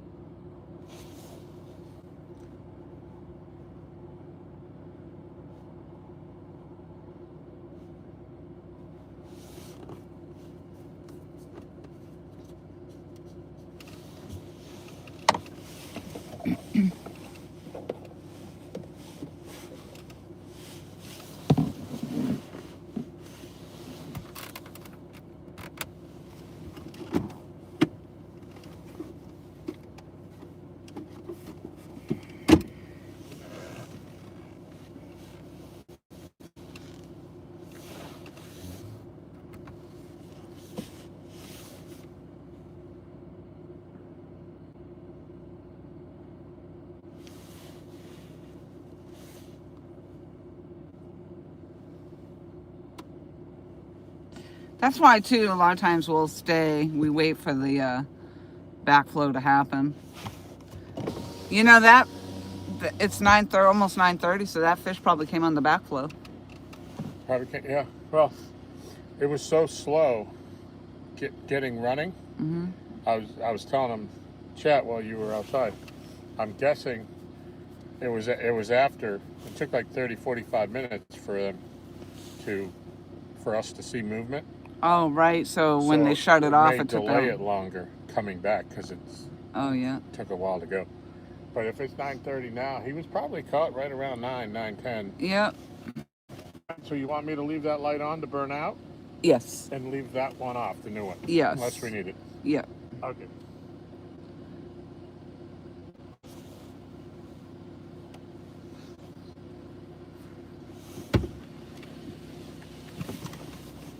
Thank you. Just makes me feel better to know that I have lighting out there that I can access Right. when we need it. Yeah, I don't know what's going on with my lights. They're And I've been discharging them fully before I recharge them, and they're just not lasting. Yeah. I mean, in fact, lasting. I mean, I just put them out there, unless it's the cold, but I doubt it. But because those were off, you know, and I go to turn them on, and when I turn them on, they're not fully charged. So I don't know what's happening. That's weird. So I told Michelle that I'm gonna need my jacket. Saw that.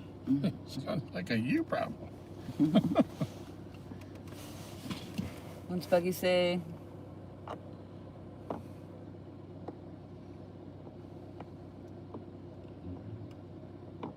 Yeah, go back about a half hour, Buggy. Randy says 9 p.m. work, Eastern time. That's right about, yeah, that's when they should have shut it off. But I'm sure we would still have had moving water here at 9 o'clock, going in the right direction.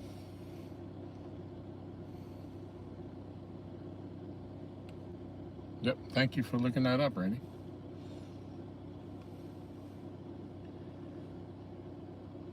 You might end up having to get another one because that front and center light's going to fade out. I can see it's kind of getting not as bright. Yeah, the purple rod ain't looking bright. The others are looking okay. Yeah. But I got another one. And I got another big yellow one too. That thing's bright. That'll light up the sky. That'll bring every bug in the county. Well, there you go. You should put that one out there.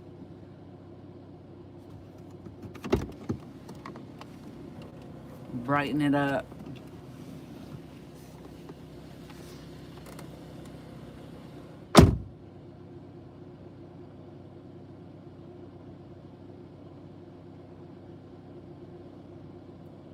Again, you want me to leave yours on? Bring it back here? Just leave it on. Yeah, just pile them up. Yeah, I leave them on, just leave them on so I'm waiting for them to burn out.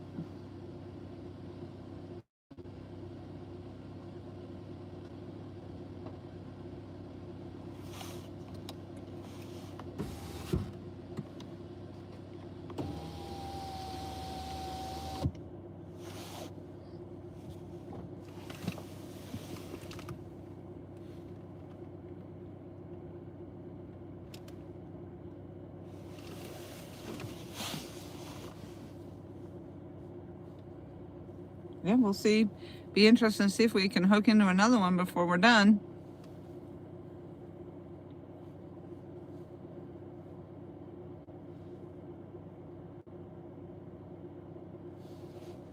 Oh yeah, that's much better. Oh, we're gonna have some light on it now.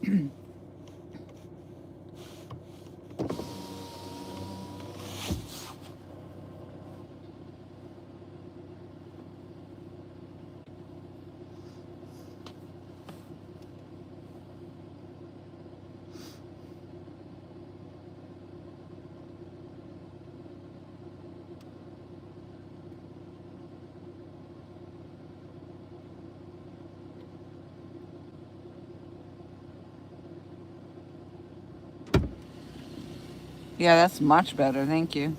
Yep. Big difference.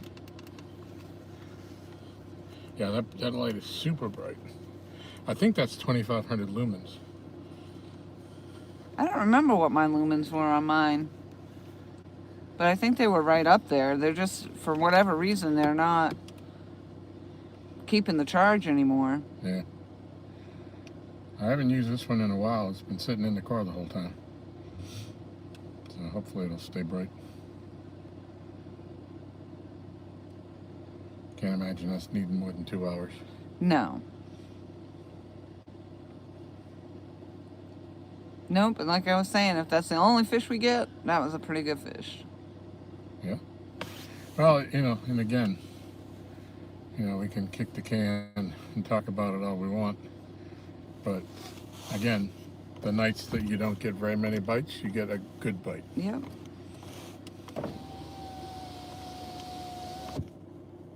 Just gotta stick it out, Yep. which I tend not to do.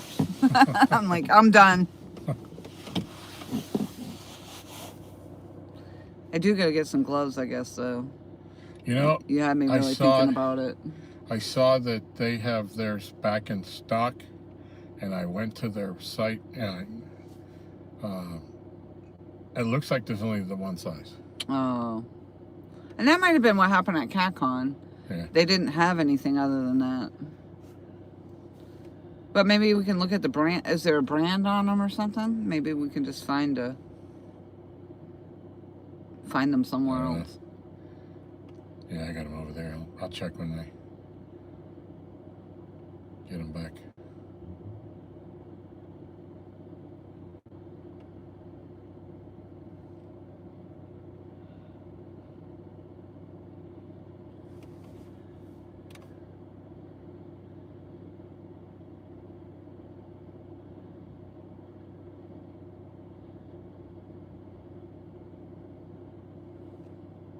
That's coming down the hill. Who's that? Oh. Must be Mason. Yeah. Looks like it's light. I'm gonna pull the picture out. Yo. Did you send him a message? Nope. A little bit. Water looks low, don't it? Yeah, that's what I said. Yeah.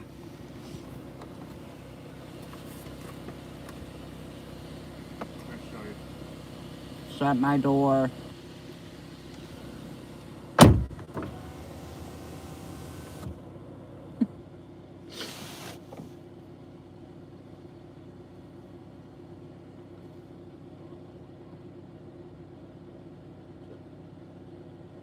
Flathead? 30-pound flatty. Nice, dude. Caught at 9 Hell o'clock. yeah, man. Thank you. Y'all find some good bait? Nope. Same bait? Yep. That's a good fish, dude. Tried to get his. I didn't get a good shot of holding him the other way. I did get the shot, but I didn't get his mouth open. Here's me. You got a naughty head on it. Yeah. No other flathead that caught like that. He's literally, when I tried to put my hand in his mouth, he was lunging at me. Going at On the float, yeah, on the deck, in the net. He did it 3 times, like lunging forward to try to get my hand further in his mouth. they move water off. Yeah, they're moving water from 6 to 9. However, it was like 6:45 by the time we stopped moving water. I was like just trickling. So, Parker just posted a video weighing 107-pound blue. I was gonna tell us I got their bike. Was that the older video? Because I know he just, or is that a brand new catch? Because he just caught, I thought, 107-pound a couple weeks ago. I don't know what's going on. The other day I was down You're talking about Jerry, right? Parker Pursuits, not John Parker. It's like John Parker with a 107-pounder.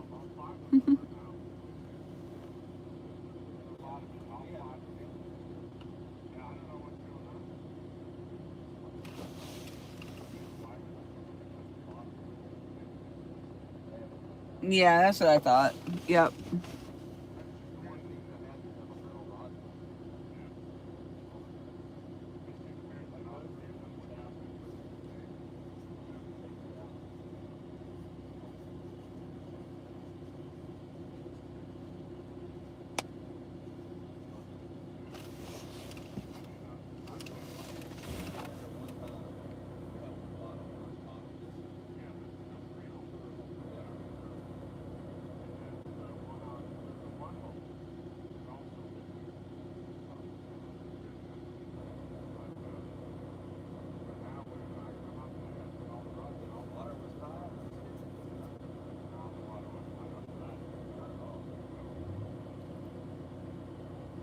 Ask him about the rod holders, Tom. Well, we are. Oh.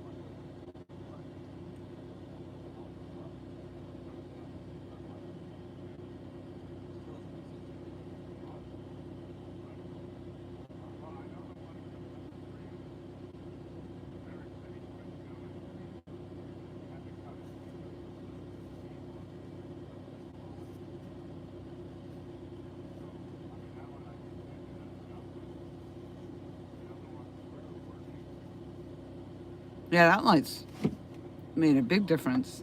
It was brighter, much brighter down there.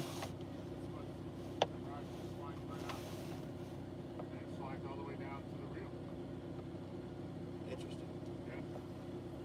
Huh. But I was down here 2 days ago, in the middle of the daytime, and that wasn't happening.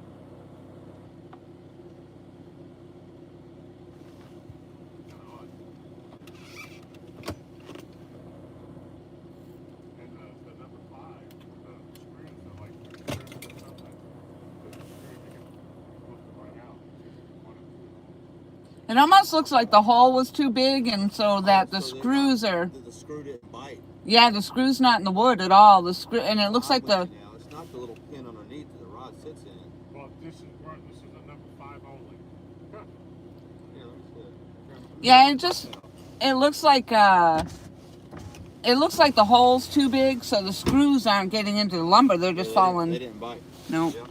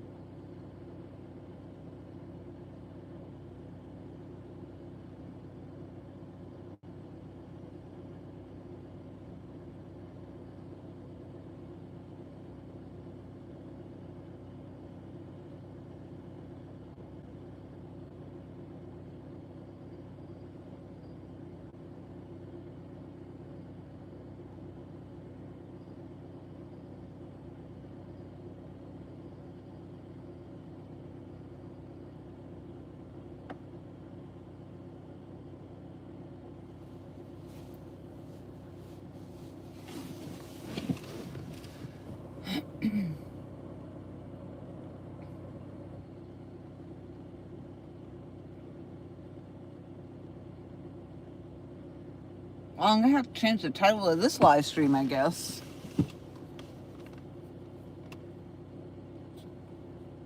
I'll have to put the timestamps in also. Although I said I would do that in the last live stream and I never did. But I will. I'll get back in there and put timestamps in.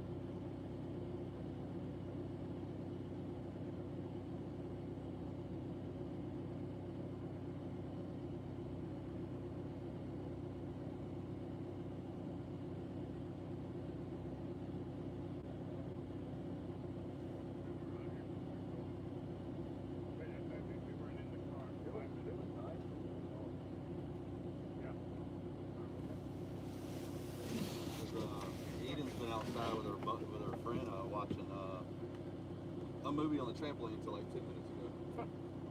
Like, it's cold. I was like, yeah, cold.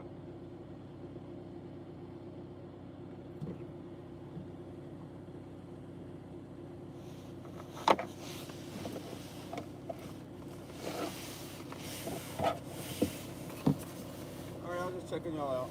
Alright, cool. Appreciate you stopping out. Had 3 games this weekend. Oh.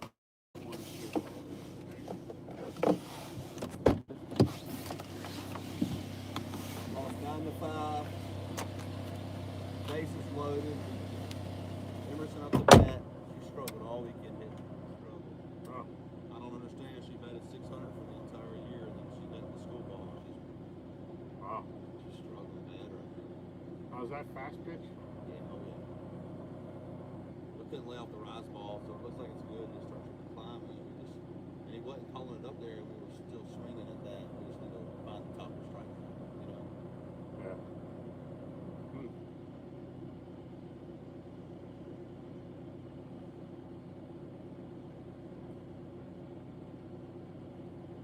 Yeah, so it looks like that other rod had a bite, but he didn't come back for it. He gave it the cat lick.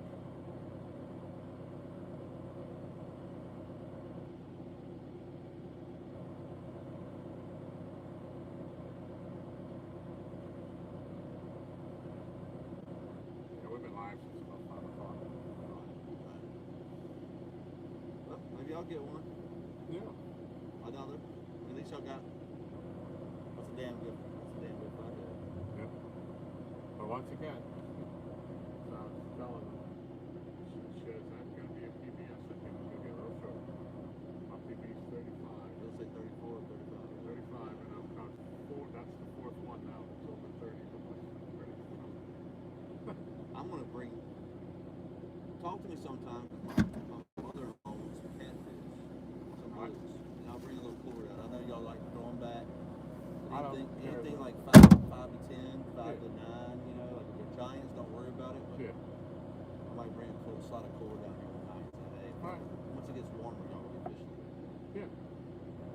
Yeah, I don't mind doing that for people that are going to eat them. Yeah, sure you. I mean, Yeah. we'll clean them and show you what she loves. Yeah. Not a problem. She's from the beach. So I'll try to get some scallops. Or There you do go. something revive in the time, right? But cool. Yep. All right. Be good. Sounds good.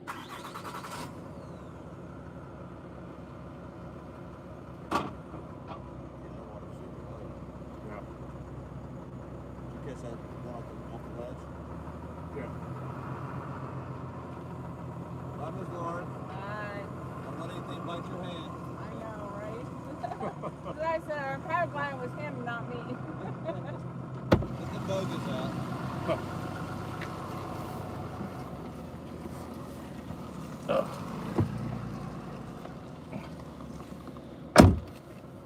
Oh, sorry about that. My neighbor pulled up with his diesel truck. Well, we were down there looking at. We have a problem with the rod holders. The bottoms are missing out of them, but one of them isn't even screwed in. And we were looking at that, and I got another bite on the purple rod while we were standing there, Oh. and neither one of us was touching it. but he just brought it down and then never came back for it.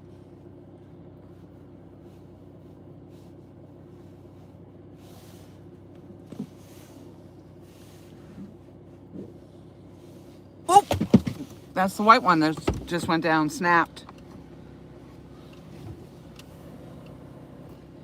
Oh, my chopsticks disappeared right out of there. I didn't do it. It's like gone. I don't know where it went, but it's gone. Yeah, the white one just snapped.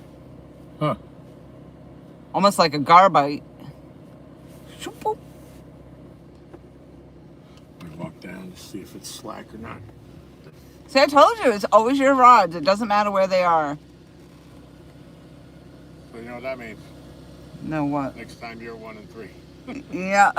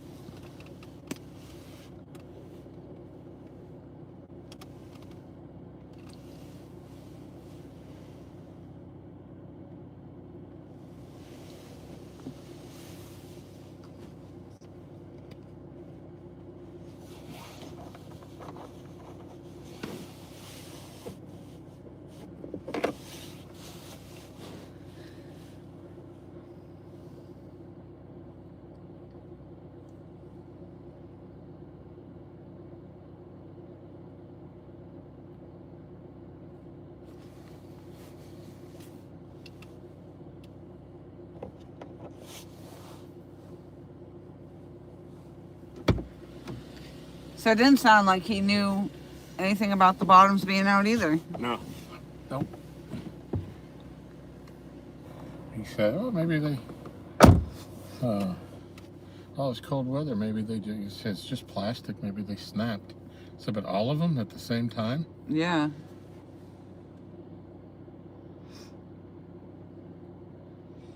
So when I showed it to him, he says, yeah, that probably didn't happen all at once. So I said, I was down here 2 days ago, and the ones that had bottoms in them no longer do.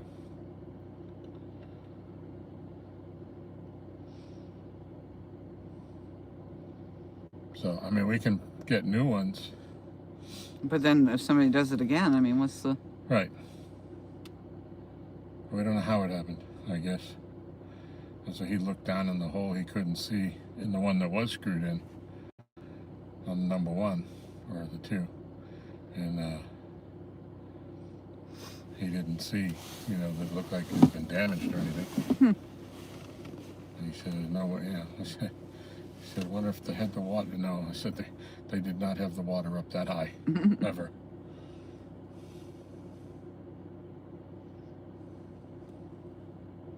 No, and the other ones that have been out there for 20 years or whatever, however long, you know, those were fine. Yeah.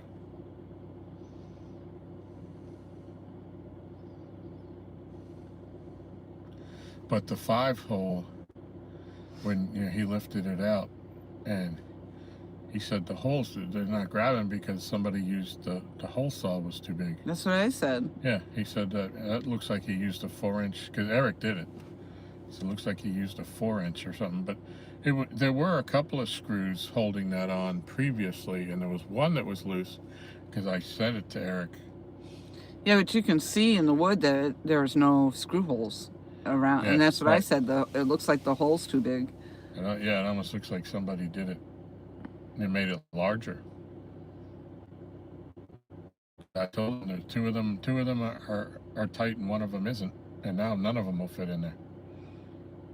Yeah, it is kind of odd because it was not like that before. Yeah.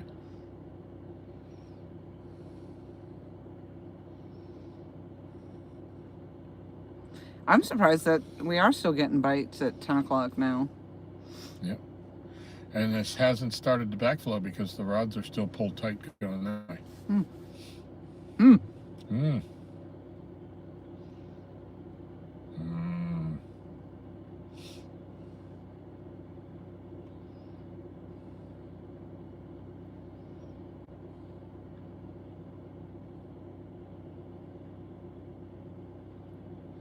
people we still got hanging with us. 16, 18? 18? 12. 18. Sweet. I was looking at the top fans, I think, and I thought it said 12 up there. Yeah, 18. Nice. 35 thumbs up. Oh, wow. That's great. Yeah, thank you Happy guys. for you. Thank you so much for the thumbs up, guys. They probably don't do anything for us, but I like collecting them.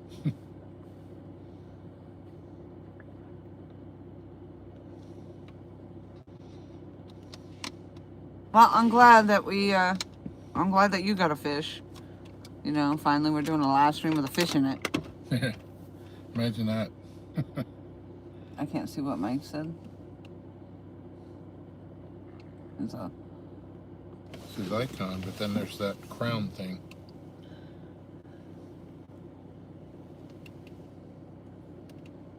No, he gave like a Just, I love you emoji. yeah. We love you too. Yep.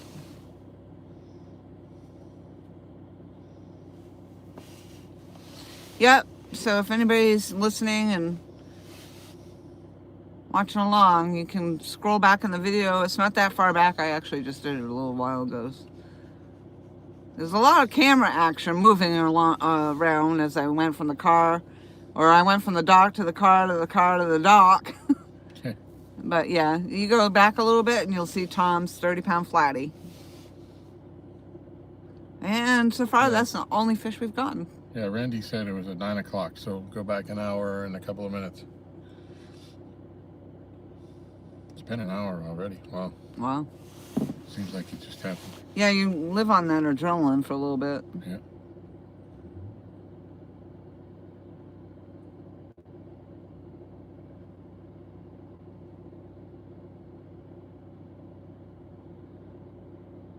Well, I hope they didn't take our bait off there when they snapped those 2 rods. Right.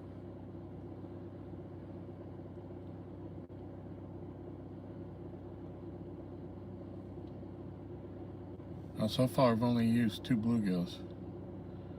I don't necessarily think I want to cut anything else up unless we get more No. fish and we want to stay longer. No. Let's keep them in the bucket.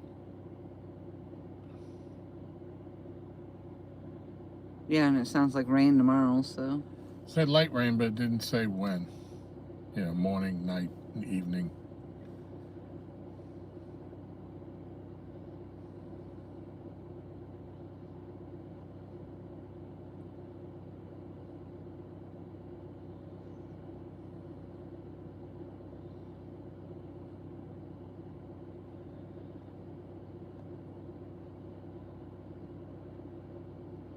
Yeah, maybe it was a small school going through or something when those 2 rods snapped. Well, 3, because you said the purple one snapped too. Yep. Rang the bell. It was loud enough that it was pulled down enough that it rang the bell. And Mason wasn't touching it. And it wasn't just a jiggle, it was a ring. So something pulled it down. He said, "You're getting a bite on that." I said, "Yeah, that's what I thought."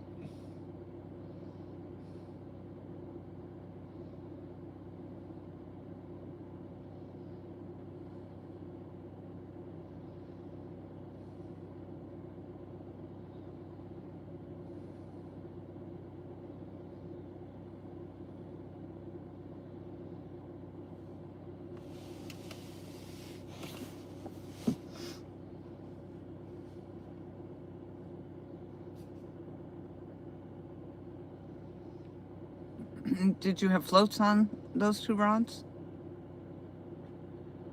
No. That could be the difference.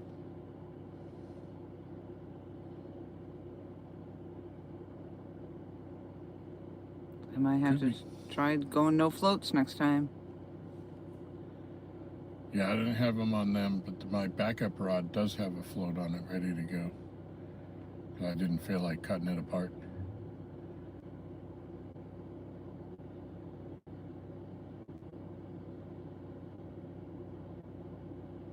And so then those are the same 2 rods you used last week, right?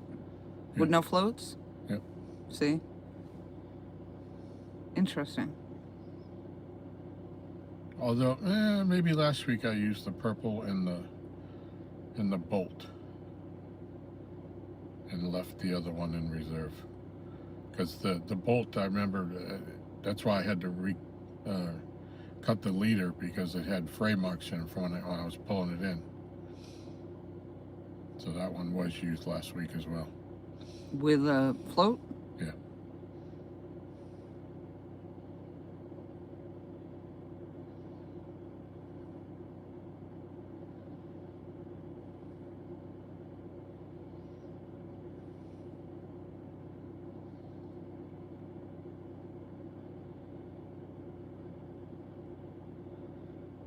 The current must be really moving down there, because I do see the rods bouncing a little bit. So I wonder if that backflow's coming through. I don't know. Randy said it was more like 8:45. Oh, okay. So a little bit earlier then.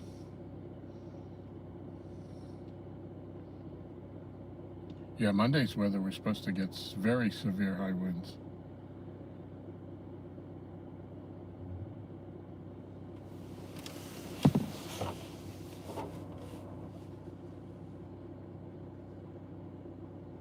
I don't know, what is it with the windy weather lately? I heard other people talking about it on some of the YouTube stuff I was watching.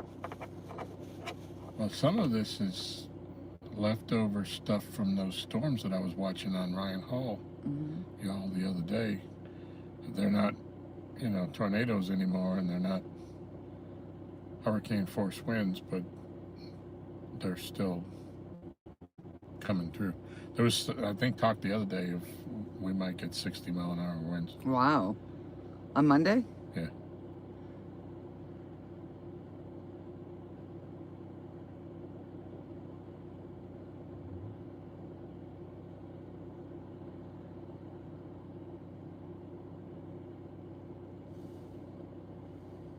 I don't know if that's in the daytime or Monday night or...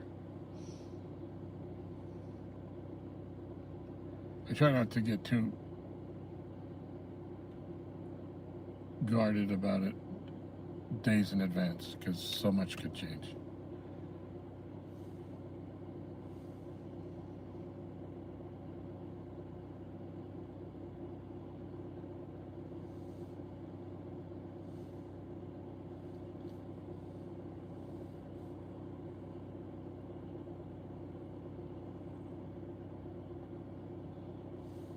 I think I'm gonna go out and pick up my table and stuff.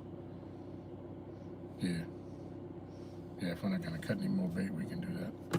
I'll wipe off the cutting board and the knife and get all that moving.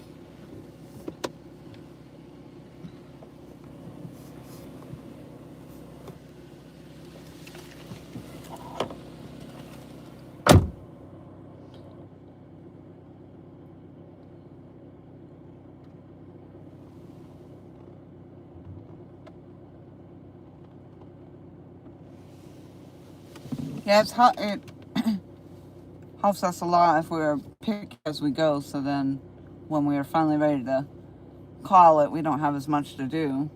But we always leave the rods out there to the last minute, because it never fails. We call it the pack-up bite, like most people do, and sure enough, that's what happens. You're picking your stuff up and thinking you're done, and yep, you'll get a takedown.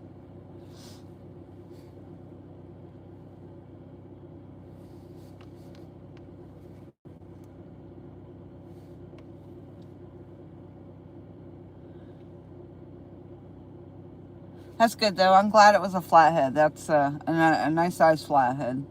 We like to see those. We don't get them that often. Most of the time it's the blue cats. But lately, last year we didn't do a whole lot of fishing, but I think we had like 8 flatheads that year before, maybe, total. And Tom got most of them.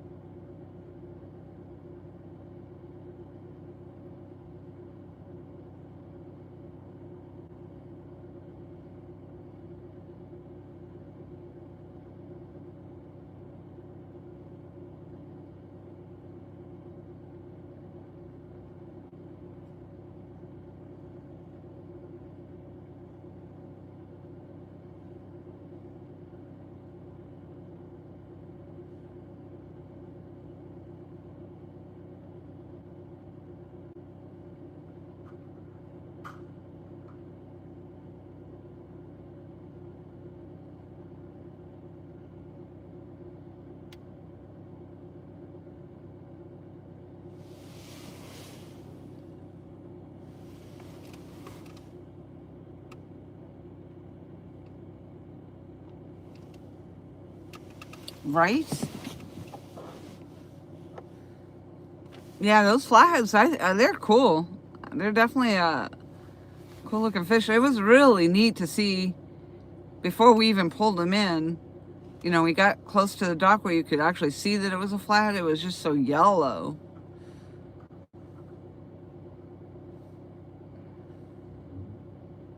But I had never seen one so aggressive like that. He was literally laying on the dock and launching towards Tom a couple of times, 2 or 3 times. He like lunged at him.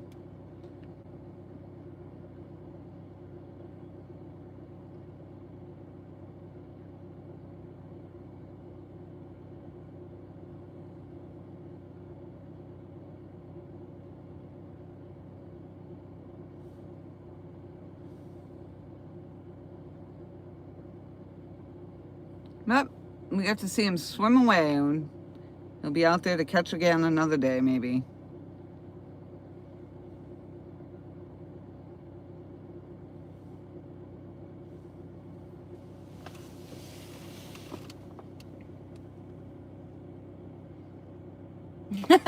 That's funny, you and I just said that almost at the same time. That's too funny. Yeah, and he just sauntered off. Unlike the blue cat, I just put a short up of a couple of releases that we did, and they were like dolphins in the water. And that one blue cat was like splashing his way all the way out. But this one was just whoop in there swimming away.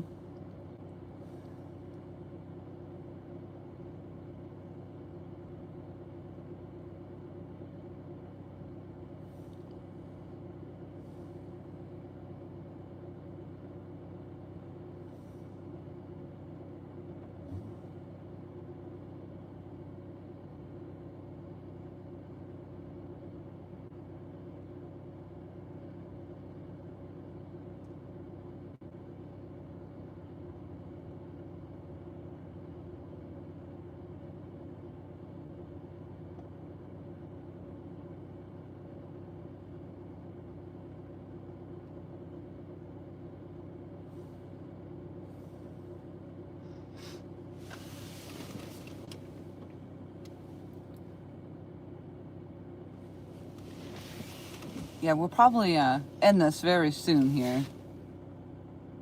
You can tell it's way past my bedtime.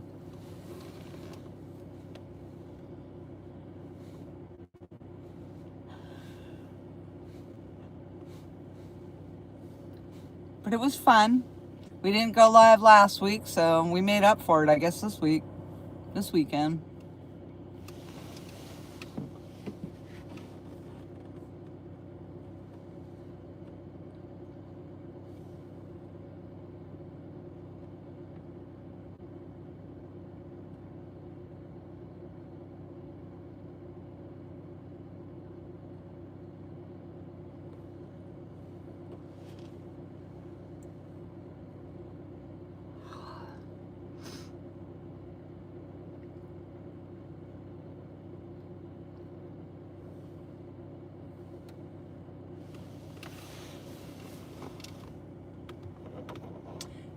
David Smith, $10. Thank you so much. 30 more minutes. That's freaking awesome. Did you see the flathead that Tom caught? I don't know if you were here when it happened, but if you scroll back in the stream a little bit, probably a lot by now.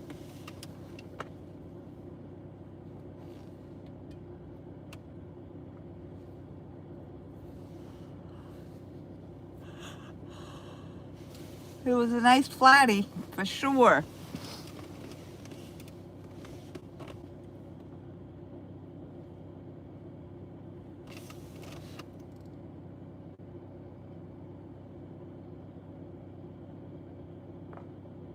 Yeah, we haven't changed bait. We don't have a whole lot of bait. And obviously that rod got fresh bait because he had caught the flathead on it and probably changed bait. But yeah, the rest of the rods haven't had any fresh bait on them at all. But we don't have a lot of bait. We tried this afternoon to catch bait and it was just so super freaking windy. And we didn't get anything. But Tom had already had 3 bluegill and 2 crappie in the bucket. So that's what we came out with.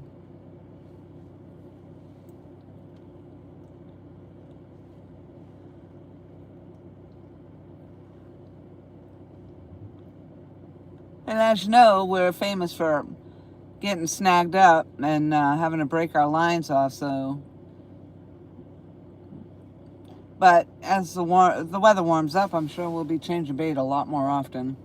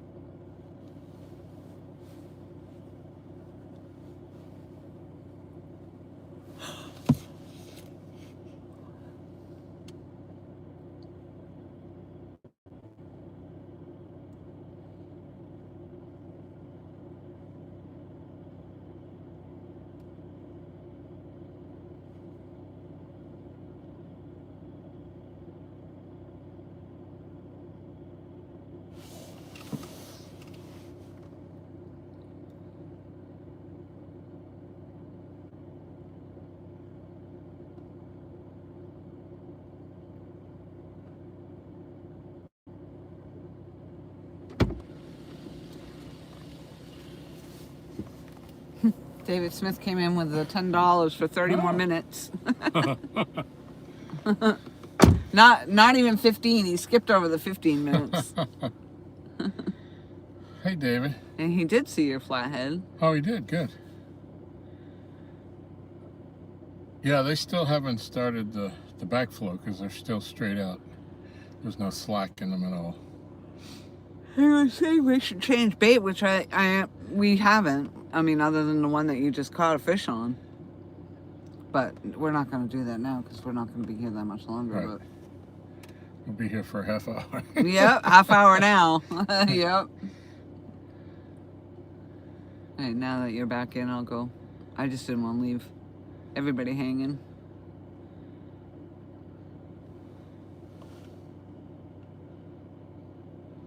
Oh, thank you, Buggy. Hey, Sampy. They've all been hanging tough. Yep. It's a good showing tonight. 15 people still. David said it's 80 degrees there today and going to have wind chill Monday in the 20s. Yeah, we had an 80-degree day and then it freaking snowed the next day. Yep, yesterday. Yep. That was weird.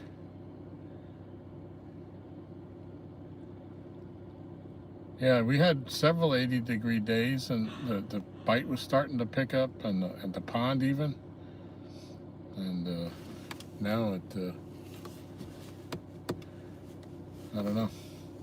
We had a hard time catching bait once that cold came in. Even the day and today, the day after, it wasn't miserable out there. It was in the high 60s. Yeah, when that wind was howling, it didn't feel like it though. Yeah.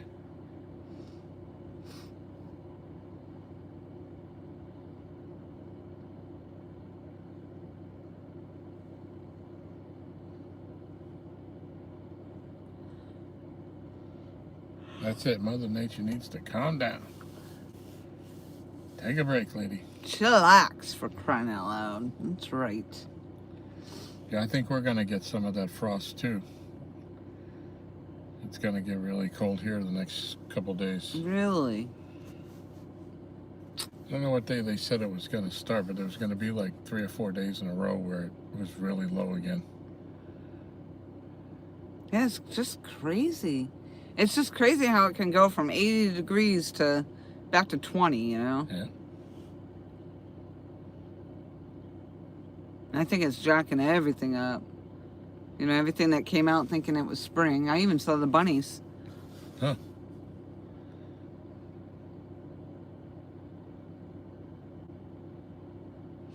bunny foo-foo. Mm-hmm.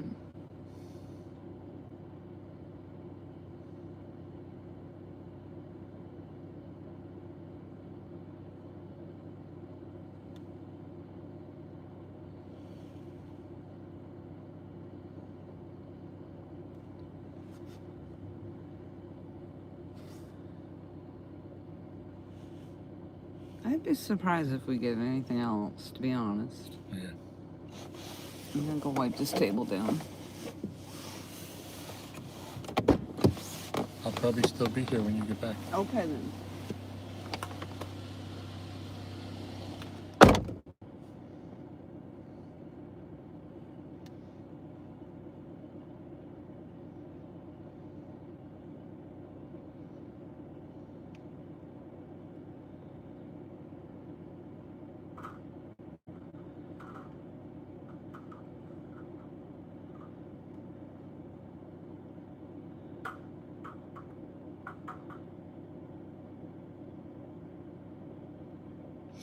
Yeah, David, we were saying the other night we were watching Ryan Hall that, well, at least Little Rock ain't on this one when all those storms are going on in Illinois and Indiana and Kentucky. So we worry about you guys down there.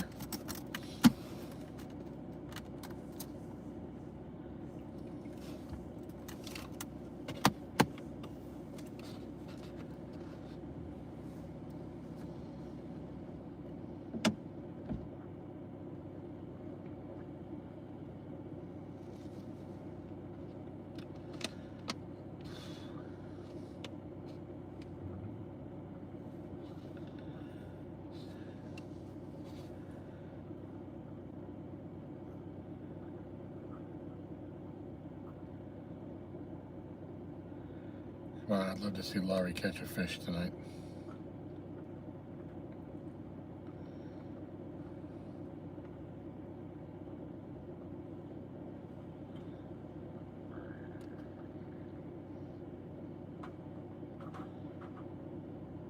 Would have loved to have seen her catch that flathead. That would have been her PB by a lot. Her PB, I think, is 18 pounds and I think 11 ounces.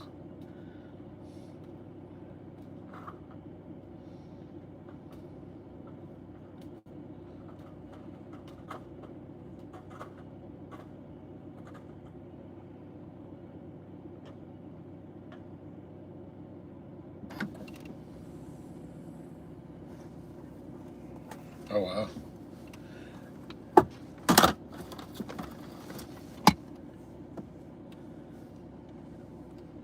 Yeah, very lucky.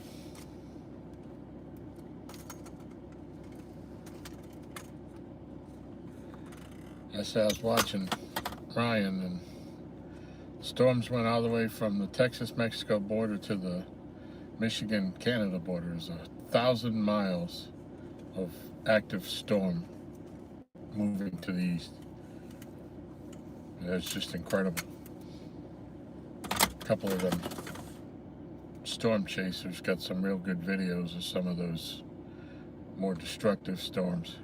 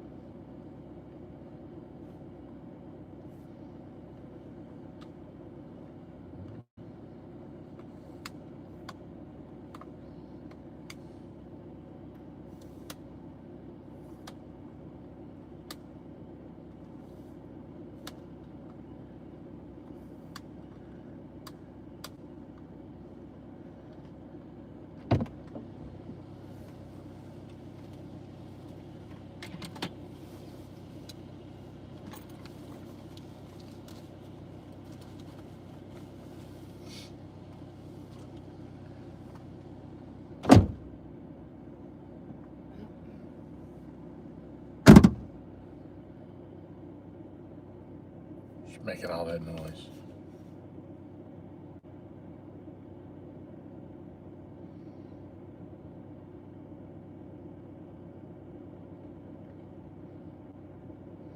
Oh, cool, David. Yeah, that's great.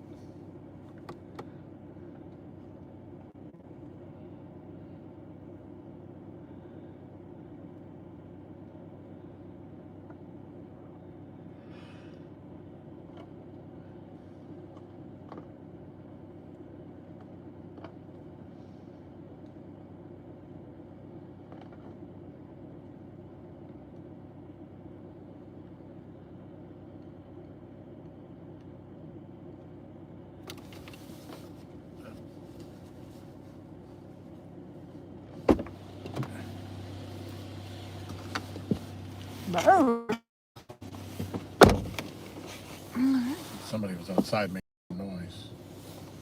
Really? You know when that happens. Yeah.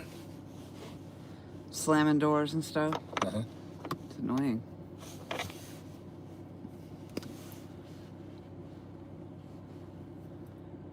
That can't be the only fish.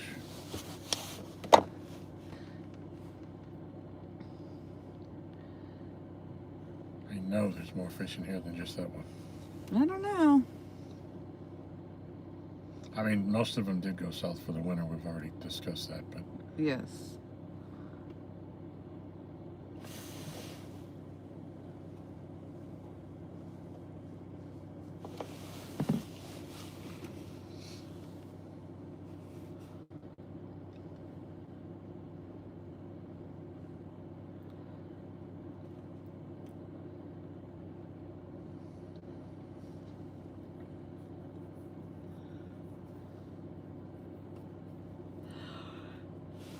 yeah, I think as soon as we start to see slack lines, we should think about getting them in. Yep. I'm actually ready myself. If it's been a half an hour, I give David his half hour. You gotta check the time. 10:32. I didn't know when he put it.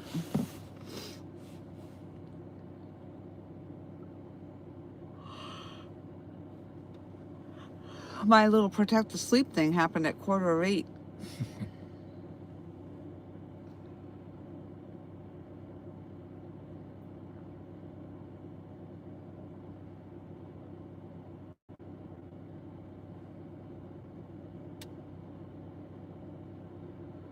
I wish you had caught that fish. That would have been a PB for you. I'm happy I got to film it, so. I know, but that would have been a major upgrade for your PB.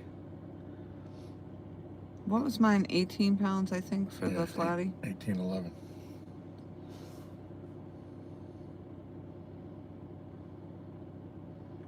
I gotta remember to write that in the book, too. What'd you say now? 30 pounds and how many ounces? He was 31.12. The bag is 30 pounds, 5 ounces. That's right. Yeah. Oh, I thought I just saw the yellow one bounce. I'd be like, are you kidding me? I just put all the grippers and everything away. That's probably why. Yeah.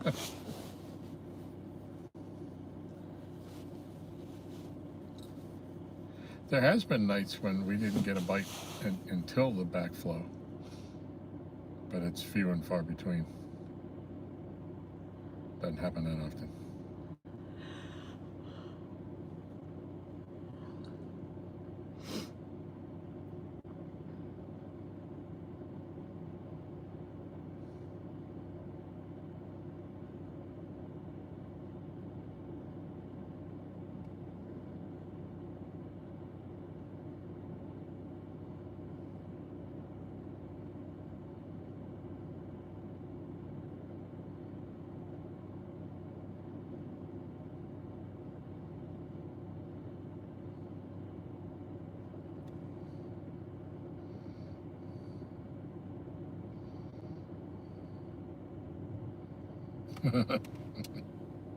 What's she saying? David said his wife said he couldn't drive the truck there so that he couldn't come home with a new boat. Oh. He had a client with the boat company. And he went for their tour and all. They gave him a tour. Oh, wow.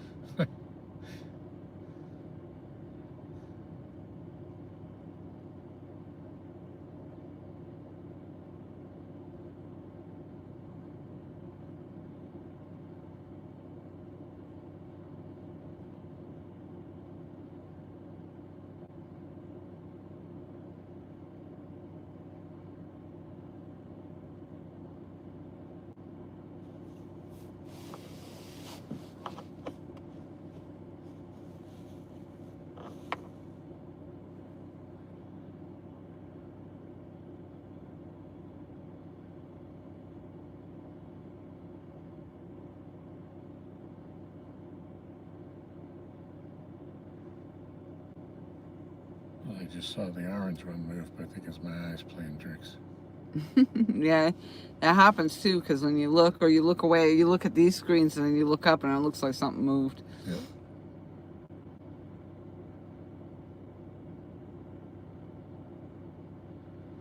I don't know, maybe that's my second Flathead this year, that maybe it's going to be the year of the Flathead again. Yeah, I was just saying that.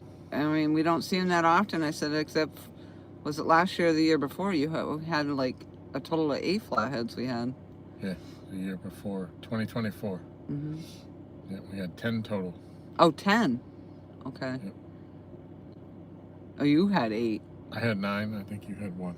I thought I had 2. Okay. Huh? I had 8, you had 2. I thought I had 2. We had 10 total for the year. Maybe I did only have 1, I don't know. You remember all that stuff, I don't remember all Well, that. I write it down.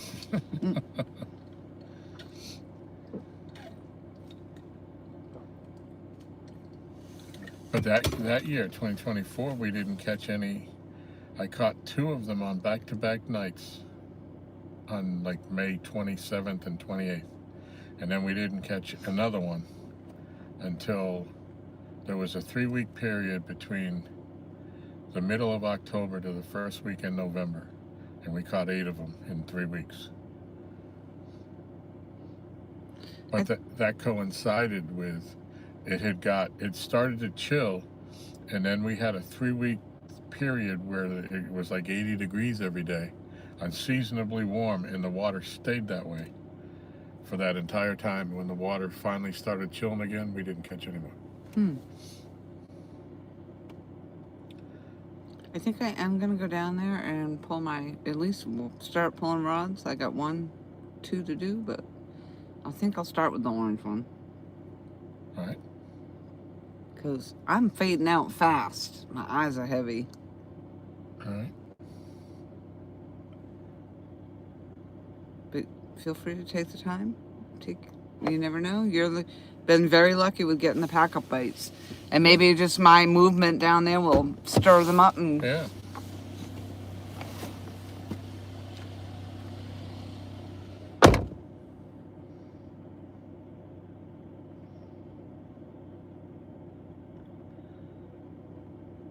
I'm sure you've probably heard Laurie say before, but she's not a late night person.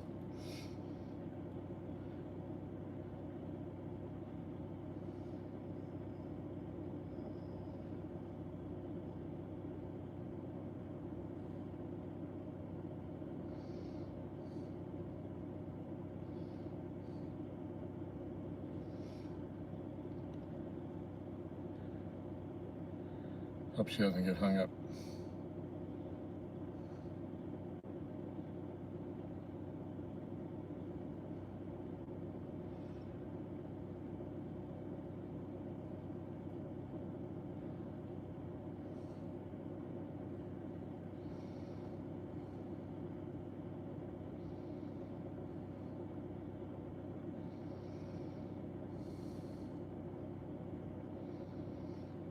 All right, she got 1 back. Still had bait on it.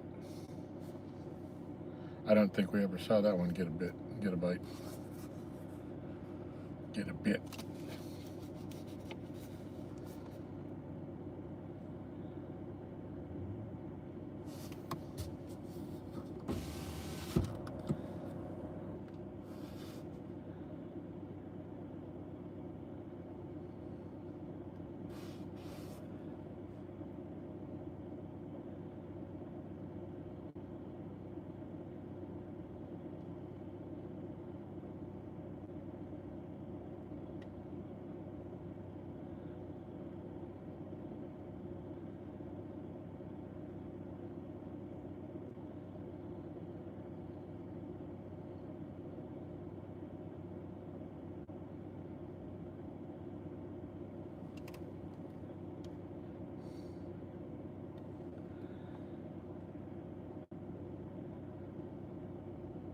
Come on, keep reeling, keep reeling, keep reeling.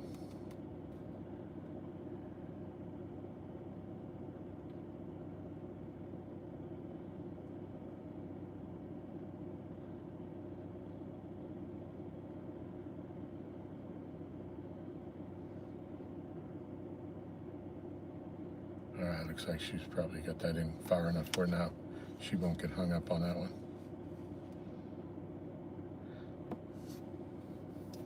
I think there's nothing worse than when you go to reel in at night and you haven't had any bites and you get your rod in and you realize it's been snagged all night or your bait is gone. That's such an awful feeling.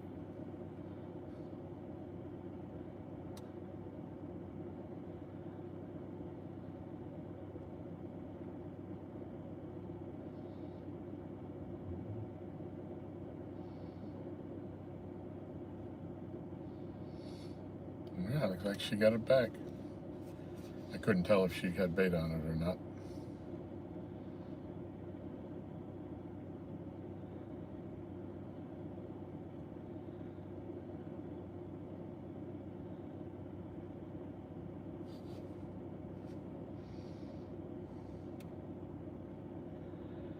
I'm gonna start pulling mine. She's been a trooper. She's been out here all night with me, and she's tired. So we will live to fight again. But I'll take my time doing it. I'll walk extra slow. Yeah, that really sucks not having the bottoms in there. Yeah. I put that rod down and it just fell right, the reel right to the... Yep. Did you have bait on the second one? Yeah, the headpiece was really slimy. Huh.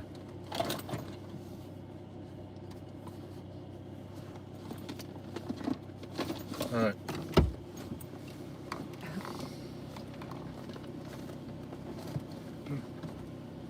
What the hell just happened there?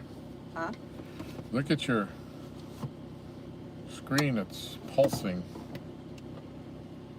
Uh-oh. It's like trying to focus. Oh, yeah. Maybe it's dying out.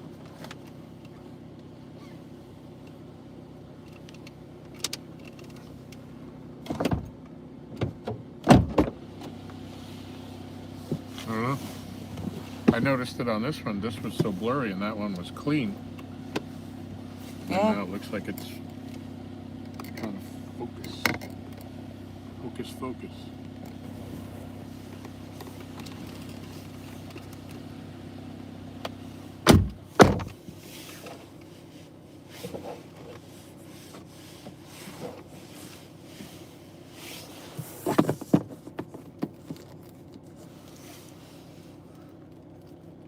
I'm not too sure why it was doing that.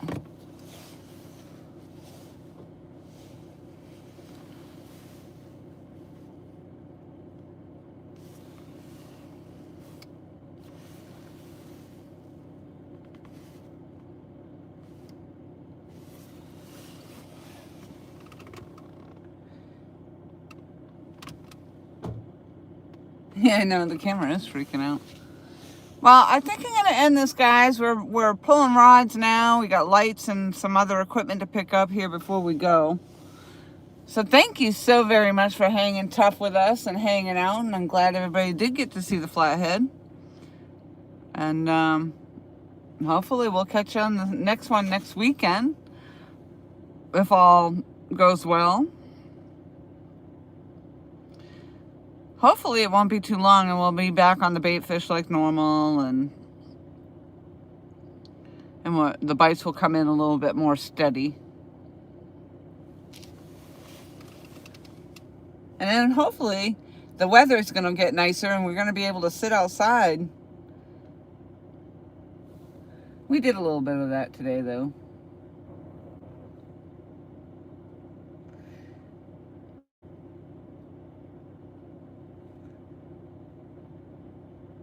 Aw, thanks all. Well, thank you very much for making it a good evening. We definitely had a good time. Yep, no skunk today. It was definitely a good day.